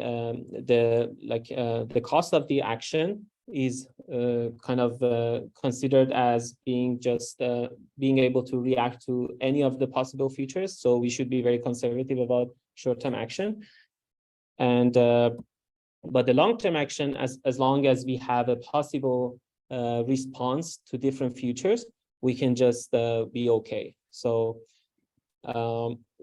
and in this work, again, this cost function C consists of collision costs and safety, comfort, and things like that. So an example of what will happen with such an optimization. So here we can see, if we just continue with the current speed in this feature with which colored blue, it should be okay, right? We have a smooth ride and pass the intersection. However, if we consider the other possible future that was generated by the scene prediction, we need a hard brake to avoid that low probability event, right? So overall, this action is not very safe, or it's not, at least it's a bit costly. But if we slow down a little bit, we will still be okay just to for reacting to this blue scenario. And also we will be okay responding to that low probability event, right? So that will be basically the preferred action, short-term action that we can use, so which results in a very smooth driving. Now here is a video showing the lookout in action.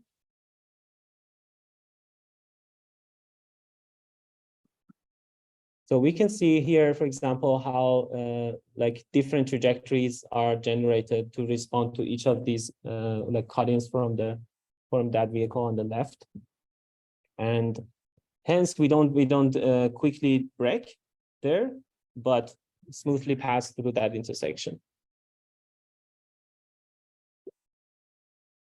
Okay, so in summary, for motion planning, we talked about different input modality architectures, different output representations, as well as interpretability and reactiveness.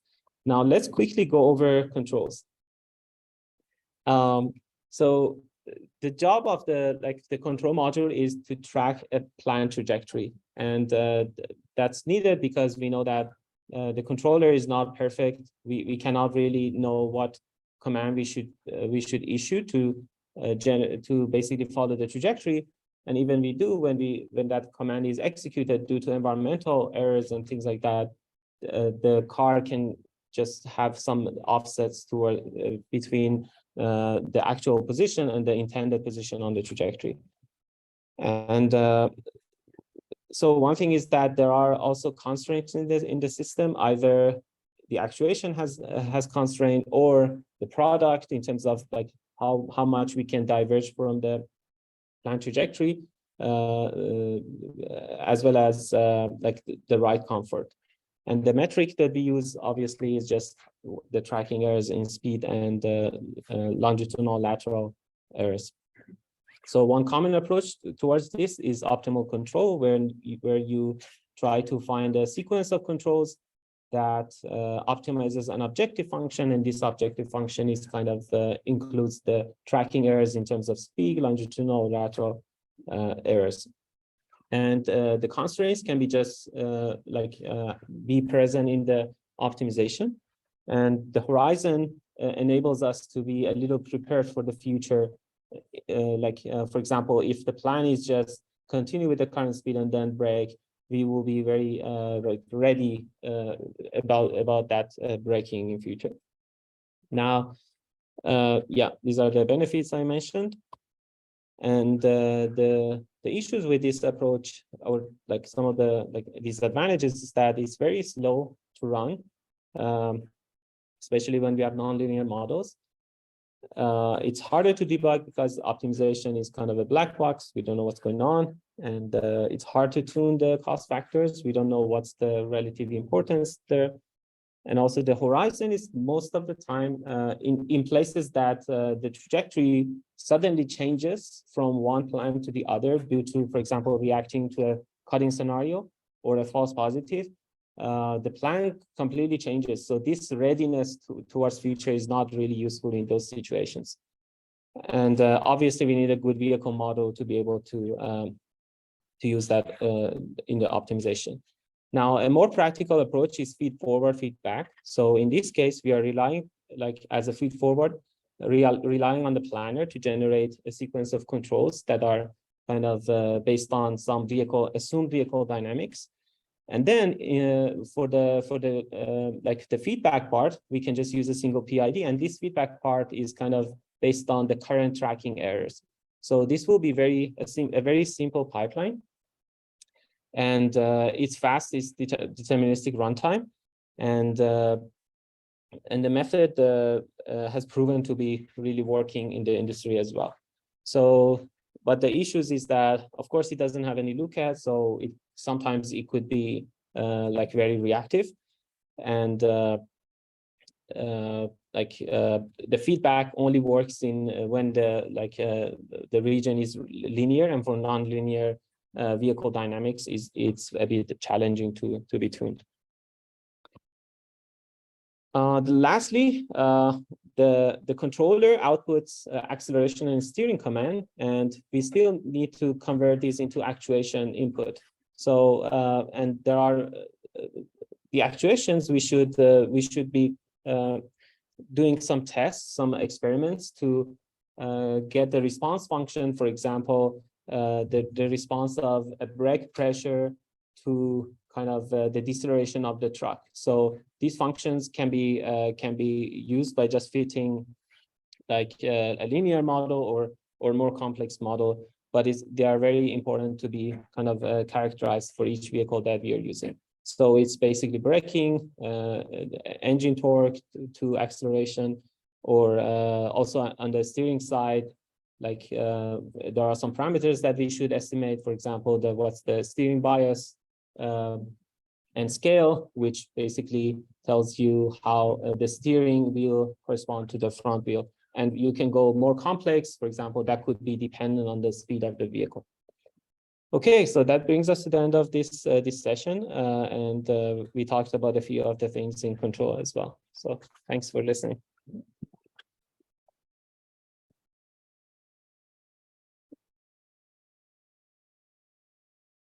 Any questions? Very quickly, so why not using the RL already have that part of the product? Why have they separate? Sorry, can you use the microphone?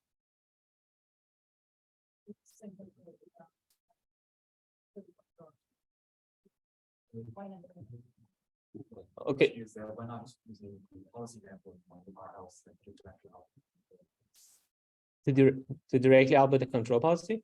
So I think like planning slide shows that the popular plan is just three that. Mhm. Is it possible to replace the one with the national? Yeah, I mean, that's possible, and that's, I mean, traditionally, that's what has been used, right? But the planning gives you a more kind of more information, right? It's not just telling you like immediately what to do, but it's also telling you, okay, what it's thinking about future and why we are doing this immediate action, right? It gives you more information. So I think it helps the interpretability, and also like for the user to understand what is going on. Right. So we have the next session on data and evaluation, and after that, we will have some time set aside for lunch, and then we will continue after that one.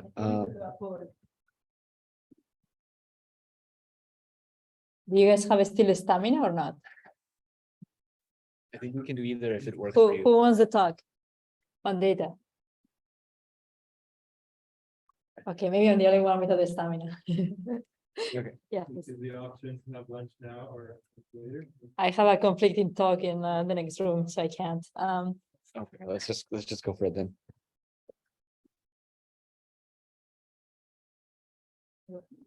So the alternative option is to do it at the end of the day, right? Just before, same. Yeah, As an that could also, alternative, so that we can actually feed people that I see a lot of people now. Then, if that works for you, anything works in terms yeah, of tutorial. we will try to make it work. Alright. So maybe you guys can go grab lunch. Me too. And then we reconvene here at is 1:45, where you're gonna learn about vehicle to vehicle communication. We will do mapping localization, and then we will insert my session on the data. Sounds good? All right, thank you, everybody. All right, see you all at 1:45. We have to change the web page with the change. Yes. Only 5 minutes of it. You were like 30 minutes. I was already like too late. Available, or I know some of the talks have been put on YouTube for the project. I was only 5 minutes over. Yeah, something like that. That's okay. Don't worry about it. Where was the slides? They're not the same as what I had. Okay. Where aren't they exactly the same, or did you copy? I mean, them? I just had motion, this CVPR if I- 2023 motion planning. Yeah, but I made some changes. It wasn't there, so probably we needed a refresh or something. Oh, did you change them like? Right. Oh, right auto before. prediction. Yeah, Oh, sorry. but that's fine. Yeah, Yeah. but it's good to know that the speakers. So that's the question about all this. So that's what I Data stuff, And I have not. it's gonna be, we're gonna update the web page, Avi with the tutorial. Is before simulation, yeah, before simulation, after localization mapping, I think. Andre, when is localization mapping? For the driving and then. Something crazy. I'm doing the schedule now. I'm not entirely sure. Yeah, so. My Yeah, question is. yes, after localization mapping. Yeah, I really like your idea that I could be thinking that so someone like using like and all of a sudden pulling up slow what do you think? Maybe he sees something like he's going kind of front of us, so he's backing up. Just lost his mind. Yes. Sorry, now I just wanted to say. Salut. Dacă ești ocupat acum. Da, trebuie să reorganizez un pic că s-au mutat. Se mută la 5 după amiaza. Yes. I have your ticket.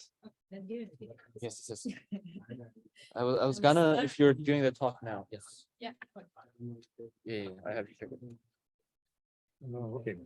Tu mai stai la conferință? Eu sunt toată conferința și aici, deci eu o să fiu în sala asta până la 6. Ok, poate trec de atunci mai pentru că îmi place să vorbim. Sigur. Deci te știu pe Twitter și din paper-ul. Da, și de asemenea. Ok, Acum bine, pe mai târziu.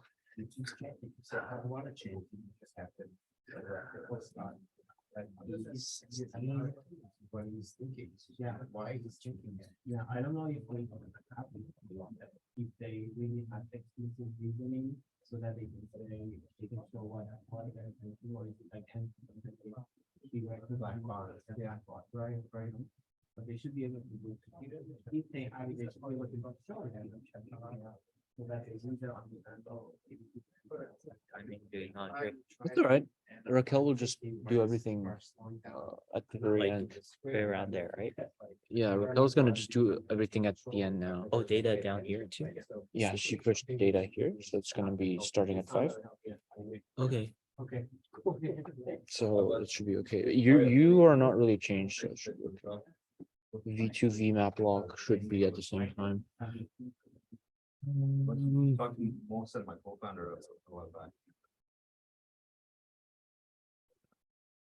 Oh, I'm not sharing my screen.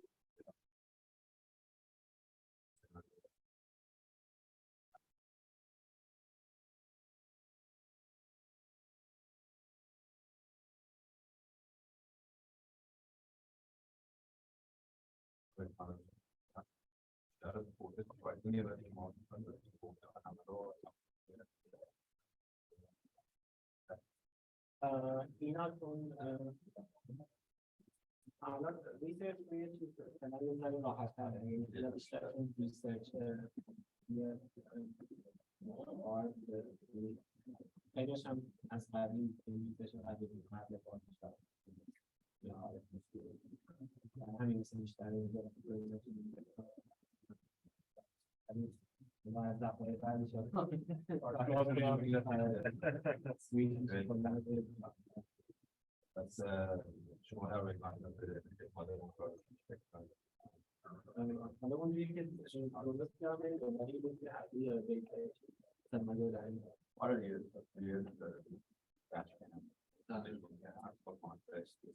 Yeah, it's going.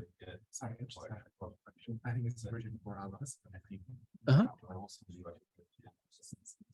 Yeah, of course. Sequential question. Mhm. Is, so, due to the sequence of the slide, I think the first thing we shown is that there's like end-to-end pipeline start Mhm. from sensor input, there might be possible directly output. Mhm. And then we have prediction sessions and control sessions. Are they just part of the whole pipeline, or they're still individualized into prediction and control, and they're separate? In the kind of hybrid approach, I see. yeah, they're still modularized, so you still have specific outputs in some parametric or non-parametric form that are then used by the next. You can have losses that supervise individual things, but you're still able to chain things in end to end. So you're basically, your loss is now a bit more complex and structured, but also with a bit more info. So you can supervise for, your desired planning goal while also supervising the detector and the predictor and so on. Right. So is that, so let's say prediction and planning. Mhm. Are you, sorry, am I interrupting? No, go ahead. Okay. Are they just use the same pipeline and then just have the last period? So they are entirely different pipelines. It's both have the 145. Prediction and planning, do you mean in terms of the actual model? yeah, so I think it's more on the like the whole pipeline framework.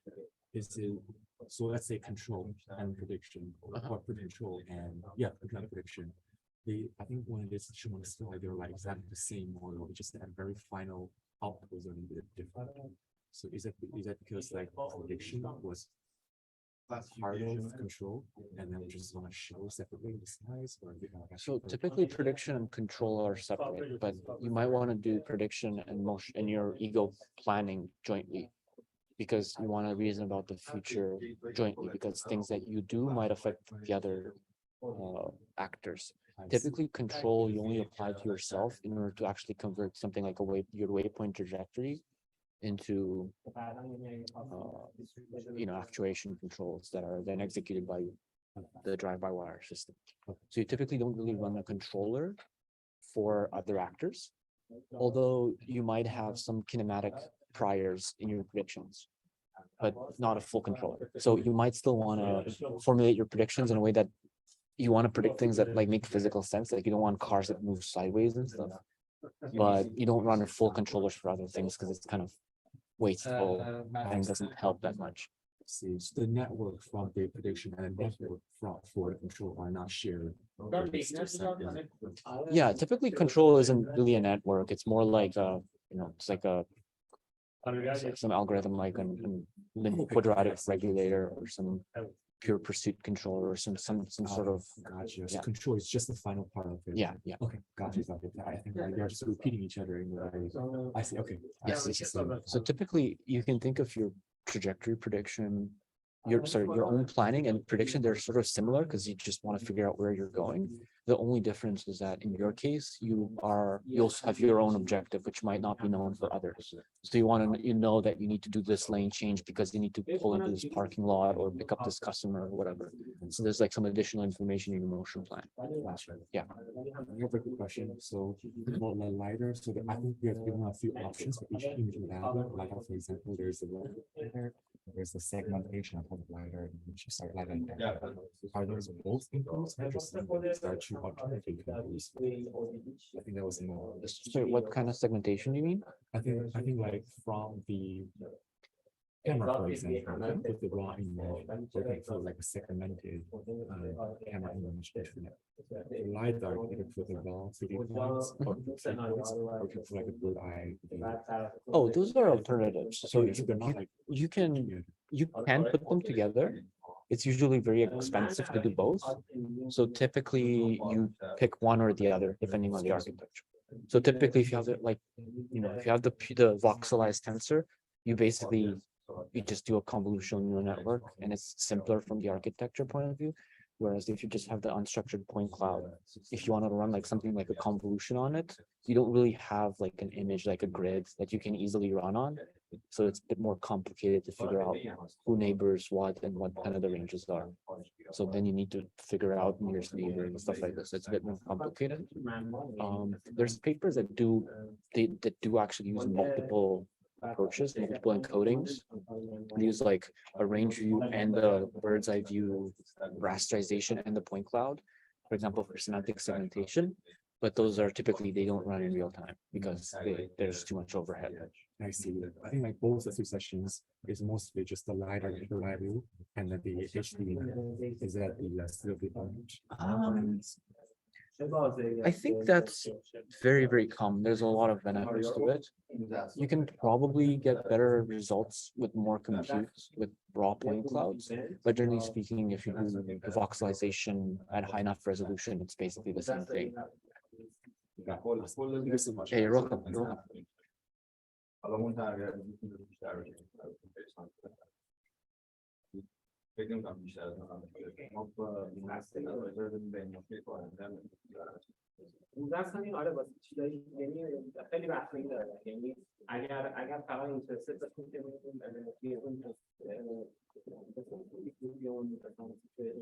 ولی اگر بخوای مثلا یکی نرس داشته باشی مثلا فرض کن ما می‌خوایم این سناریو رو از دیتا برداریم بذاریم تو سیمولیشن منتها سیمولیشن خب فقط روی پلی نمی‌کنه خب ممکنه بعضی اکتورها رو بگه خب شما ریاکتیو می‌کنید که اگر که اکشن انجام داد یه یوز کیس دیگه ولی مثلا خب برای مثلا چیز برای سیمولیشن UCS ایدئات میگم تو خود بعضیش معنیال باید باشه کنن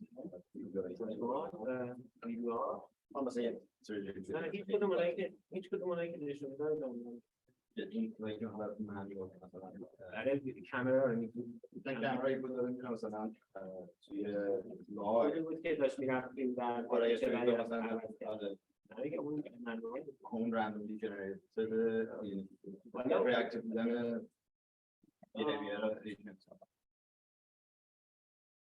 سالت هندیسی اون نمیدونم که اون نه این خیلی قانون باشه که ادورسری شده باشه اون بیشتر برای این بود که آره یعنی تراجکتوری منوال داره شده مثل فعالی به جنگ که این کار بکنه اینجوری بخواد بره حالا کامرا حالا سوالی که دیتا شما اینورتوری داشته هست فقط بیهیویر بیس نه حالا که میدن فقط درایور اریا و ایجنت بودن فقط ماشین بیاد مثل دایرکشن ایکس وای کوردینیت حالا ایکس وای ماشین رو میگیره and they analyze the behavior شما فیدلیتی دارن تو چرا مثلا ساین استریت ساینز pedestrian cross path مثلا این چیزا هم دقیقاً چه لولیه مثلا دیتا که من استفاده کنیم این مهم میشه موقعی که برای مدلایی که endpoint کل مفهوم بوده کل اون چیزی که شما قراره خیابون ببینید رو میگه یعنی مثلا اگه crosswalk بوده یا خیابون واقعی اینتگریشن این واقعیت یا آزمایش کنید اگه اونجا crosswalk کنه دیتا شما مثلا و اینا اینجوری نمیتونید باشه که شما اینو فقط با مین باندری ترینش کنید بعد ببرید یه دیتاشون دیستریبیوشن هم حالا از ODD به اسپسیفیک شما می‌خواین دیتاتون یعنی پرسپشنی که می‌خوایم برید با اون دیتا استفاده کنید شکلی خوبی که برای اوپن درایو اون اصلا بی‌باقی دارش بحث میشه اوپن استریت ایسام کنسورتیوم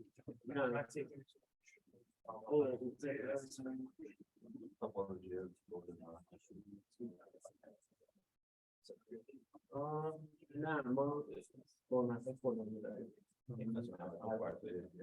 پس استک خودتون به رپرزنتیشن چجوری مثلا یعنی همه چیز این هاست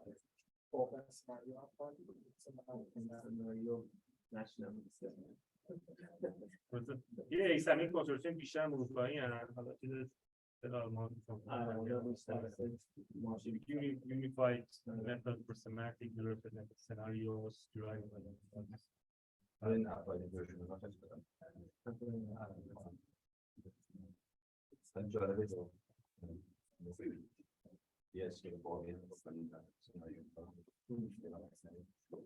آره چون ما مسئله اینه که توی این سرکاری ها شما یا باید همه چیز روی باشه اونا هم یه دیسیژن هایی داشتن شما باید با اون دیسیژن ها کار کنید و این کار رو سخت میکنه واسه ما که خیلی اجال هستیم سریع از چیزی بریم یا یه چیزی تغییر کنیم این یه ذره کار ما سخت می‌کنه یعنی ما قبلا یه چیزایی رو کانسیدر کرده بودیم حالا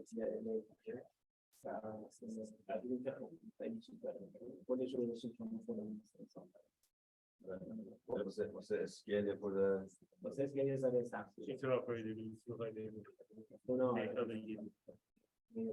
اول مپینگش معمولا شدنیه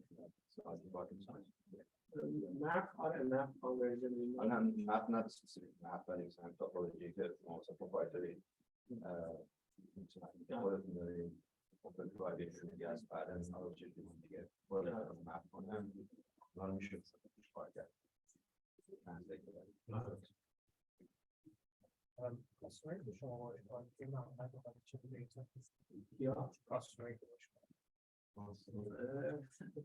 Customer خودتون Sure, I think it's true. I think what is more feasible for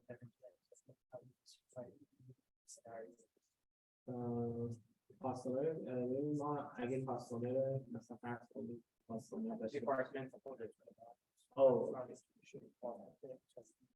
یعنی چه سناریویی دنبال هستیم Yeah, the answer is if you watch cases or do they care or they just follow the proprietary. سناریو منظور کسایی که سناریو رو درست می‌کنن واسه تست مثلا سوال خوبی بود شما گفتید مثلا use case prediction اگر lens سناریو مانیتور باشه مثلا prediction برای prediction follow سوال جای پرسید مثلا 15 ثانیه 20 ثانیه شاید reconstruction از next slide بیان مثلا این توی شما این فرمت رو inter department چجوری نوعا میشه مثلا اساس برای توی سناریوی خیلی جالبه مثلا unprotected depth مثلا 15 ثانیه ممکن مثلا کار verify کنه رو نه یا prediction transfer کردن این دیتا توی فرمت ویما شوپرنت چجوری برازایگی داره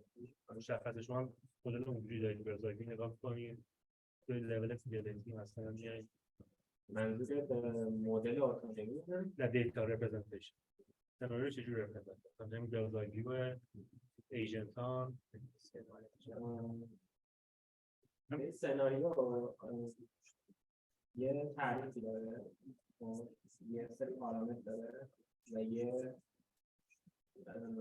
اکزیکیوشن داره یعنی چون در پارامتر و اکزیکیوشن هم خیلی میتونه هر نوعی باشه چون ما وقتی پلان ایگو رو میذاریم سیستم تعریف کنه پس معمولا کاری که مثلا میگه فرق اینه که شما نیاز اصلا تعریفش نداره شما همون چیزی که اجرا شده خودش تعریف میشه دیگه مثلا کینماتیکس رو شما میرید تو دیتیل لول مثلا دیتیل اکجوری که مثلا که گفتیم اینجا در نظر میگیرید مثلا الان اندستری هم اوپن سورس گفتیم زبان اسپسیفیک لنگویج یا لنگویج استفاده میکنن این فرمت ها رو سوالی میپرسیم most direction رو روی اون استانداردایز کردن اون کد هست ما اینطوری تراجکتوری رو explain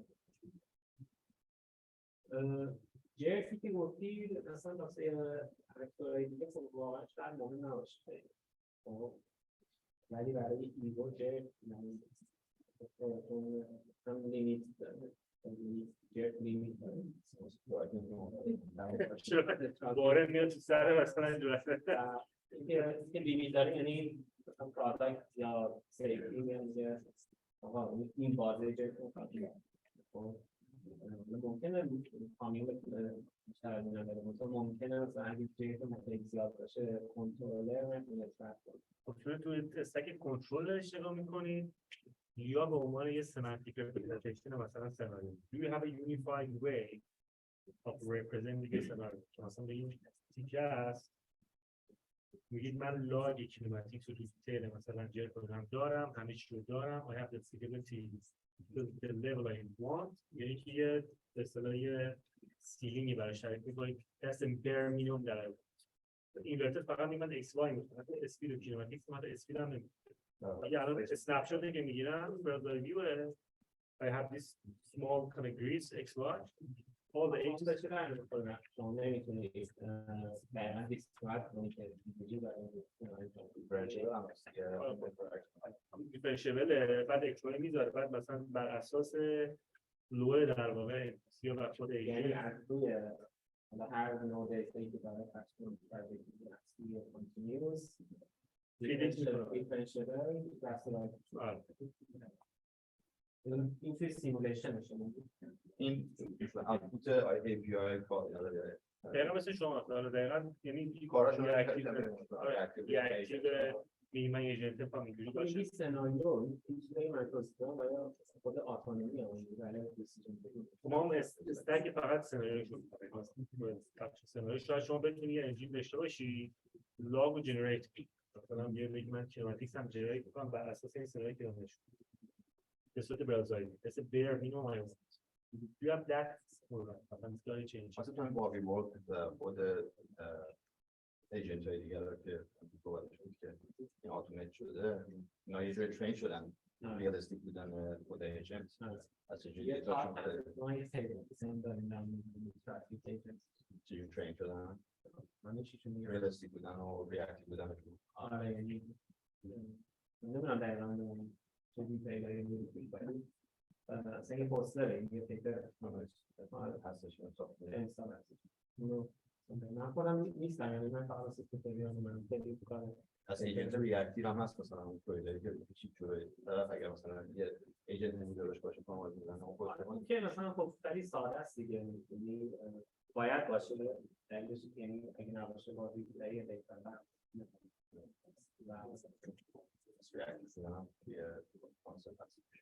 همون با سیمولیشن داری باید ریاکتیو باشه در غیر این صورت دیگه در یعنی آره این شما دیتا واقعی رو برای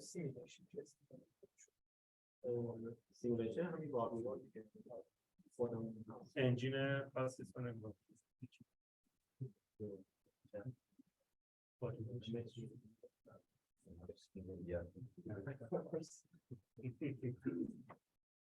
جالبه آره الان آمد مزاحم نهار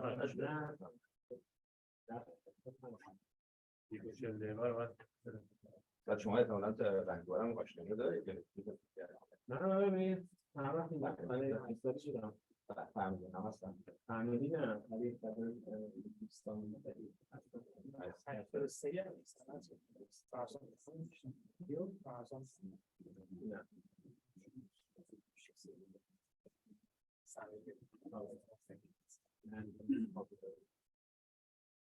رنگوار میشن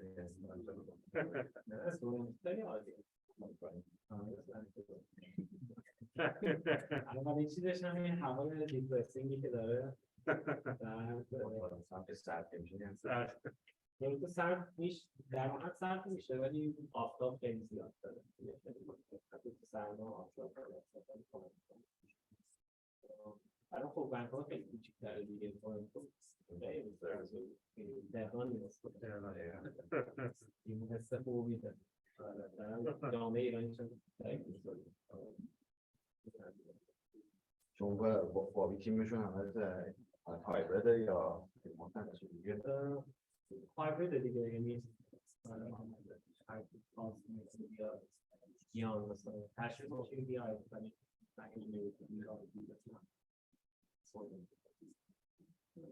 با یه جوری چیز دیگه البته دل آسمان درایوینگ کانادا بالا می‌کنیم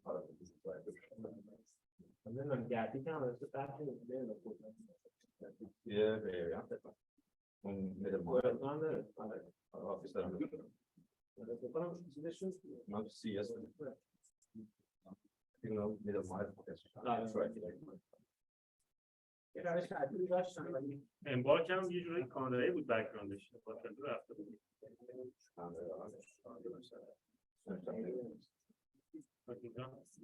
اون رقیب هستیم راست دیگه ما دیگه آره دیگه یعنی آروبا قیمتی به این بالا تمام کرد خودم بس 140, 45. Right, 145.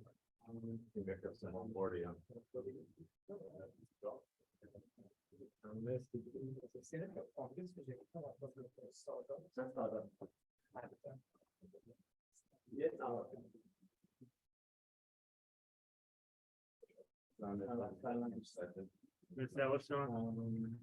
Good luck, all the best.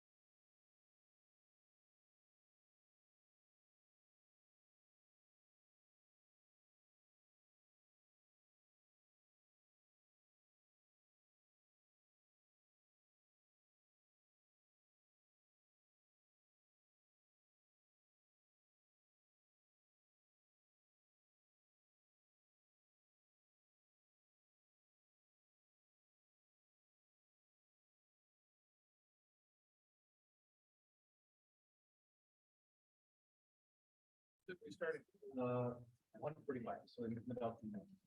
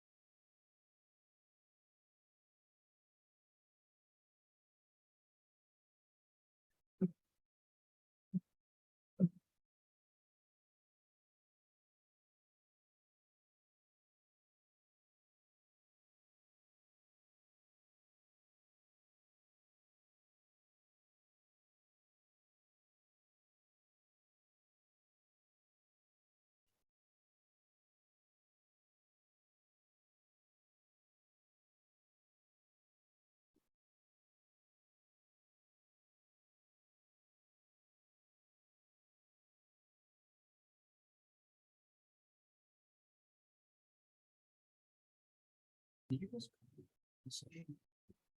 moved because of it's like an availability conflict, so the data session will be right before the conclusion. Because Which is about 4. I think data will start at like 5:30. No, 5, sorry, 5. You're welcome.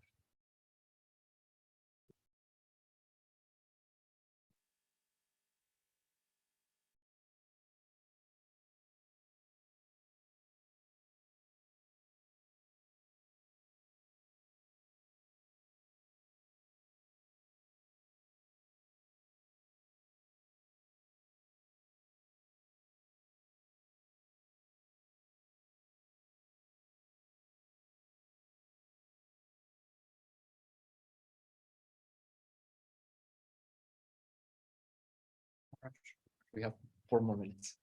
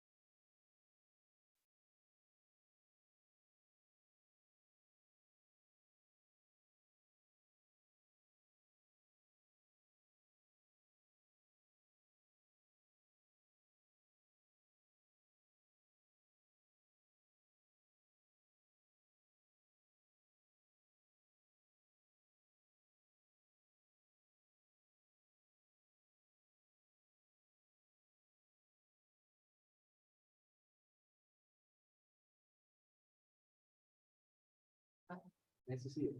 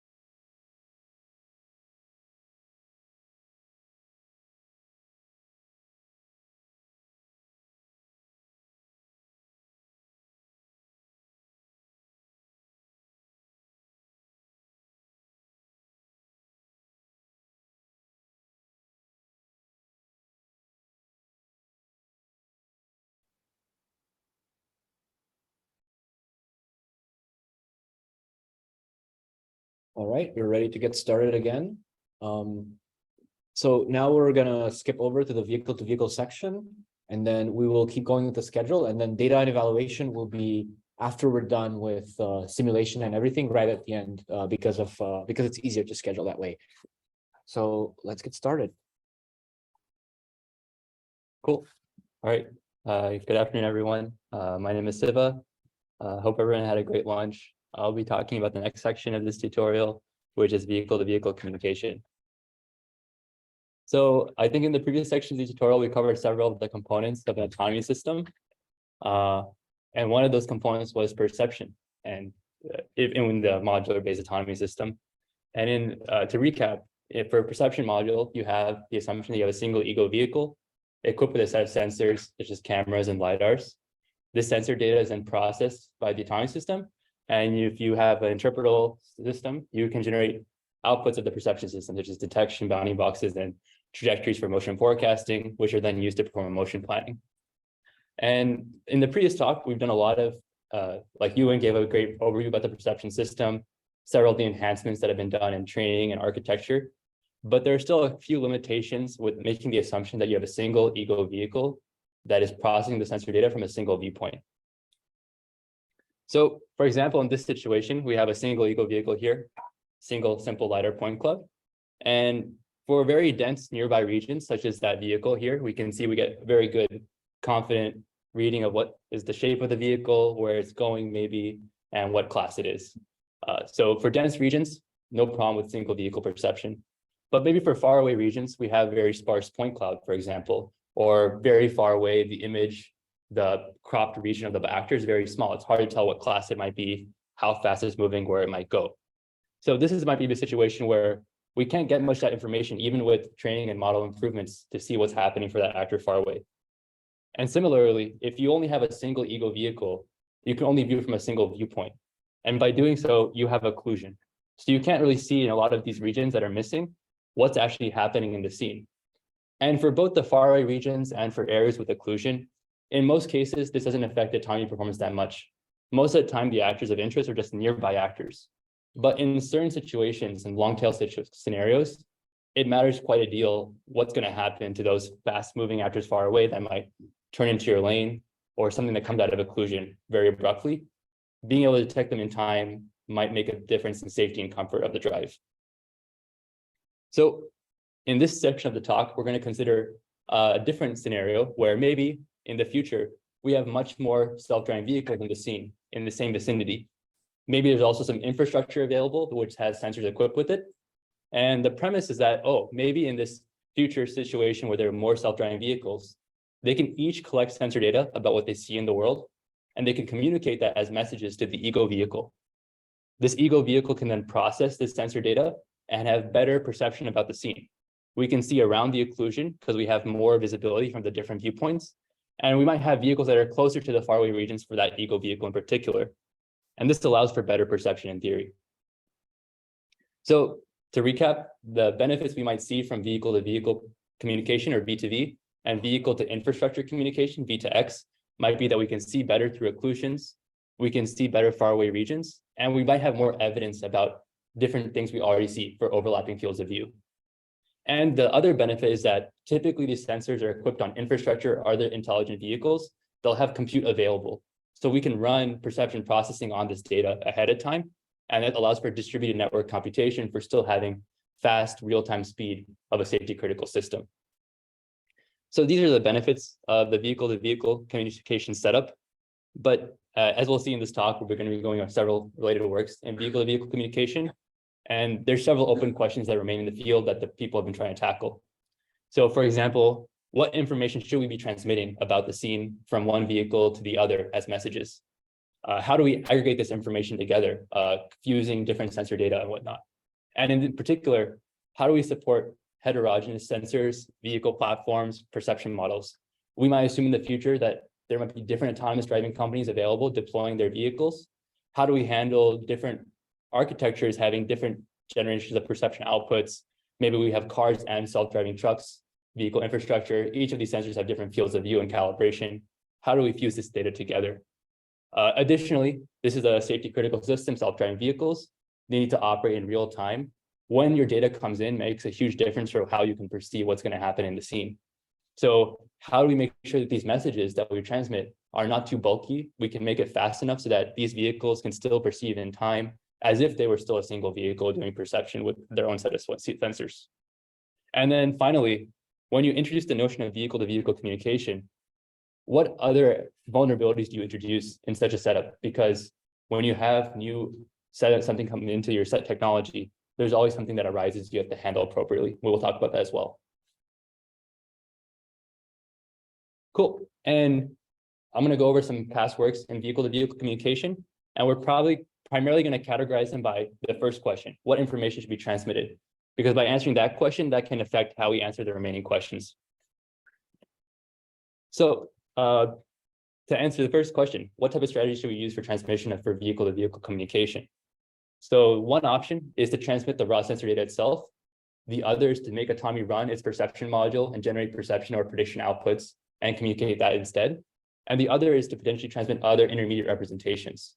And I think in UN section for the perception tutorial, we covered this idea of multi-sensor fusion, and some of the same type of problems that are encountered in multi-sensor fusion, we'll see come up again in this type of information to transmit. You can think of early fusion, late fusion, and mixed intermediate fusion as the same type of notion here for vehicle-to-vehicle communication. So in the first situation, one option is to transmit the raw sensor data. So in this example here, we have LiDAR point clouds that are being captured by different vehicles in the same vicinity. And for LiDAR point clouds, it's pretty straightforward. You have the relative pose that you can transmit between the different vehicles, and you can aggregate the point clouds in a shared coordinate space, and then perform perception, prediction, and so on. And the benefit of doing this type of aggregation of the point clouds is you have no information loss. And also it's very simple to combine, in this case for LiDAR. For other sensor modalities such as camera, you need some notion of correspondences or depth to be able to put them into a shared coordinate space. Now, some of the downsides of this approach is that you can imagine if you have, say, a vehicle with, say, 5 LiDAR sensors, and there are 5 other vehicles in the scene, the amount of points that you have to process becomes huge. So it's going to take a large amount of time to send those point clouds to the ego vehicle, and it take a lot of amount of time to process those point clouds. Additionally, sensor point clouds have noise or other sensor modalities as well. And when you just simply naively aggregate them in this situation, you can aggregate noise and have also redundant information about the scene that is maybe not necessary for certain overlapping fields of view.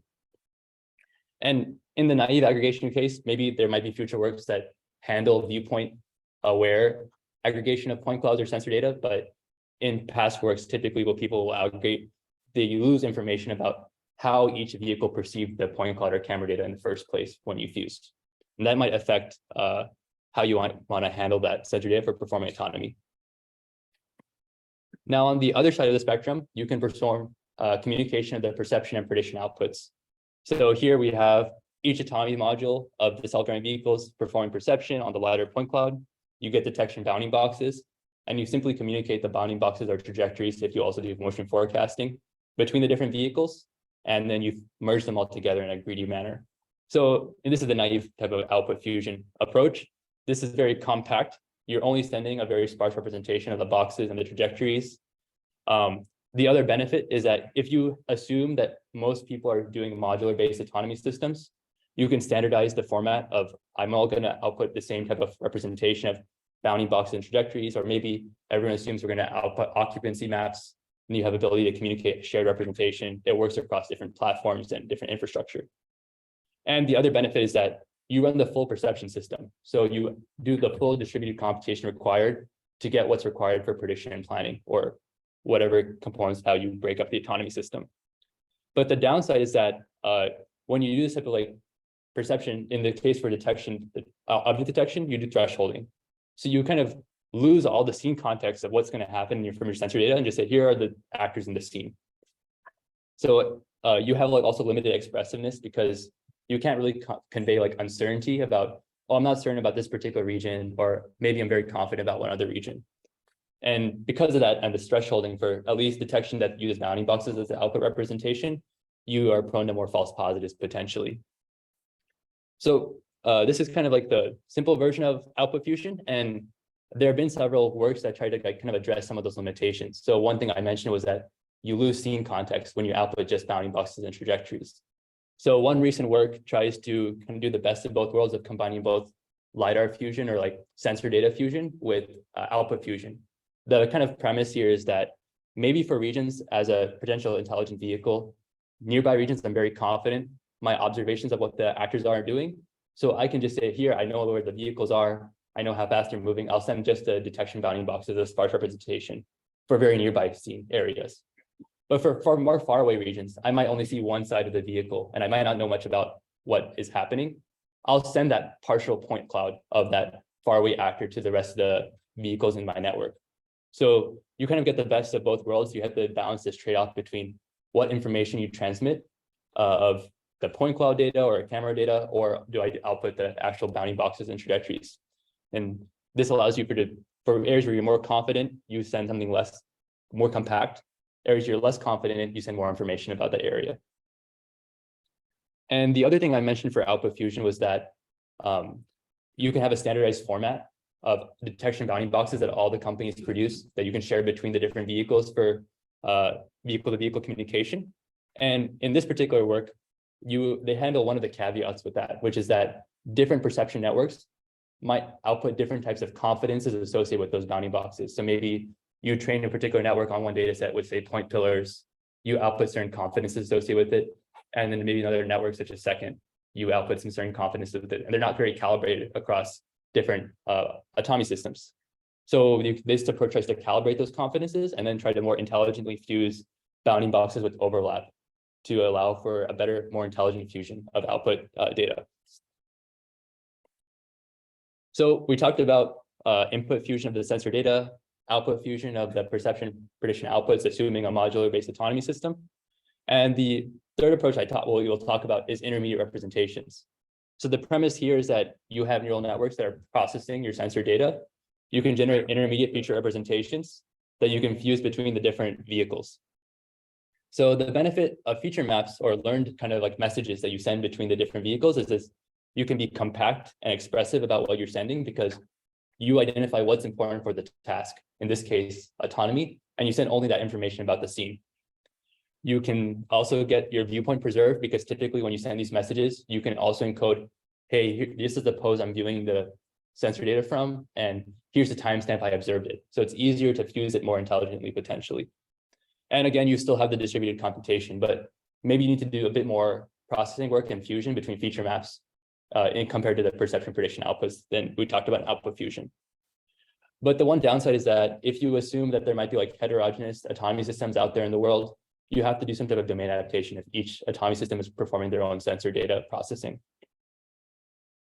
So there are several types of features that could be used for transmitting intermediate representations. We outlined a few here. You can use voxels, point features, image features, bird's eye view features. The main premise is that you need to have some type of shared coordinate space or spatial representation maybe to communicate messages from different points of view. That's kind of what all of these have, but they each have their own like kind of assumptions and whatnot, but that's kind of the premise. And then for intermediate representations, there's not just what you send, but how you actually fuse them together. And so there are several works in the field from the past few years that we showcase here. You can use graph neural networks, adaptive feature fusion, and transformers for kind of sending messages and fusing them together intelligently as best as possible. And as I mentioned before, each of these messages, you can associate metadata with them, like the pose of where the message is being sent from and the timestamp. This can help because like these are self-driving systems that are constantly getting new sensor data and performing autonomy, and they're not synchronized with each other. So it's important to tell like, here's where I saw this particular information at this time.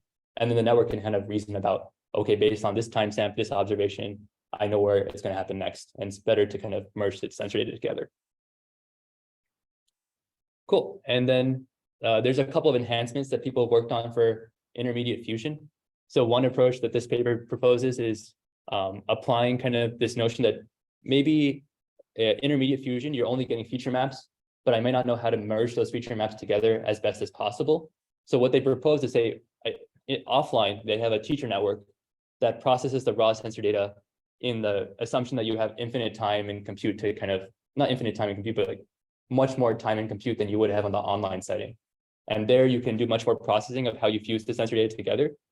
And that teacher network then can provide supervision about the features of what it saw for the networks in the online setting where you only get feature maps from the different vehicles in the scene. So it's kind of like a distillation of how you better fuse features together from different messages in the vicinity. And then another enhancement that this work proposes is, I mentioned one of the limitations is different domains for different autonomy systems. So one autonomy system might be doing point pillars, another one is using second or whatnot, or center point. And so you have to kind of merge features that are from very different training data and have a domain gap with each other into a shared representation. This does some type of domain adaptation to be able to combine feature maps from different autonomy systems together. And I'll note one thing is that like this is still assuming some of like spatial intermediate representation. If you have like a autonomy system that's end-to-end that directly takes sensor data and outputs actuations, it might be much harder to kind of support this type of communication between different vehicles.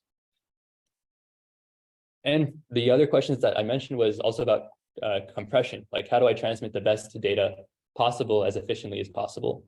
For each of the fusion methods we mentioned, there are several ways of compressing the data. So for sensor data fusion, there's several methods. It's a whole field on LiDAR compression and image compression one could use to transmit the sensor data effectively. For output level compression, for bounding boxes and trajectories, it's already quite compact, but it might be an interesting direction for future work to consider how you might want to compress occupancy-based representations, which have become more promising potential direction to consider for autonomy. And then, of course, for feature compression, there's also a lot of work out there on compressing neural network feature maps, either through like convolution-based compression or some type of like matrix compression. Cool. And we talked about what type of stuff vehicles can communicate with each other, how to fuse the data. And now this other question that we talked about was, what types of vulnerabilities do you introduce when you introduce vehicle-to-vehicle communication in your self-driving system? And one of the things is that because you're getting new information, just like you have in multi-sensor fusion, you have more noise coming in to your system as well. So examples of types of noise you might encounter is localization error between different vehicles. Each vehicle might have its own localization error of like a few centimeters maybe or more. Also orientation error. And when you try to aggregate messages from different viewpoints that are say 50 or 100 meters away from each other, that type of error can aggregate when you get into the shared coordinate space. So it's really important to be able to handle that, because if you have misaligned features or misaligned point clouds, it's much more noisier to understand what's happening in the scene. So this work proposes kind of like a learned type of ICP-based alignment of feature maps to allow for noise in the pose error. Also another issue of pose, not just localization error, but time delay errors. So different vehicles might have issues with their time synchronization or might see different points of view at different points in time. So you need to handle that as well accordingly. And also the possibility of adversarial attacks. And that leads into the next point for this talk, which is there's also options and possibilities of adversarial attacks in vehicle-to-vehicle communication.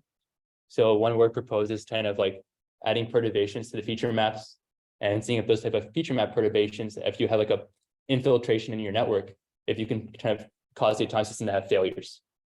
And similarly to the adversarial community, there's lots of work on doing these attacks and adding them as data augmentation to improve robustness. And then of course, there's also not just attacks where you have a man in the middle in your network, but also what are kind of failure combinations of, given a particular scenario, which vehicles are intelligent and which ones are not, and where do I place them such that the vehicle-to-vehicle communication causes a failure in an autonomy system. So that's another interesting paper that's been proposed on adversarial scenes specifically for V2V. Awesome. So we've talked a lot about the different types of approaches for vehicle-to-vehicle communication, but just like any other field and topic in computer vision and robotics, it really matters how much data you have to be able to make progress. And in something like V2V, where it's kind of futuristic, it's much harder to get like real good data of what you need for tackling the problem. And similar to other data sets problems, you want really realistic data. You want to be able to have sensor diversity of different LiDARs, cameras, radars, et cetera, and on different vehicle platforms like cars and trucks and infrastructure or even drones. And you want to have a lot of scale to make performance effective and be able to benchmark your methods. And the other thing I'd mention is that for like V2V communication, you also want interesting configurations where you have different vehicles coming in different directions in interesting scenario configurations to create kind of the complexity you might expect in the real world in the future. Typically, like this is a kind of an unideal setting where each of these vehicles are just following one each other after another. You can't really do much V2V communication of new visibility of the scene in that type of setting. So we've compiled a table here of a lot of recent data sets that have been done in the community for V2V communication. Especially in the last few years, there's been a group that's been able to produce a lot of great data sets. You can see here that some of the things to look out for is if it's a simulated data set versus a real data set, what types of sensors are on the platform, and if it's infrastructure, also just intelligent vehicles included, types of classes and the locations. For simulation-based data sets, we kind of showcase two here. We have one that's like kind of a data-driven based approach where you take real-world logs and you simulate the sensor data from different viewpoints within the scene itself. So you can have the realistic configurations you want and also have scalability and diversity of the scenes. But in this particular paper for V2V sim, we only did this for LiDAR simulation, not for other sensors. But the other option is synthetic data sets with a game engine. You can generate much more sensor modalities in that paper, in these past papers. You can fuse like LiDAR, camera, et cetera, and it's much more controllable. But you have a little bit less scale and diversity when you have a synthetic scenario versus real world scenario. Awesome. And then here's real world data sets that have been proposed recently. You can get diverse scenes, but because it's kind of hard to get so many vehicles in the same place that are intelligent, it's still a bit limited in the types of configurations you can get. Awesome. So in conclusion, we talked about different methods for vehicle-to-vehicle communication. There's the early fusion, intermediate fusion, and late fusion, and people are still working on trying to find the best balance and trade-off for performance. There's also work being done to improve the robustness of these systems and handle attacks, errors, and pose and time delay. And of course, we need new data sets that kind of push the performance of these methods so we can have more scale, more realism, and sensor heterogeneity in order to get the complexity we might see in the real world one day in the future. And some promising directions that I think might be interesting to pursue is peddling these type of different platforms from different companies, improving the memory and time bandwidth, continuing to push the performance of these self-driving vehicles to be real time, improving robustness, as well as most of the works that we've talked about so far have been mostly communicating bounding boxes and perception outputs. Maybe some works have also done prediction communication, but there's also like a huge area of work potentially in communicating outputs of the full autonomy system. Like, where am I going to go next? You can imagine, like in, say, a four-way intersection, if you have enough vehicles in the scene, there's no need to have a stop signs. You just go, right? You can communicate what your plan is ahead of time. There might be less traffic jams this way as well. So kind of extending these works to not just be perception, but also full autonomy downstream task is also an interesting direction. Awesome. Thank you. Happy to take any questions.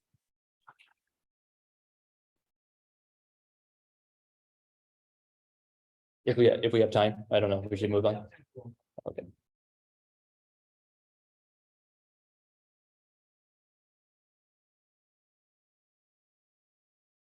If not, there's always space and time for asynchronous conversations. All right.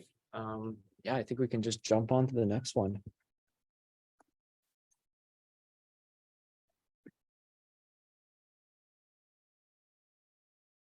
Cool. I don't need to speak in this section. Okay, so. All right, now we can get started with the next section, which is going to be focusing on maps for autonomous driving. And specifically, we will be talking about different types of maps, both sort of high-level sparse topological maps, as well as the so-called HD maps that you keep hearing on and on about. For those of you joining us later, my name is Andre. I've also been covering the hardware section previously. I'm a research scientist in Wabi, and on a daily basis, I mostly work on state estimation and localization, and I also do a fair bit of work in sensor simulation. All right, so let's get started. Okay, so there are basically two types of maps that are used in self-driving.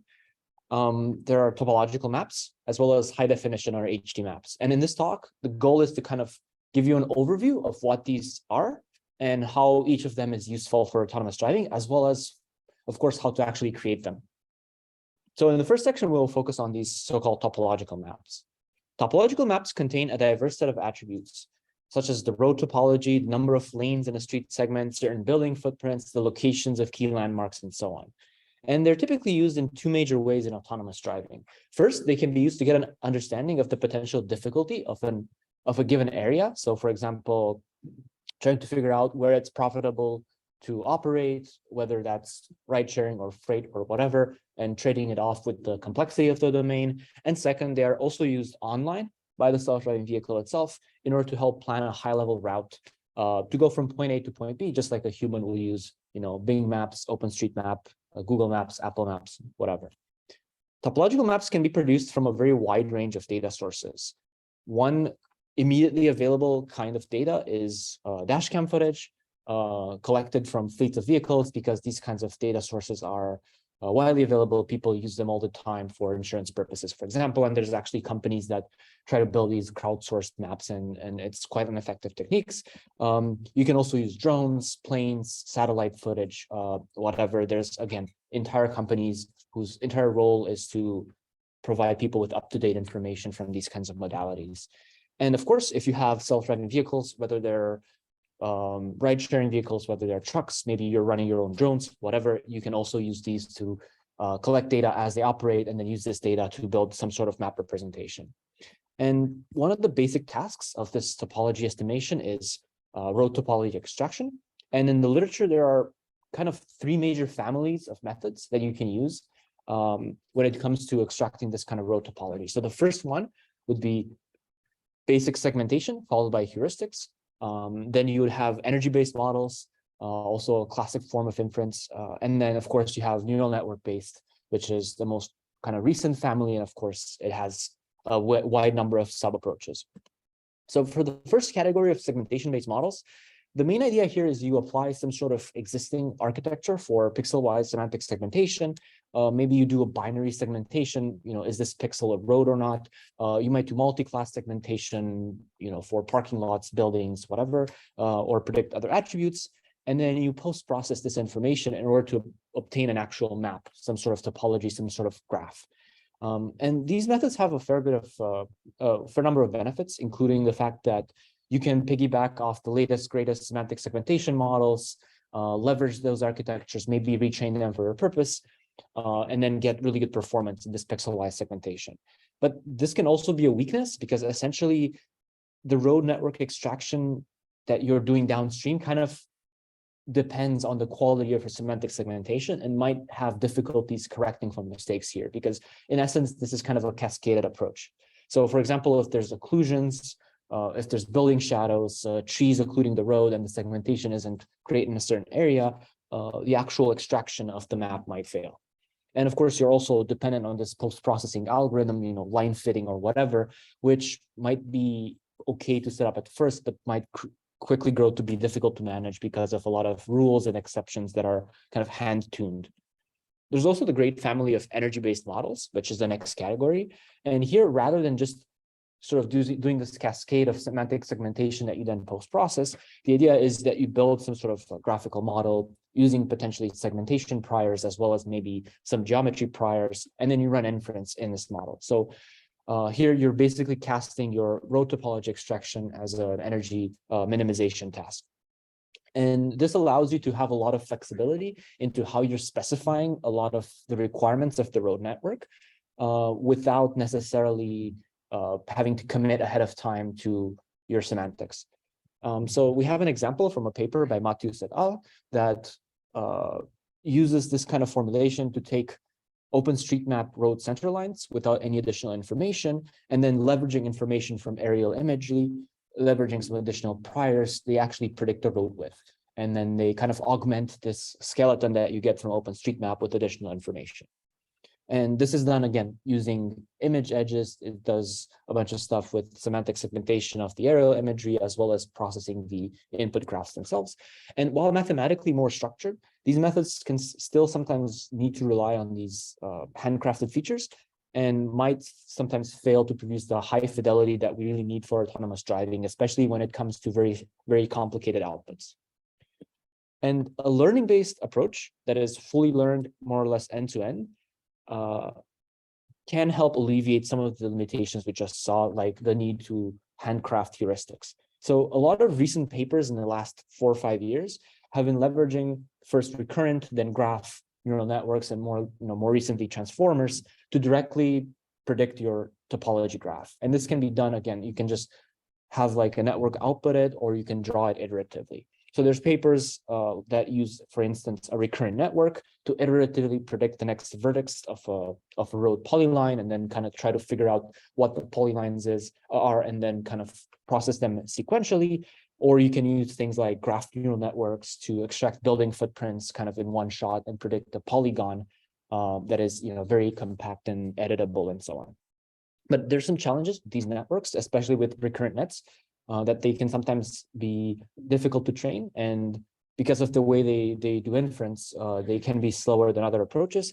But in the recent years, because of the advent of transformers and with the hardware benefits that come with them, some of these challenges are being overcome. So a lot of newer methods actually are powerful enough to not just predict a road network from some evidence that you're passing, but actually you can learn priors over road networks. So this is a paper from NVIDIA from a couple of years ago called Neural Turtle Graphics. And this actually lets you sample from distributions of map, condition on various things. So you can actually condition on a partial map, and then it will continue expanding, kind of generating from scratch a road network that resembles what you gave it. Or you can even condition it on, let's say, a city name, and it will start generating layouts that look like the city in question. So for example, you can tell it to generate things that look like London, UK, or like New York, or Las Vegas, or whatever. And this can be very useful, for example, for simulation or for stress testing your perception or whatever. Okay, so let's keep going. All right, so these were kind of the high level sort of routing style maps. So now let's look exactly at what we mean by high definition or HD maps. So HD maps, we basically use this term to encompass both the detailed geometry as well as the semantic information of the environment that is encoded within it. And they're used for a very wide range of tasks. So you, of course, can use them to localize within an environment, which is a prerequisite for actually using the information anyway. And they're also useful as prior knowledge for a lot of autonomy tasks, like we saw in the autonomy talks, where a lot of methods can leverage HD map information for things like improving motion forecasting quality, having a good prior on object detection, helping with motion planning, and so on. And of course, for simulation, HD maps can be useful for generating realistic traffic patterns. They can be also useful, for example, for doing sensor simulation, raycasting in them, graphics, and stuff like that. But before we talk about HD maps in more detail, it's important to highlight what the key properties that we want from them are. So when we're building and annotating these kinds of maps, we want them from the get-go to support very large scales, often encompassing very large cities, while also being globally consistent, or as close as possible to globally consistent. And while some applications might require multiple passes in the same area in order for the maps to be complete, so that you kind of cover everything in the environment, even when in one of the passes there are strong occlusions, typically you want to be able to reduce this as much as possible in order to reduce costs. Because if you're relying on passing through a highway 5 times just before you can even start building the map, then that doesn't scale. So there's a lot of methods where you can maybe bootstrap with other modalities like aerial footage, or you can do some sort of in-painting or complement them with some sort of online mapping. And last but not least, you want them to be compact and efficient to deploy, and you want them to only contain the permanent elements in the environment. So you don't want them to be polluted by evidence from foreground objects like pedestrians, cars, and temporary things. So how do we actually build the maps now that we know what we want? So building these kinds of HD maps is a very complex, large-scale process, but you can kind of group some of the tasks into 4 major categories. So in the first step, you need to decide where you actually want to build a map, or what are you actually mapping. So this is called operational domain selection, and it's something that you typically leverage these coarser maps initially in order to select areas of interest for your application. Then once you are your operational domain is set, then you collect the data in this area. And of course, this can be an ongoing process. It doesn't have to be a pure waterfall. And once you get this data, you process it in some sort of alignment procedure. Maybe you do some offline graph slam or something like this to build like a 3D model of the world that you then can process. And finally, once you have this model, you can then label it with additional semantics that we saw earlier, like the lane information, traffic light information, whatever. And this is done either with the aid of humans, or just purely using machine learning models, or using hybrid approaches.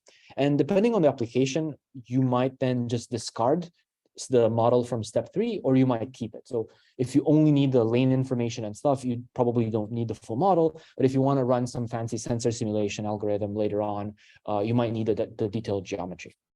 So let's talk about these geometric HD maps and what we mean by them. So once we collect this data, there are 3 major steps that go into building these geometric maps. So these are steps 2, 3, and 4 in this illustration. So we begin by splitting the data into some sort of chunks and fitting trajectories to individual chunks. And the benefit of this is that you can do this in parallel, potentially in a distributed manner. So a chunk could be either one driving log, or it can be some sort of submap, or it can be some sort of tile, if you're using some sort of GIS tiling convention. And then you process this data individually, and then you jointly align it into one large reference frame using some sort of trajectory optimization at scale. And then you actually assemble your sensor readings, your observations, to build this general representation. So now we need to talk a little bit about what we mean by this simultaneous localization and mapping, or SLAM, from step 3, albeit at a very high level. So SLAM is a very important technology to jointly estimate the trajectory and the 3D map, given this kind of data. And without going into the details, because the details could take up an entire graduate course, let alone a small part of a 30-minute talk, the main benefit of SLAM in this setting is that it can be used to build these large-scale high-definition maps with little to no prior knowledge on what the world will look like. And you also have the ability to leverage simultaneous localization and mapping to navigate in unknown areas without any maps at all. So we will talk later about online mapping, but in order to make sure that your online mapping is kind of consistently done over time, you need to do some sort of state estimation like this. And of course, there's tons of other SLAM applications that are beyond the scope of this talk, for example, in augmented and virtual reality, headset tracking, and so on. One other aspect that is very important to mention is the ability to handle asynchronous sensors for a reconstruction system. So self-driving vehicles, as one example, are typically equipped with multiple cameras. And this is meant to cover the environment surrounding them with 360 degrees without going to the complexities of very wide angle lenses. And this is pretty common in the industry, but the challenge with this is that the shutters of the cameras might not always be synchronized. So this could be done, this could be just a technical limitations where they're not perfectly synchronized, or it can be by design. So for example, you could synchronize your camera shutters to fire as a spinning LiDAR beam is passing through their field of view. And this is actually a somewhat common setup in common self-driving data sets because it improves kind of the temporal alignment between the camera data that you get from the cameras and your actual point cloud. And to tackle this problem, there's a range of papers like spline fusion and asynchronous multi-view SLAM that formulate the SLAM trajectory in a way which can incorporate these kinds of observations by basically making it a continuous time representation rather than just a sequence of poses. So there's a lot of benefits to doing this because not only does it allow you to incorporate asynchronous information, but by having this kind of continuous time trajectory for your state estimation, you can also impose additional priors on what your trajectory is expected to be doing. So, it's easier to make it a bit more kinematically feasible, for example. And last but not least, like I mentioned, one final step is that you don't want to keep dynamic objects in this reconstruction, and you want to remove things like moving and parked cars. And these days, this is typically done with semantic segmentation, as we can see in this video for LiDAR, which has matured enough so that it can be used to produce very reliable results at scale without very high computational costs.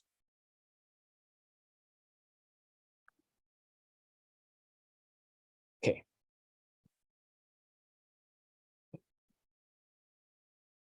Okay, so let's talk a little bit about generating the semantic elements of the maps.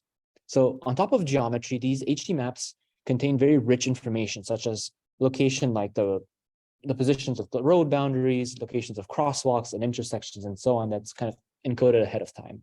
And they might also encode more abstract information, like associations between traffic lights and lanes and how these traffic lights affect specific lanes. However, there are still several challenges that you need to address in order to actually build these kinds of semantic HD map layers at scale. So first of all, the maps change all the time due to things like construction.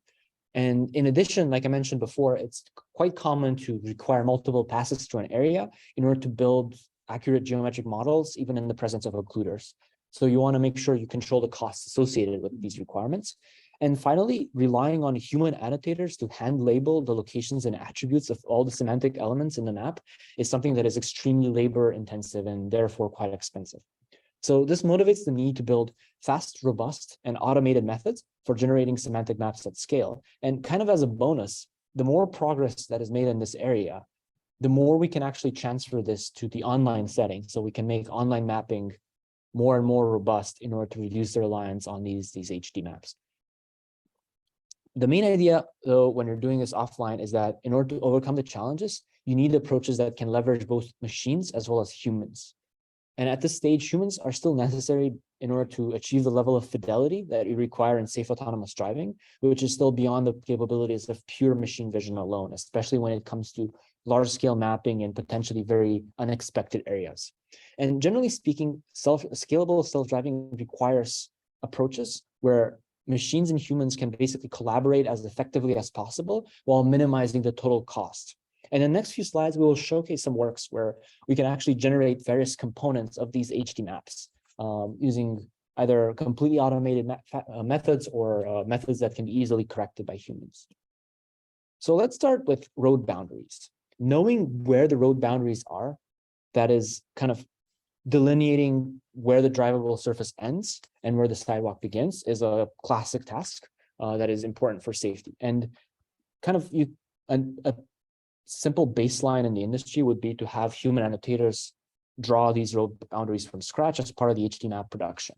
And as I mentioned before, in practice, this is definitely not desirable because if you need to annotate entire cities, this is just not scalable because it's slow. And then in addition to this, you have a quality assurance process afterwards. So if you need humans to click on all these things, and then you need an additional pass just to validate this, then it's just completely unscalable. So the question is, can we actually annotate this process so that human labelers only need to do the quality assurance part, or maybe 1% or at least 5% of the quality assurance part instead of all the labor? And in order to tackle this, we need the models to have outputs that are actually easily editable by humans. So what I'm getting at is we want these models to output formats that are very easily to directly edit by humans in order to allow humans to correct mistakes made by the machine without the need to just highlight gigantic areas and asking other humans to relabel it or relabeling with the model. So one very simple way to do this is to output polylines, because if you have polyline style representations in your maps and your models output this, then your model directly outputs what you have in the map, and humans can just have a UI where they can correct these polylines, they can drag things around, they can delete nodes, they can add nodes, and so on. So in some of the previous sections, we saw methods for computing road networks and their boundaries. And here we will look at a very similar but more fine-grained task, which is estimating the boundaries of all lanes. So the problem can be essentially formulated as discovering and doing inference on a directed acyclic graph, or DAG, as a directed acyclic graphical model, basically. And here your nodes would correspond to geometric and topological attributes. So the idea here is that given some sort of evidence imagery, that could be this projection of your LiDAR, or even similar imagery generated just for cameras, from cameras by mapping from camera planes to the ground plane, we aim to find the best DAG that can describe the road. And the space of all possible graphs is gigantic. So the idea here is to bypass some of these complexities by using greedy approaches, where we essentially construct a graph incrementally by using neural networks to always predict the next vertex. So in a method like this, the inference process can be highlighted, can be described using the example on the right, where on top you start with the half-done DAG, and then you have the direction of the next vertex that gives you an ROI. And then by taking that ROI that's highlighted in the box and feeding it to a model, the model will then predict the exact coordinates of the next node, as well as the attributes of that node. And then in this case, you compute the location of the node that's highlighted there with the big blob, and then the network classifies that as a fork. So what the fork means is that essentially the lane conceptually splits over there. So then you'll continue iteratively drawing the current one, but you make a note to return to that fork once you're done with the current line and draw the next one. So this is kind of similar to how a human would annotate this. So here's a video that showcases some of the benefits of, or some of the capabilities of a model like this, which can work on, multi-lane roads. It can do it can do forks, it can do merges on highways, and it can also operate quite well in city environments and in intersections and so on. And in a slightly similar but still a bit different direction, instead of thinking about things in terms of lane boundaries, you can also parameterize things in terms of lane segment center lines. So methods like centerline depth basically create global maps of center lines by first predicting lane center line segmentation masks, and then using some sort of transformer or any other kind of inference to then iteratively predict the actual vertices. So in a way, this is a neural network that encompasses the techniques we saw for the topological map creation in the beginning, except now this is all inside a neural network, where you start with the segmentation and then the neural network itself figures out the polyline representation of this. And of course, the models that I showcased here are just very, very few examples because this is a very rapidly moving field. So there's tons of other approaches in which you can map various attributes separately or jointly. So there's a lot of papers coming out pretty much every day on this topic. So with that being said, let's now switch gears away from building maps offline and focus more on online mapping. And we have a question on Zoom that is basically just that, which is, would it be feasible to build an autonomous car that doesn't rely on maps, except for, street information for navigation, of course. And online mapping will be definitely the way to go in that direction in the future. So online mapping is a must for safety because maps are not always up to date and localization itself can fail. We might not have a map in an area and so on. So we kind of talked a bit about these topics both in the perception sections as well as in motion planning. If you remember the motivation for papers like the mapless occupancy field driving and so on, where it's important to account for the fact that the vehicle still needs to reason about the structure of the environment without knowing exactly what the map looks like ahead of time, except for, again, high-level routing. So examples of challenges, of course, are construction. That everyone can relate to, where you can have a lot of different effects from construction. So you can have roads that get only partly closed. Maybe a road gets completely closed. Maybe a bike lane gets closed, so your route doesn't get affected, but then there's a higher probability that bikes will get in your way, and so on. So online mapping is definitely really important for safe, scalable autonomous driving, but of course, it also comes with its own set of challenges. So as mentioned previously, occlusions are a big factor because mapping elements can now be occluded by objects in the scene, such as vehicles and pedestrians, and we don't really have a way of seeing past these occlusions directly. And compared to offline mapping, online mapping also can only really detect things that are within the range of the onboard sensor. So you cannot just do a drive in the entire operational domain, build a nice point cloud and process it. You have to do it online and live within the limitations of your sensors. And as we saw, construction elements like cones, construction vehicles, and so on can alter how the map is perceived by the self-driving car. So detecting them is crucial, but it's also important to understand their meaning. So how do these cones actually affect my driving path, not just which points are cone versus non-cone. And for autonomous driving, the software stack itself must also run very efficiently. So online mapping must run in real time onboard the vehicle alongside everything else. So you have a bit more of a strict computational budget in this sense. And finally, it's very important to create consistent maps over time, which is challenging when you only get your observations incrementally. So you need to make sure you're kind of fusing this information over time in a consistent manner to avoid conflicts, to avoid flickering and so on in your internal online representation. So to do online mapping, there are many papers which, for example, tackle this within the camera space. So maybe they use camera imagery and they tackle the task from the 2D camera space. And for example, do some sort of segmentation with deep learning. You get, for example, lane boundary pixels, and then you might want to do something like clustering the pixels and then fitting some sort of geometry to each pixel cluster. So this is a classic example, for example, for lane detection, where you fit some lines or some splines to these points. But it is important to highlight the fact that doing some perception task accurately in 2D doesn't necessarily mean that it is easy to extend this information into 3D, which is really the space you care about because that's the actual space that the vehicle is moving in and planning in and so on. So this is a simple example that's meant to highlight this issue. It also applies to other kinds of things you might want to map.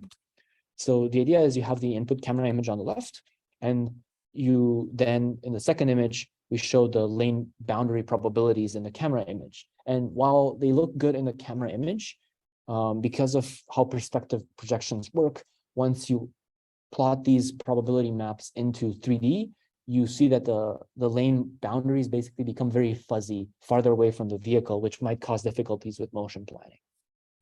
So detecting things in 2D can result in issues and inaccuracies in 3D, which kind of motivates the need to not have the 3D part of things as an afterthought, but to always, even when you're just using a single camera as input, to really try your best to do all of your reasoning in 3D.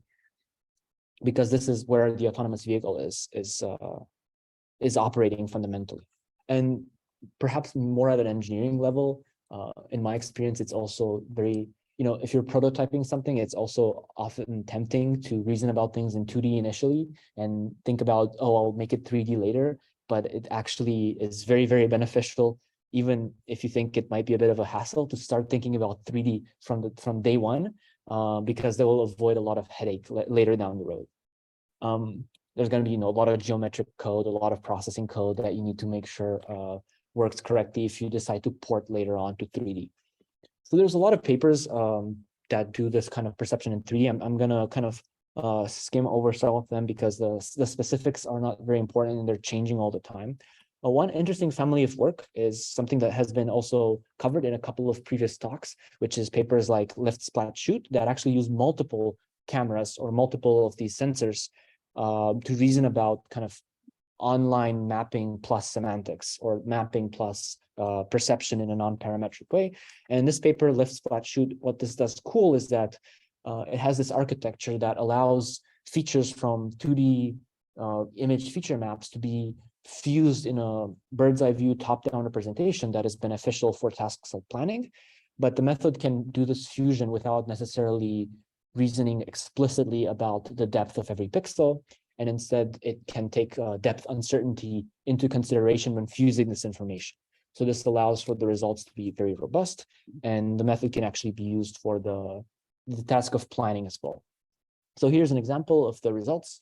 The method uses 6 cameras on the left, and you can see the bird's eye view online maps on the right, where it can segment things like the roads. It can segment out areas that contain cars and pedestrians and so on.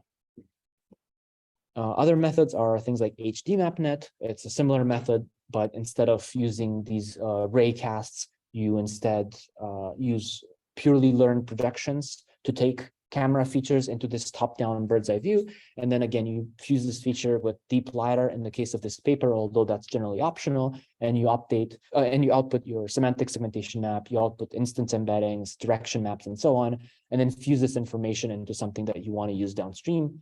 And as shown in this video, the results are very crisp, and there's very little flickering going on. So it's a nice output space to use.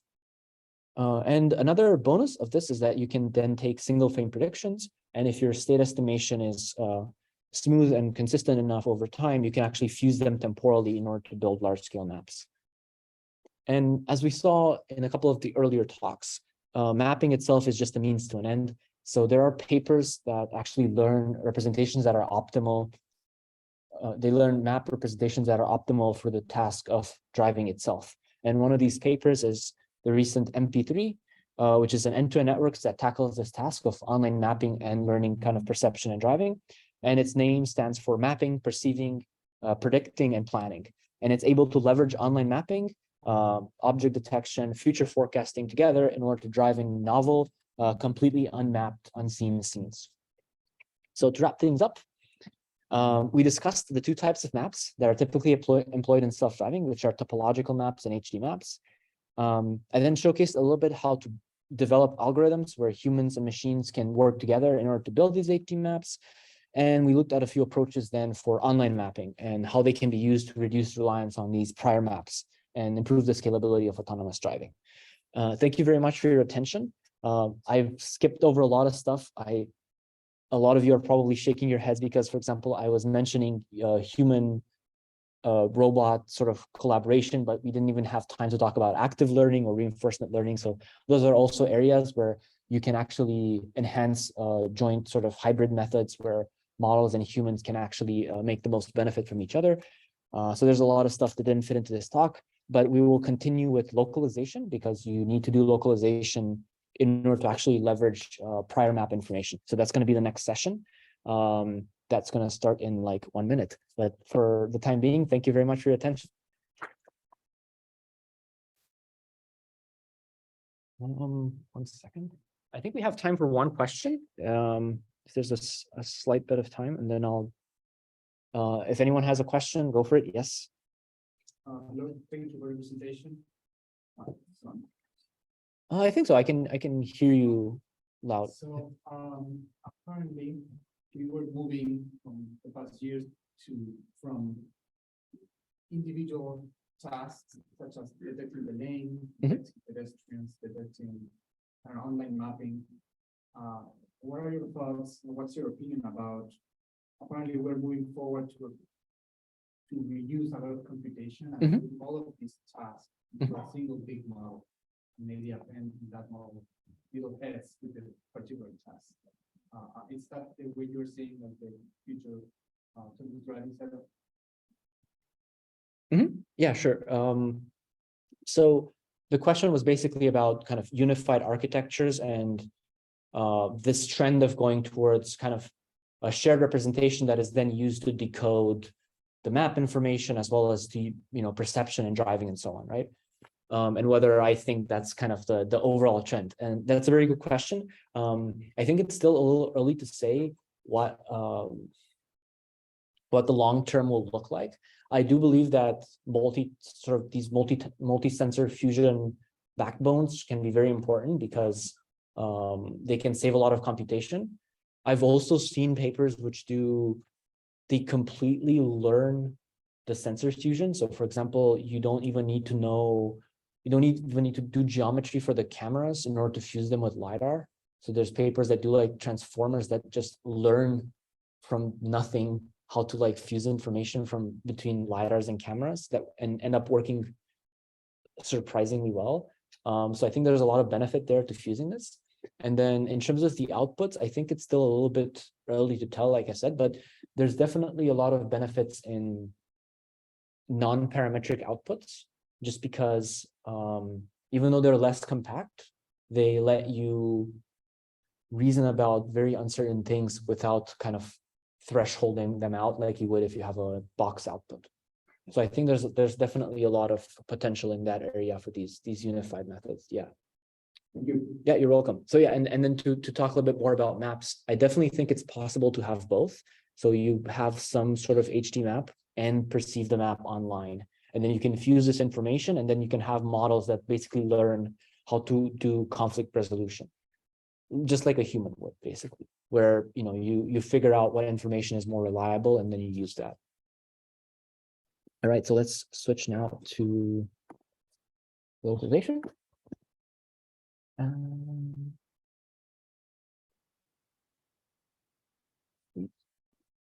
Cool. All right. So let's have a look at how to localize within maps, okay?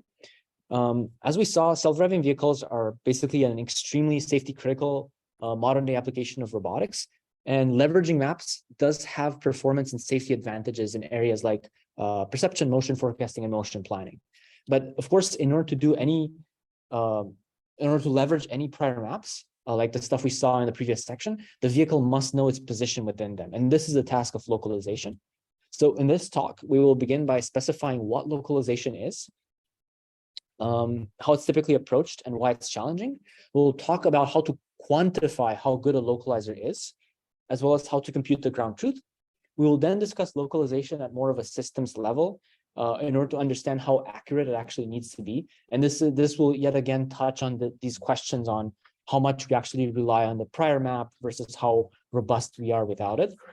And after this, we'll also talk about the methods for localizing and cover two major subtypes of localization. We'll do online localization first, which is essentially keeping track of your pose over time, starting from a known estimate. And then we will discuss global localization. So global localization basically means estimating your sensor pose without any prior information where you are located in the environment, or with very, very weak prior assumptions.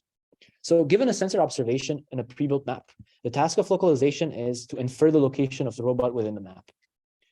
And we focus explicitly in this talk on map-based localization, that is localization within a prior map, since this is what is basically necessary in order to leverage the maps we saw in the previous section.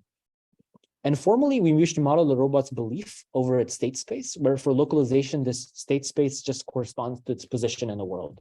Although if you have robots with arms and other actuators, this becomes more complicated, but that's not the point here. So this is conditioned typically on some sort of observations, which are GPS reading, LiDAR, whatever, and conditioned, of course, on the prior built map, or M. So what kind of sensors can we actually use to localize? Well, the Global Navigation Satellite System, or GNSS, is a common source of input, which is very, very commonly used for initial pose estimates, at the very least for global localization.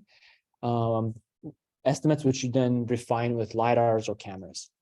And of course, you can also use inertial measurement units, or IMUs, and wheel encoders as sort of complementary cues to these sensors, because they provide information that very well completes the degrees of freedom that might not be easy to observe otherwise. In terms of maps, there's a ton of maps and prior representations that you can use to localize against. And we go through a few examples, although there are tons of categories. So we saw in the previous section how these semantic HD maps can be built and annotated with information like lane boundaries, lane types, signs, etc. And these kinds of maps can also be used directly for localization. And even more lightweight topological data like raw OpenStreetMap data can also be used to localize within it, although this is a little bit less reliable. You can also use 3D geometric models to localize against, so they can be represented as dense or sparse point clouds, circles, or any other kinds of 3D primitives. And of course, the recent rise of implicit neural representations for rendering has also made them a prime candidate that people have been investigating for localization applications. So for example, it is possible to reference a novel camera image into an existing neural radiance field, or NERF. And last but not least, you can also use simple occupancy maps, which are typically represented as some sort of top-down view of the world. And these maps can also contain additional attributes like the intensity or the color or the semantics of the things in the world. And they have the advantage that they can encode very rich information about the structure of the world, while also being a bit easier to store than things like 3D models and so on. And of course, there's many other representations that are not mentioned here, like databases of georeferenced observations and so on. The main characteristics we would like from a self-localization system that runs at scale are low costs, because we naturally want to map and localize in very large areas. You want the ability to localize in real time. You want to have high accuracy, preferably centimeter level accuracy, and you want to be robust. So you want to be able to handle and recover from failures. But in order to achieve these goals, there are still challenges like occlusion and geometrically degenerate areas that are challenging for localizers. In this particular case, geometrically degenerate means there are many possible solutions for aligning a new observation to an environment. So, maybe you have a very repetitive or very non-descriptive environment. Sensor noise is also another issue that affects, both cameras as well as LiDARs and GPS. And environmental changes like construction can also mean that localizers must be able to adapt to cases where maps themselves become outdated. So now that we know these properties that we want in our localization system, how do we actually know that we've achieved them? And this is the motivation behind discussing, metrics and ground truth, because without them, we can't really tell when we've achieved something that we aim to achieve. So it's important to, just like it's important to develop models and metrics for image classification and object detection, and it's impossible to do so without well understood metrics and benchmarks, the same applies for localization. So we wouldn't be here with the progress that we've seen in computer vision more broadly without large scale benchmarks and well thought out metrics. So all of autonomy happens downstream for localization. So any issues with localization can lead to problems in downstream modules like detection and motion forecasting and motion planning. So in order to ensure that localization acts as a solid foundation, we really, really need to figure out the right metrics to guide its development. We will cover several of these metrics in the coming slides. And later, we will also look at a possible methodology for actually quantifying the impact of localization errors on downstream tasks. So the simplest method to compute localization errors, which is also very rich as a building block, is absolute trajectory error, or ATE. The idea here is that given n poses estimated by your brand new localizer and n ground truth poses, in the case of ATE, you simply compute pairwise errors at every time and aggregate this information as a mean over the entire sequence. So for example, in the illustration here, you have your ground truth trajectory in black, you have some brand new localizer with the blue trajectory, and then you can basically just draw a red line between the estimated and the ground truth position at every one of the n time steps. And this is the absolute error at that time. And then you can, of course, decompose these residuals before you average them. So you can only compute rotational errors or translational errors or whatever, which can actually be very beneficial. So for example, if your car is driving in a city and you have these translational errors, you can maybe decompose your translational error into vehicle relative X, Y, and Z, and then focus your analysis on X and Y because they are more important for safety than Z alone, because we know that Z, which in this case we're assuming is up or height, will not change meaningfully with respect to the road. So if we're roughly correct about the Z, as long as we're not completely off, it matters less than, for example, the lateral error. Another brief thing that I wanted to bring up is the fact that ATE does assume that your candidate trajectory and your ground truth trajectory are in the same reference frame. And this is usually the case if you're localizing within a known map, because your ground truth will be with respect to the map and your localization poses will be with respect to the same map. But if you're doing a different or a slightly different kind of task, it might not be the same. For example, for systems which build the map in real time, like simultaneous localization and mapping or SLAM or visual odometry and so on. So in these cases, it's very important to remember that you first need to come up with some sort of common reference frame, typically by aligning the ground truth and the candidate trajectory in order to meaningfully compute these metrics, because this metric doesn't really mean anything if the reference frames are completely off. Anyway, back to our task. So now that we have a time series of these absolute trajectory errors, what can we actually do with it? Well, one starting point was kind of the baseline way of interpreting and working with this metric, which is computing the mean, the average. So you can express all of these errors in the vehicle frame and then compute your mean error across, like you can compute the mean error along the road, you can compute the mean lateral error, you can compute the mean yaw error, whatever. But the mean errors on their own don't tell you the full story about the robustness of the system. So another approach is to actually look at where each error exceeds a certain threshold, for example. And this way, you can actually catch all the instances where localization is bad enough to potentially affect a downstream task. So for example, to potentially affect motion planning in a self-driving car or the user experience in an augmented reality app. And in terms of what this threshold should be, we'll actually talk a little bit about this. It's very much an open problem. I have some slides about this later on. But for now, we can look at a quick case study where we plot some sign localization error over time. So in this graph, we can identify two of these weird peaks. And these actually indicate places where your localizer has some sort of error spike. And these are very likely areas where we should be focusing our investigation and our improvements. And fixing these errors might actually not really lower our mean error that much, but it will definitely improve the overall performance of the system. Okay, so just to recap, we saw that absolute trajectory error, or ATE, is a very versatile building block for more interesting metrics. But at the same time, we also made a few assumptions about our setting. So some of these assumptions are that we assumed those, that there's n poses that are candidate poses and there are n ground truth poses. So we assume that we have the same number of poses and they are synchronized. But if this is not true, it might be necessary to, for example, interpolate the ground truth or formulate some other representation for your trajectories rather than sets of points.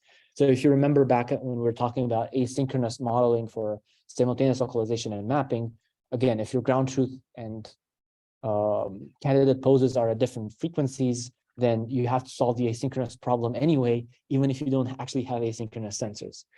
We also focused on localization metrics where we don't expect compounding drift. So for simultaneous localization and mapping or visual odometry, like I said, this does not hold. So then you need to look at other metrics like relative pose errors and that family of stuff to actually quantify the performance of those algorithms. Okay, so localization ground truth is the next step, right? Because all the metrics we saw right now, they require some sort of reference ground truth trajectory. But the question is, where do these trajectories come from? Because a ground truth, high quality, centimeter accurate, or whatever trajectory is not really something that a human can annotate. And typically we compute these trajectories offline in batch, possibly jointly with the map reconstruction itself. So there's multiple families of how to kind of come up with these ground truth trajectories ahead of time. But broadly speaking, there are a few major sort of areas. So the most obvious way is to use some sort of controlled environment, either motion capture systems or even just a simulator. And then you have extremely accurate, if not perfect, poses for a robot and then the associated observations. However, this can be very expensive and not very scalable for the motion capture system, or it can have limited realism in the case of simulation. Another option is to post-process your GPS and IMU trajectories in batch, not necessarily using any of the other sensors. So just optimizing these trajectories jointly. And this can easily be set up out of the box for many inertial navigation systems that you can kind of get off the shelf. But of course, this will still not be very accurate everywhere, and it will definitely not work when GPS is unavailable. And the kind of ultimate solution in this case is jointly estimating the trajectories and the map using large-scale simultaneous localization and mapping, or SLAM. And this has the potential of producing the best performance, but can be difficult to implement and scale from a practical standpoint. But once you put in the actual energy to do so, the benefits are huge.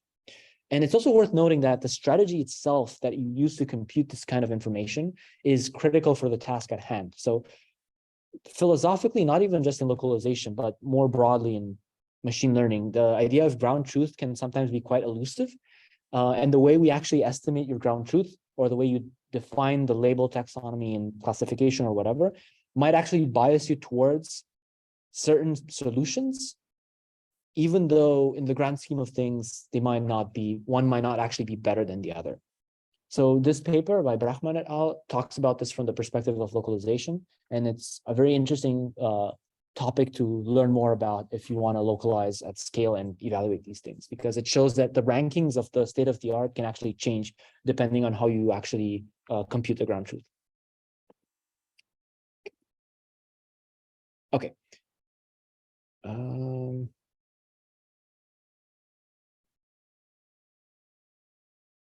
Okay. So we looked at how to measure how good the localization system is. We looked at the ground truth, but there's still one gap in our knowledge, which is how good do we actually need to be, or how low do these metrics need to get before localization is solved? And an interesting thing to point out is that a lot of the metrics we saw so far, like absolute trajectory error and its derivatives, are based primarily in terms of minimizing some sort of ego trajectory estimation error. But in self-driving, we primarily care about safe, comfortable rides to the user, which are actually motion planning metrics. So the question is, how can we actually evaluate the localization quality in terms of these end tasks? So as we saw in the perception and prediction talks earlier today, pretty much all autonomy systems that leverage maps in some capacity, they must at some point in the architecture actually fuse the sensor representation with the prior map information. So one classic example is you might have voxelized LiDAR that is embedded with some LiDAR backbone, and then you rasterize your map or do whatever, and then you have your map backbone. And then maybe you concatenate or add element-wise your resulting feature maps, and then you have your headers that do things like detection and motion forecasting, and maybe you're computing some cost volume for a planner or whatever. And the thing here is that if your localization is off, then these embedding branches will work fine on their own, but the aggregation itself will be off. But the question is, okay, so if it's a little bit off, if it's very far off, how will this actually impact system performance? So specifically, the question we want to ask is, how do localization errors, or you can extend this to just mapping errors more broadly, how do they actually map into autonomy errors? So how big does the localization error need to get before something like motion planning actually has an issue? So we analyzed this a couple of years back in a paper that was, it's kind of early stage in this area. And it's by no means a definite analysis, but it can give us a sense of how sensitive these autonomy systems are to things like localization errors. And these kinds of analysis can also serve as a foundation for more detailed analysis later on. So the idea here is that you took a very large test set and a joint perception and prediction model that was trained, in this case, with perfect map alignment. And the idea here is that you can then perturb the pose of the vehicle in the snippets and analyze various system metrics as a function of how much you actually perturb the pose.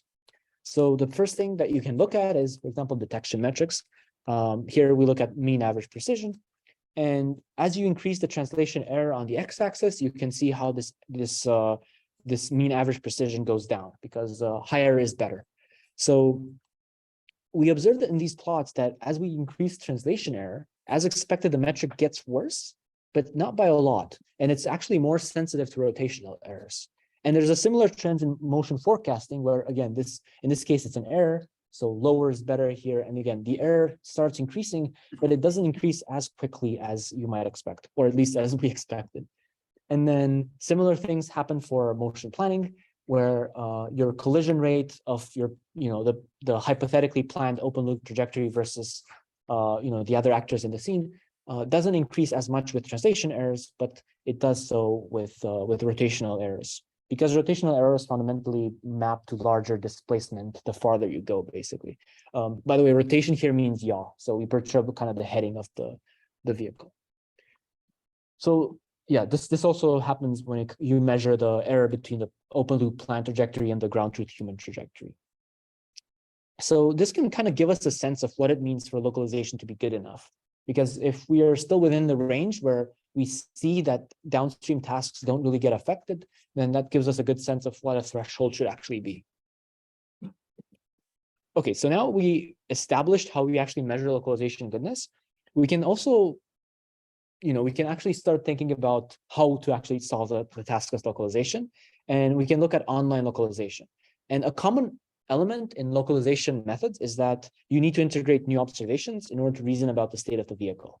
And observations can take a very wide range, from things like direct sensor readings, like direct coordinates that you get from your GPS software, all the way to some predictions made by a neural network interpreting the scenes. So we can look at several high-level families of localizers grouped by the type of observation that they use. So some of these categories use, for instance, geometric alignment. They might use some sort of semantic matching. They might use some sort of LiDAR reflectance matching or, camera to LiDAR matching for scalable localization. So the first category we'll look at is semantic matching, which essentially leverages these compact semantic layers that we saw in HD maps, like lane lines and signs and so on, which can be stored very compactly. And the idea here is that at runtime, the car can recognize some of these elements, like you do some sort of online mapping, and then you match them against the information that you have in the prior map in order to localize. And while this can work with very compact representations, because these cues are fundamentally very sparse, these kinds of approaches are not really always able to achieve, centimeter level accuracy, and might drift even further if there's no semantic cues at all in an area. On the other hand, geometric alignment methods rely on aligning LiDAR point clouds to pre-build 3D HD maps. And these methods can be very accurate, and they typically rely on well-established and conceptually simple methods that can be very robust to outliers, like the iterative closest point algorithm, or ICP. And the downside of these methods is that they can still have difficulties in geometrically degenerate environments, like tunnels and bridges, because there you basically keep seeing the same geometric pattern over and over, so you cannot fit your observation uniquely. And furthermore, they also typically require good initialization for convergence, although with global registration methods becoming more and more mature, this is no longer a very hard limit. And finally, storing and building these 3D geometric maps can be very challenging and expensive in and of itself. We can also cast localization as an incremental neural rendering task, and then fit a new camera reading to a pre-trained neural radiance field of our scene. And this kind of localization in practice can be done by essentially freezing your actual reconstruction weights and just running the optimization process a little bit by only updating the pose of your current camera image. And the benefits of this is that you can now share representations, for example, between simulation and localization. You can still get photometrically accurate results, and you can just do this sort of localization purely using cameras, for example. But of course, there's still some downside, which is that these kinds of optimizations are still typically computationally demanding, and sometimes they might be less robust than some more traditional image matching. LiDAR reflectance matching is yet another family of methods for building a map with LiDAR intensity imagery and then matching online observations using some sort of 2D cross-correlation or template matching. And they can be more robust than pure geometric 3D methods especially in mostly featureless environments, as long as there's some intensity patterns. And they can also be implemented in a very efficient manner while producing highly accurate results. But just like the geometric methods, they still have some limitations, like requiring pretty good initialization, and the map storage costs are also pretty high because they amount to essentially storing a lot of pretty high resolution images, which can add up pretty quickly. And the methods also typically require very precise ladder intensity calibration, which can limit their scalability due to the difficult nature of kind of per beam intensity calibration of LiDAR. Although this can be overcome with some recent work that kind of learns these agnostic representations. So now that we saw kind of a fraction of the world of online localization, we can also look at a few high-level methods for how to potentially approach global localization. And global localization essentially involves estimating the vehicle pose without any prior knowledge of where you are. So for example, they can be used even when online localization methods might fail and the vehicle needs to kind of reinitialize its state. The challenges with global localization are a lot of the similar challenges that you also saw with online localization. So, you know, the same place can look very different depending on the time of day or whatever, the season. So you need to factor these things into your method. So let's look at several categories for how to actually approach global localization. One of the most common approaches is using something like GPS or its higher fidelity custom RTK. And as we saw in the hardware section, real-time kinematic approaches, by leveraging differential GNSS and carrier phase measurements to estimate the pose of the car, they can get really, really high accuracy readings without any prior knowledge of the environment, provided that you have available base stations for these corrections. Of course, the downsides, like I said, is that you still need the satellites to be visible in order to do anything. And you know, if you want to have the centimeter level accuracy of an RTK system, you typically rely on these base stations to be available, and your receiver is also typically needs to be higher end. Another category of methods for global localization is these so-called pose regression methods that essentially learn neural network mappings that take some sort of sensory encoding as input and directly predict a pose for the robot, with the classic method in this area being PoseNet. And these methods are very fast, but there's some evidence showing that they still don't have the ability to scale to very large environments yet. And on the other hand, retrieval-based methods can be slightly slower, but that they do have the potential to scale to much larger environments, even though they might require a lot of memory to do so. Hybrid methods essentially rely also on local features. So essentially, instead of describing the whole scene as a single vector and then using this to do some sort of retrieval like we do in the retrieval-based methods, here you extract local descriptors, which can be off-the-shelf SIFT style things or learned descriptors, and then you do some sort of local matching to localize. And more recently, it's also common to learn the pooling of deep local features into global descriptors in order to obtain a coarse pose that is then essentially refined with the local matches. So you learn some local features, you learn how to pool them, you get a global descriptor, you retrieve your candidates with this global descriptor very efficiently. And then once you have these candidates, then you rely on the more expensive local feature matching to actually refine everything. And a downside of these local features is that storage requirements now become higher than just pure global matching, because you actually need to store descriptors and the actual images in the database. But there's a lot of work going into actually compressing the descriptors in the map or pruning the maps and so on. So things are getting a bit better. So to recap, in this session, we learned about what localization is, how we measure it, and how to compute the ground truth. And we also looked at how to analyze the impact of localization performance on the system as a whole. We also went through several approaches for both online and global localization, albeit only from the perspective of observation modeling. So there's entire textbooks on how to do the actual inference and state estimation, but there's just no time for that. So there are many areas of active research in localization, like improving the robustness, using multiple sensors, for example, using radar or LiDAR, localizing with one modality into another. So maybe use LiDAR to build a map and then a single monocular camera to match against your map.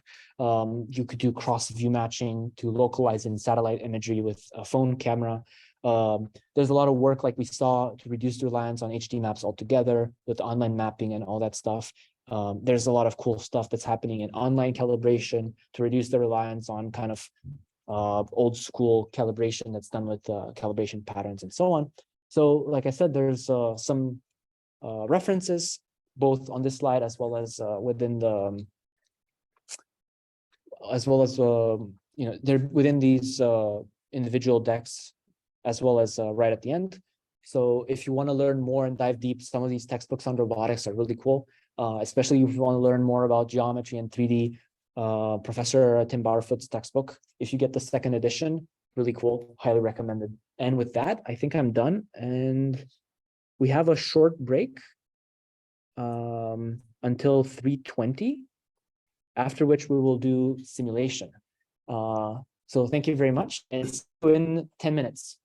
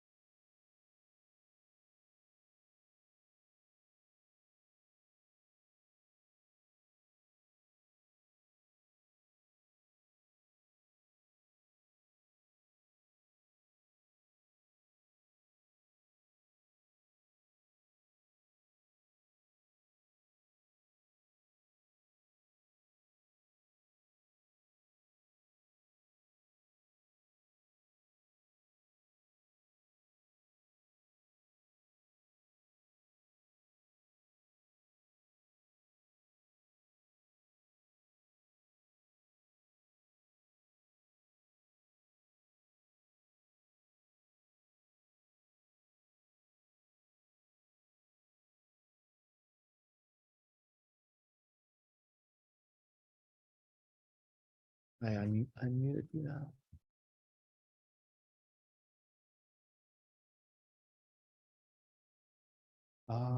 Yeah, whenever you're ready. Maybe one more minute. And then...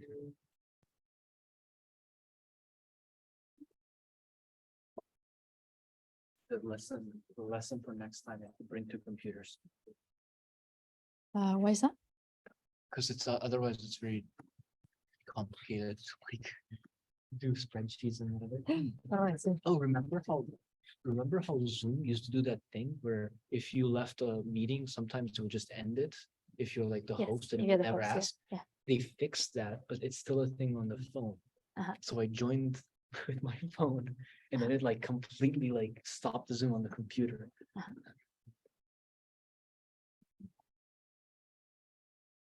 Right, so we're gonna maybe wait 1 or 2 more minutes, okay, and then we're gonna get started. And we had some miscommunication in terms of the order of the talks, so hopefully this is the right one. So maybe 1 more minute. And this is my 4th talk of the day, so let's see how that goes.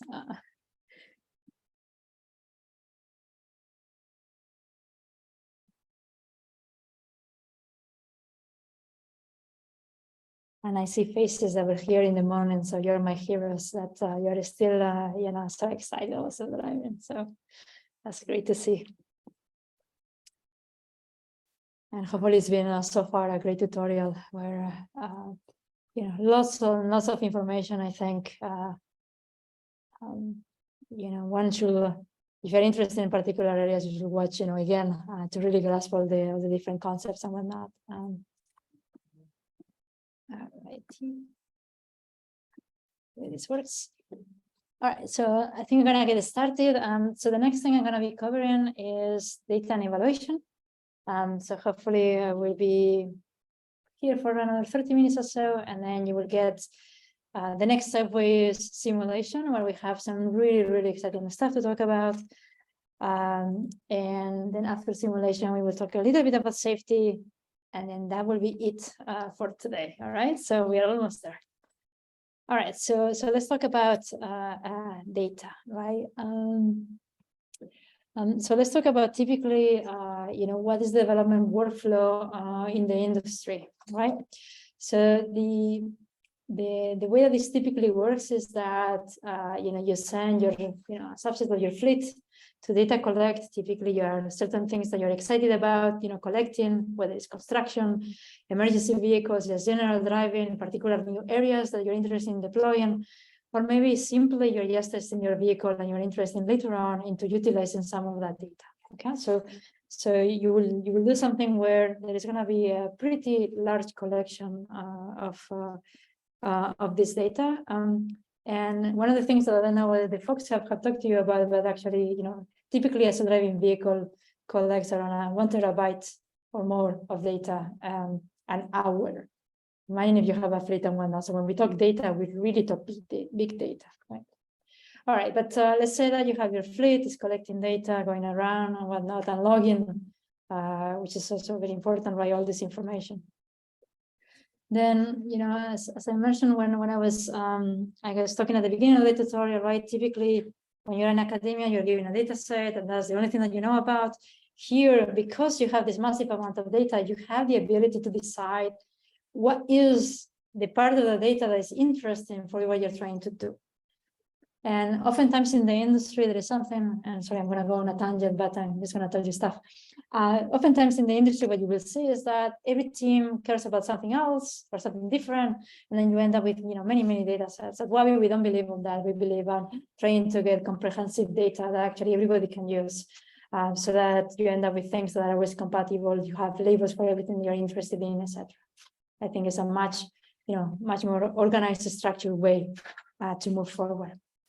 All right, so, but, since you have this very large collection, right, the thing that you need to do is decide, well, what I'm interested in within this large collection of data. And that's actually not a trivial thing when you have, many hours, right, many, potentially millions of miles of collected data.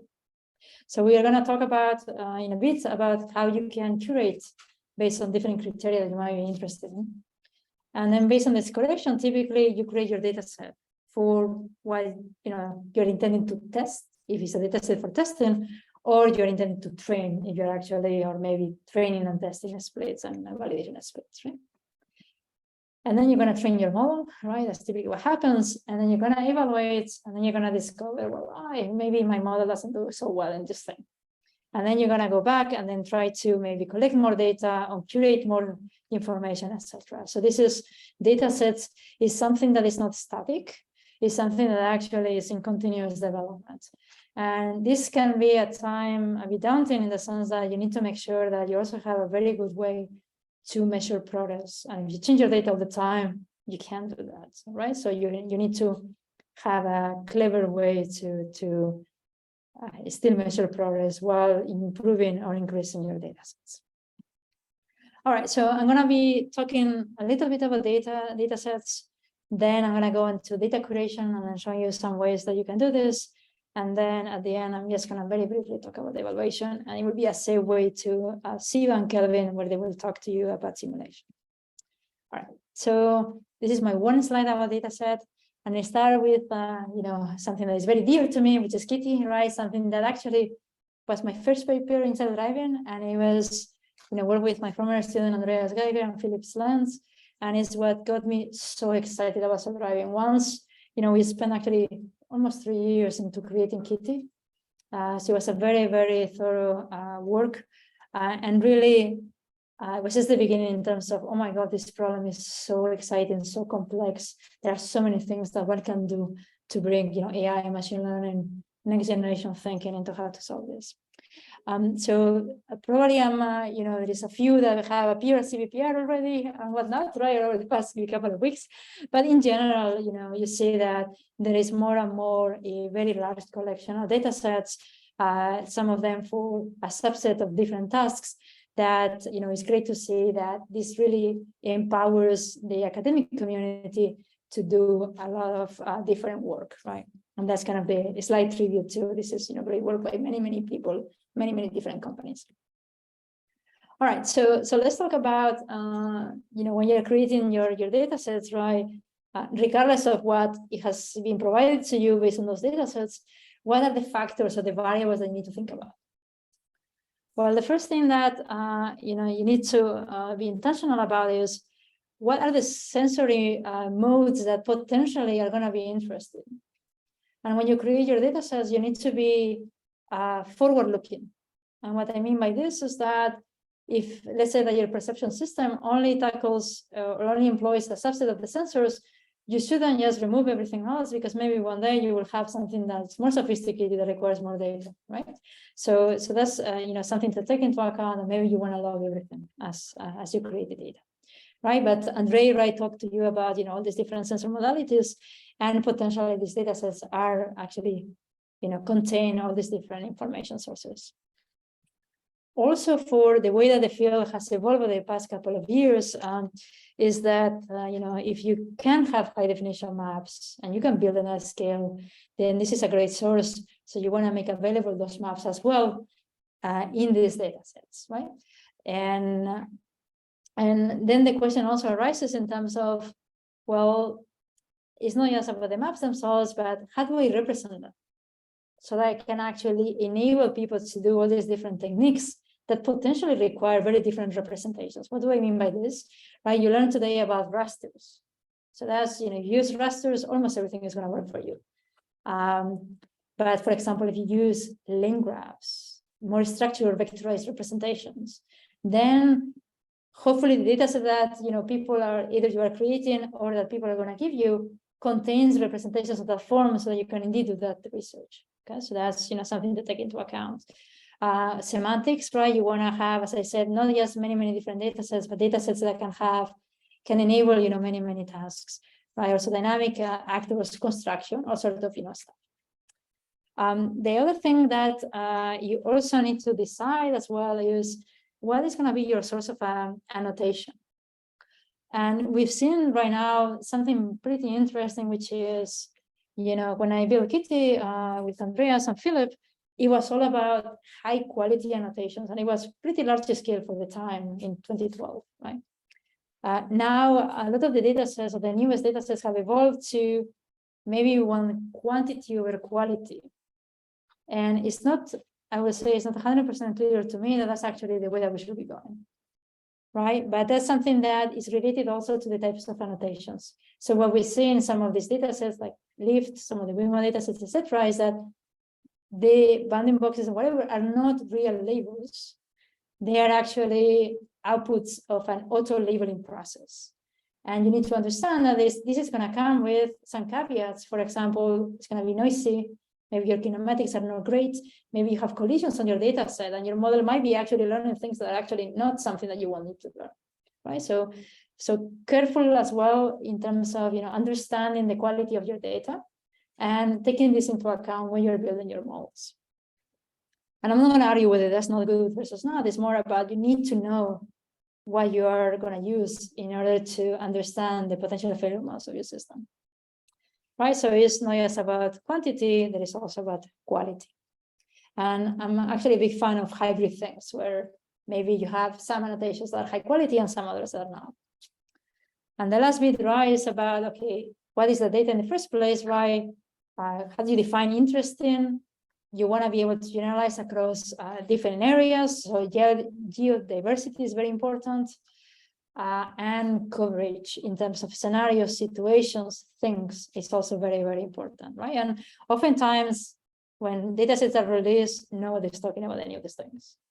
Sometimes you will see over and over driving on the same area. Well, that's not going to test geographic diversity and generalization, right?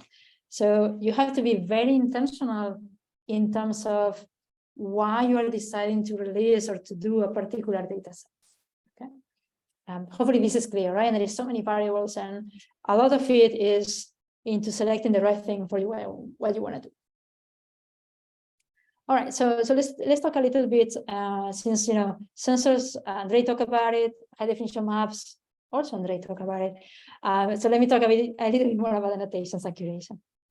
All right, so annotation types, right? And there is many things that one can do, right? You can, typically we are excited about semantics these days, maybe with some of these foundational models, less semantics, but still they're very, very useful, right? You can have, things on labels on image space, three-dimensional space, bounding boxes, occupancy stuff.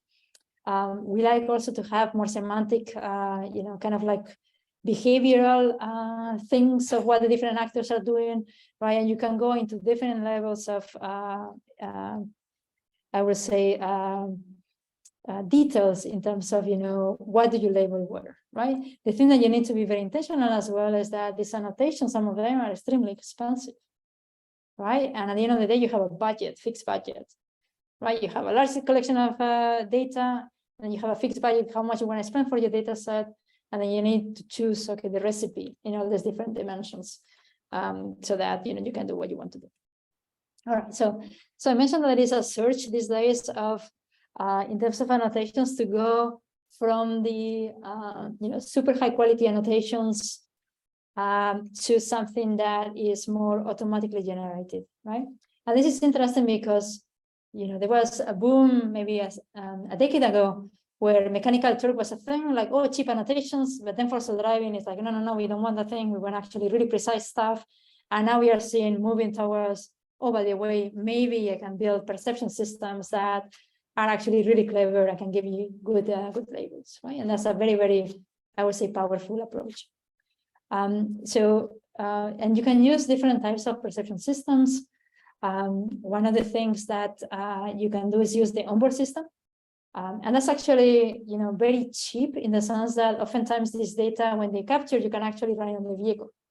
So you don't even need to process anything. It's already, the information is there, right? And don't forget that you're running this at the scale, and this, terabytes and terabytes of data. So actually your bill is going to be high, very, very high, right? So this is actually a thing.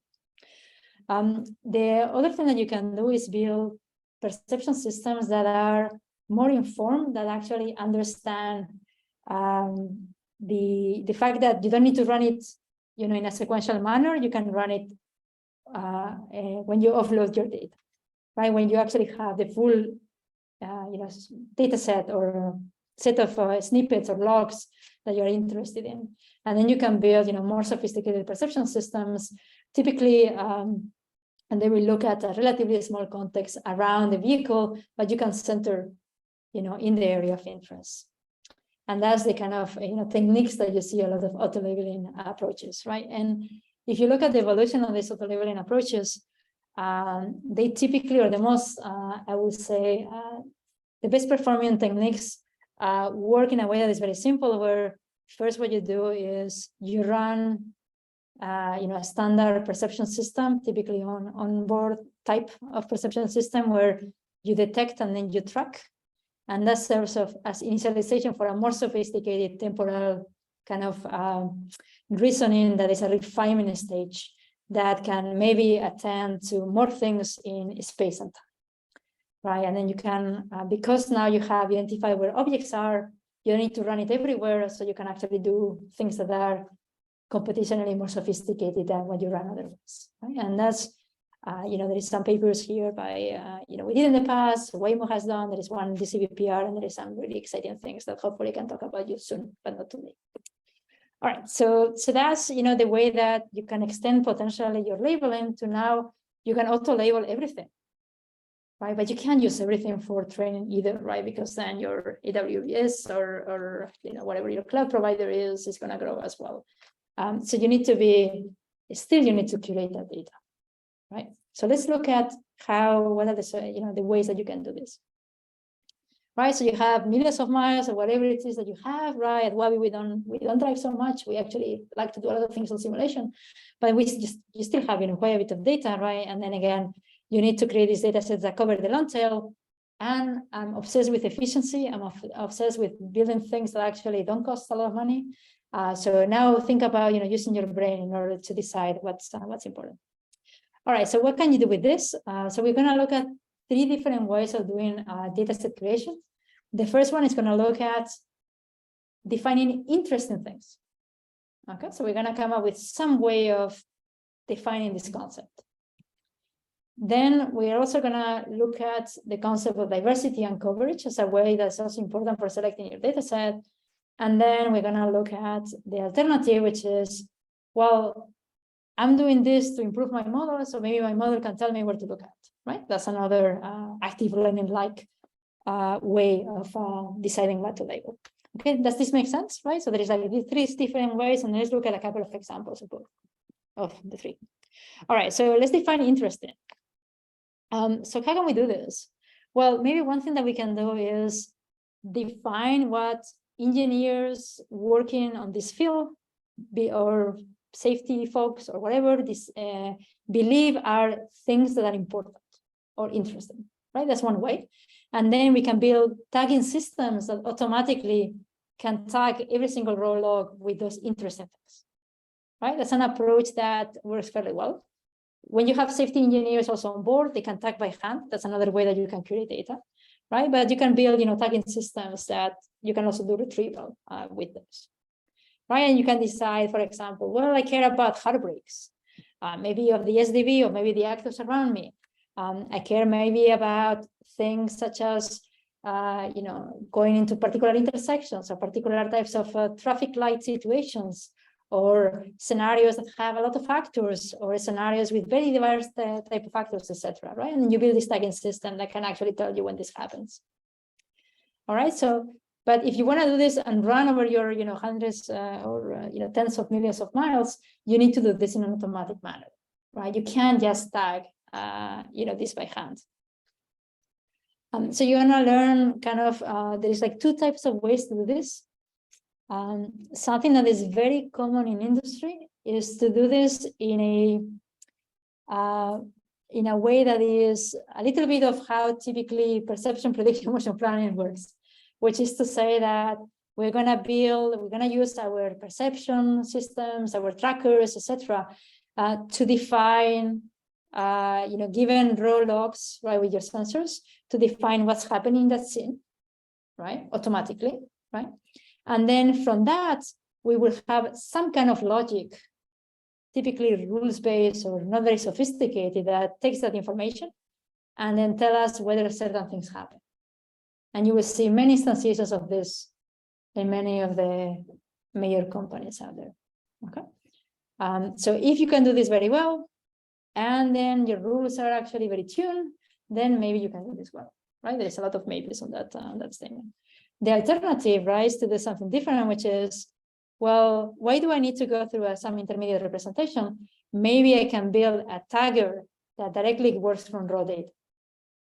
And this in the past was thought to be, or maybe this is a much worse approach, but these days with LLMs, maybe, right, this is actually something that you can do really, really well, right? Does that make sense? Right, so you can maybe use your favorite LLM here. All right, so for rules-based systems, right, let's look at what we have. So we have more than just the output of a perception system, right? We can use the high definition map, right? Because maybe some of those concepts of interest in might be map topologies that are, different. And also we have everything recorded for the self-driving vehicle, right? Typically we log everything on the logs, right? So you can use that information to define also interesting things. And let me just give you a few examples, right? So you can look at measures of map complexity, right? For example, how many motion paths you have, how many lanes are they? Is there a lot of diversity in terms of how they are, in this particular area? Do you have crosswalks versus not? Do you have lane crossings? Do you have a railroad or something that is, on this map and might make it actually really complicated for the system to handle? Do you have traffic lights? Do you have, San Francisco, right? Map height, meaning changes of slope, etc. Lombard Street, for those of you that have been in San Francisco, might be very complex, right, as well. Right, so you can kind of define all these things that are, make sense. And here you see some examples of low complexity, high complexity, right? Or low interestingness, higher interestingness. With respect to the actors, you can do similar things, right? You can think of, do you have a lot of dynamic actors in the scene? Is there a lot of different classes, so that is a very rich scene also in terms of diversity? Is the diversity also spatial? Maybe it's something that you're interested in to understand whether your system can actually handle all the different things. What about velocities? Is everybody doing the same thing and it's boring, or do we see like really different behaviors within the same scenario? And also, what are the paths that the different actors are actually going on? Right, and these are just examples, right? You can go and say, what about the self-driving vehicle, right? You can think of what is the path of the self-driving vehicle, right? Is that something that did something weird? So maybe I want to actually use that as an example for training later on. Is the self-driving vehicle having velocity diversity, meaning it has acceleration, right? Or deceleration, right? Hard brakes. What about the routes, right? Is it doing a lot of changing lanes, etc.? Is it interacting with traffic lights or with other actors in very interesting ways, right? Maybe safety critical situations, etc. Right? So you can define all these different kind of tags. Right? Does that make sense? Right? And then you can use this standard system. And that's, I will say, and I see some of the industry players here, I'm sure that you guys have a version of that, maybe at Zoox, a version of that, in your software stack. The alternative, as I said, is that you can learn. So a few years ago, we built something that is funny because it has a structure that is very amenable to transformers, for example, but this was before transformers were popular. So you can do this thing with transformers or your favorite model, right? Where basically you can learn representations that are space-time, that are queryable. And then you can learn representations for the attributes that you're interested in querying about. And you kind of dot product them to see, is this happening here? Right, so it's very, very similar to how transformers work today, right? And you can do the same thing to basically say, well, if I look at my space-time volume, these are all the different areas where some of these things are happening. And you can utilize this to automatically decide in terms of where you want to potentially focus your labeling efforts, okay? And now we don't need to run all these different systems and then some heuristics on top. You can directly do it with your favorite, as I said, model. All right, and at the time it's very interesting because you can also do question answering and things like this, right? Again, something that you can do with modern versions of this today, where you can ask questions about how many vehicles are in the scene, so you can count, right? You can ask about other pedestrians. Can you identify whether they're crossing a crosswalk? Because maybe that's something that might my vehicle cannot handle very well, so I'm interested in labeling more of that stuff. Or, you know, what is the maximum speed, or are you going over the limit or whatever. Cool. So okay, cool. The other thing that you can do is, so you can use this as a retrieval system, right? Or you can also optimize. That's when it gets actually pretty interesting. This is some of the things that we have done in the past, where you can optimize over so that you can select the data set given a particular budget that maximizes your utility, right? So you can build such an optimization and select based on this criteria. All right, so diversity, right? Coverage is something that it's a different way to generate this, right? So hopefully the interesting was very clear, right? It's very natural, right? Now let's talk about, well, it's not just about interesting things. You want to make sure that you cover everything that potentially you're going to see. Even if maybe it's less interesting, but at least I should have one example or something that is reflective of that type of scenario, right? So the idea is that, it's going to be a high dimensional space. Obviously, this is in 2D here. Right, and you have labeled some of the scenarios. This is in yellow, right? And then what we're gonna do is look at, selecting points that actually will be diverse with respect to anything else that we have labeled so far, right? And this is how you, little by little, build the coverage of all the things that you might want. All right, so this is interesting because oftentimes, people obsessed with active learning and trying to improve models in order to decide what to label. But it turns out that in self-driving, this is not necessarily the most effective way. And the reason I'm saying this is that you typically evolve your models. Maybe today you have this model, but maybe tomorrow, it turns out that you use this other fancy backbone or this other fancy way of doing things. And then you have overfitted your labels to that other model. But it's not necessarily the best set in terms of, for that money, for your next model. Right, so this concept of interesting diversity, etc., is something that enables you to go beyond your one model today to think about any set of models that you might have. And also, what is important is when you do this is that it's not just about perception, right, or whatever. It's about, I want a data set that I can do perception, prediction, motion planning, control, and evaluate all these different things. So I have so many criteria already. So maybe it's many models already that I'm interested in. And instead of building these separate data sets that, doesn't enable you to train end-to-end, instead, let's focus on maybe a general data set where I can do these many things. And what these numbers are showing is that, it turns out that you can generalize better across models if you actually use these more general concepts. And so that was interesting and something that was very different from what typically you see on papers. All right, so however, I still need to talk about active learning. I'm not saying that this is not interesting. This is just one way of many that you can actually select what to label, right? And the idea is very simple, is that you can base on your model, what it's spitting out, you can decide what potentially is going to be very useful for you to know the real answer so that you will do better at the task that you're interested in. And there is different criteria, right, that you can utilize.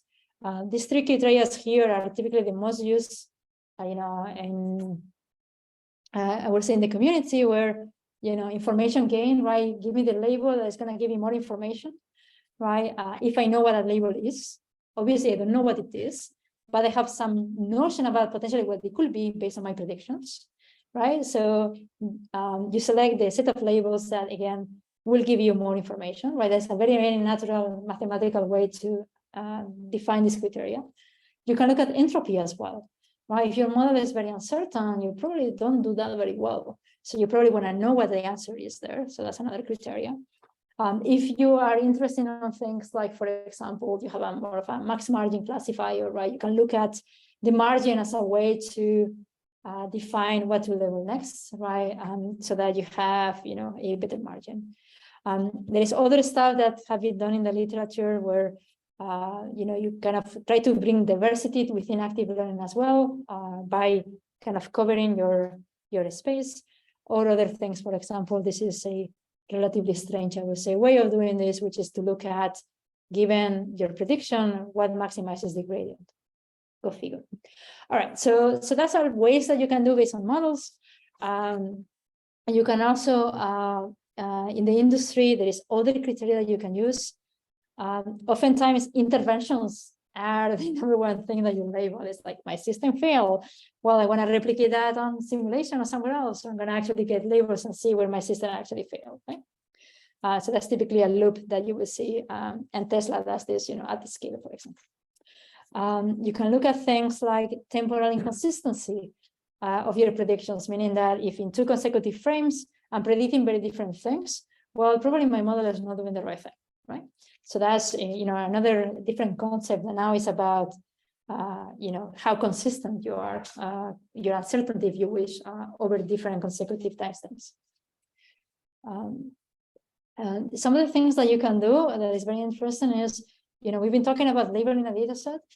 Something that we like we did in the past is to break that down from, well, you don't need to label, because that snippet is interesting, you don't need to label everything. That's very expensive, particularly as you want to have data sets that have all these different sources of annotation, right? You're going to select very few if you need to label with semantic labels of this type, that type, and other what, right? So we look at building active learning algorithms where not only you can select kind of the snippets that you're interested in labeling, but where in space and time, and you can do it in a very, very fun way, right? So for example, given the scenario here, you can decide that this area, well, parked cars is very uninteresting. I can do this already. Maybe, wow, maybe some of these things are more interesting. Maybe these are things that might be interactive with the self-driving vehicle. Maybe I prefer to label this area versus anything else, right? So you can do this in a very fine manner where you can get annotations that are very interesting with a few dollars. Now, what is the difficulty of this? Assuming that you find an annotation provider or yourself that can do this, which is fine, where you can specify a region of interest, that's fine. The problem is that now you have to learn in a weakly supervised manner because you don't have annotations everywhere. So the complexity is put to your thinking and your algorithms versus the labeling and clicking.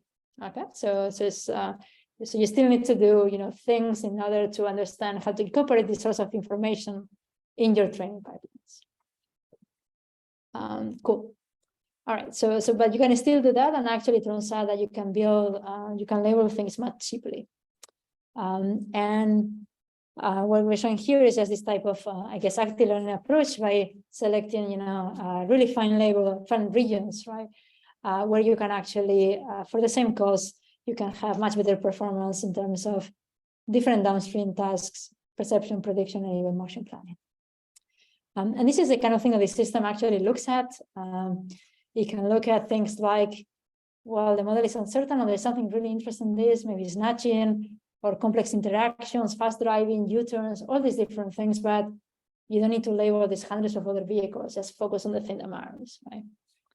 So as I said, a very, very, obviously powerful idea, but comes with a caveat that weakly supervised training is non-trivial, and it's really non-trivial. All right, cool. So that's kind of for dataset curation, the ways that you can do this. And let's talk a little bit about evaluation. And with this, we have a couple more slides, and then we will go to simulation. Okay.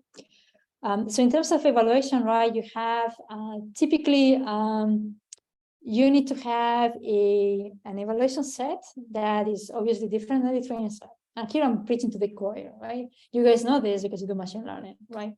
Now, it's interesting that in industry, this is not well understood everywhere.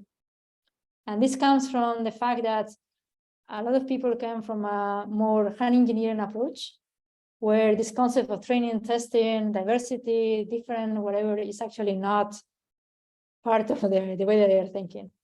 And that was actually, or that they optimized to, yes, one canonical route of this, you overfit all your data and whatnot. So that was surprising to me. Obviously, this is something very, very important, that you need to really understand your generalization capabilities, and you should understand that generalization from day one. Okay, so when you build your data set, make sure that indeed you have a good split that is really very, very different. All right, so that's important, as I said, for all these different metrics. So what's happening here? Cool. And so in terms of supervised learning, right, this is very, very simple, right? You have your data set, you train your model, and you evaluate. right? And a lot of, let's say, perception teams in the industry, etc., work this way, or prediction teams as well. I have my data set, it's for my task, and this is the way that I'm going to do model improvements. And then I will hope that when I do this, it's going to improve my system level metrics. Oftentimes, it's not the case. There's a big disconnect if you do this. So it has, a big, I would say, caveat in terms of maybe you improve that model, but you're not going to improve your system. So who cares about that model if you don't drive it, right? All right. So you can do things like we're starting to see a little bit more in academia, right, of this, which is where we should go downstream, right? Even if you're developing a perception algorithm, you should look at how is this affecting system, for example, at the planner level, etc. But so this is better because now you are closer and closer to your task, right? But still, this is open loop. This is not great in the sense that open loop metrics don't really tell you whether the full system is performing well. And it's mind blowing how certain systems that have fantastic open loop metrics are terrible once you implement them and you put them on the vehicle and then you let that vehicle drive. Right. So when the system is very bad, open loop gives you a signal. When the system is pretty good, there is very little that you typically learn from the system. So that's not great. So what do people do in the industry? Well, let's put it on the vehicle and let's drive. Right. That's a good way. And then I will count interventions, I will count failures, I will count heartbreaks, things that my vehicle might do. Right. And I will have metrics based on these things. Now, this is great in the sense that it's real world, but it's so expensive and it gives you so little signal and it's not repeatable. And it depends on what you saw that day with that particular vehicle, right? So it's actually, and it could be unsafe if your system cannot handle many situations, right? So this is also not great, although we are moving more and more towards the performance of the full system, right? So the best way to really evaluate this is if you have a simulator where you can test the entire system. Right, so that simulator needs to be able to simulate the sensors, the behaviors, everything has to be reactive, has to look like the real world. And that's the kind of thing that I show you at the beginning, right, in terms of what we want and what we are building, right? This is a much, much better, much more scalable way, much safer way to actually build evaluation systems, okay? And now Siva and Kelvin are going to tell you all about simulation, what are the core components of simulation, and how you can build a system towards something that looks like this. All right. And with this, I'm just gonna conclude, but hopefully you get some at least some insights in terms of how you can build data sets, what are the things that you can take into account, all these different ways, and how in general there is no one that actually is much better than the others, that you need to build complex systems that take into account many, many different ways so that you have the best thing for the least amount of money in the safest possible way. All right, thank you.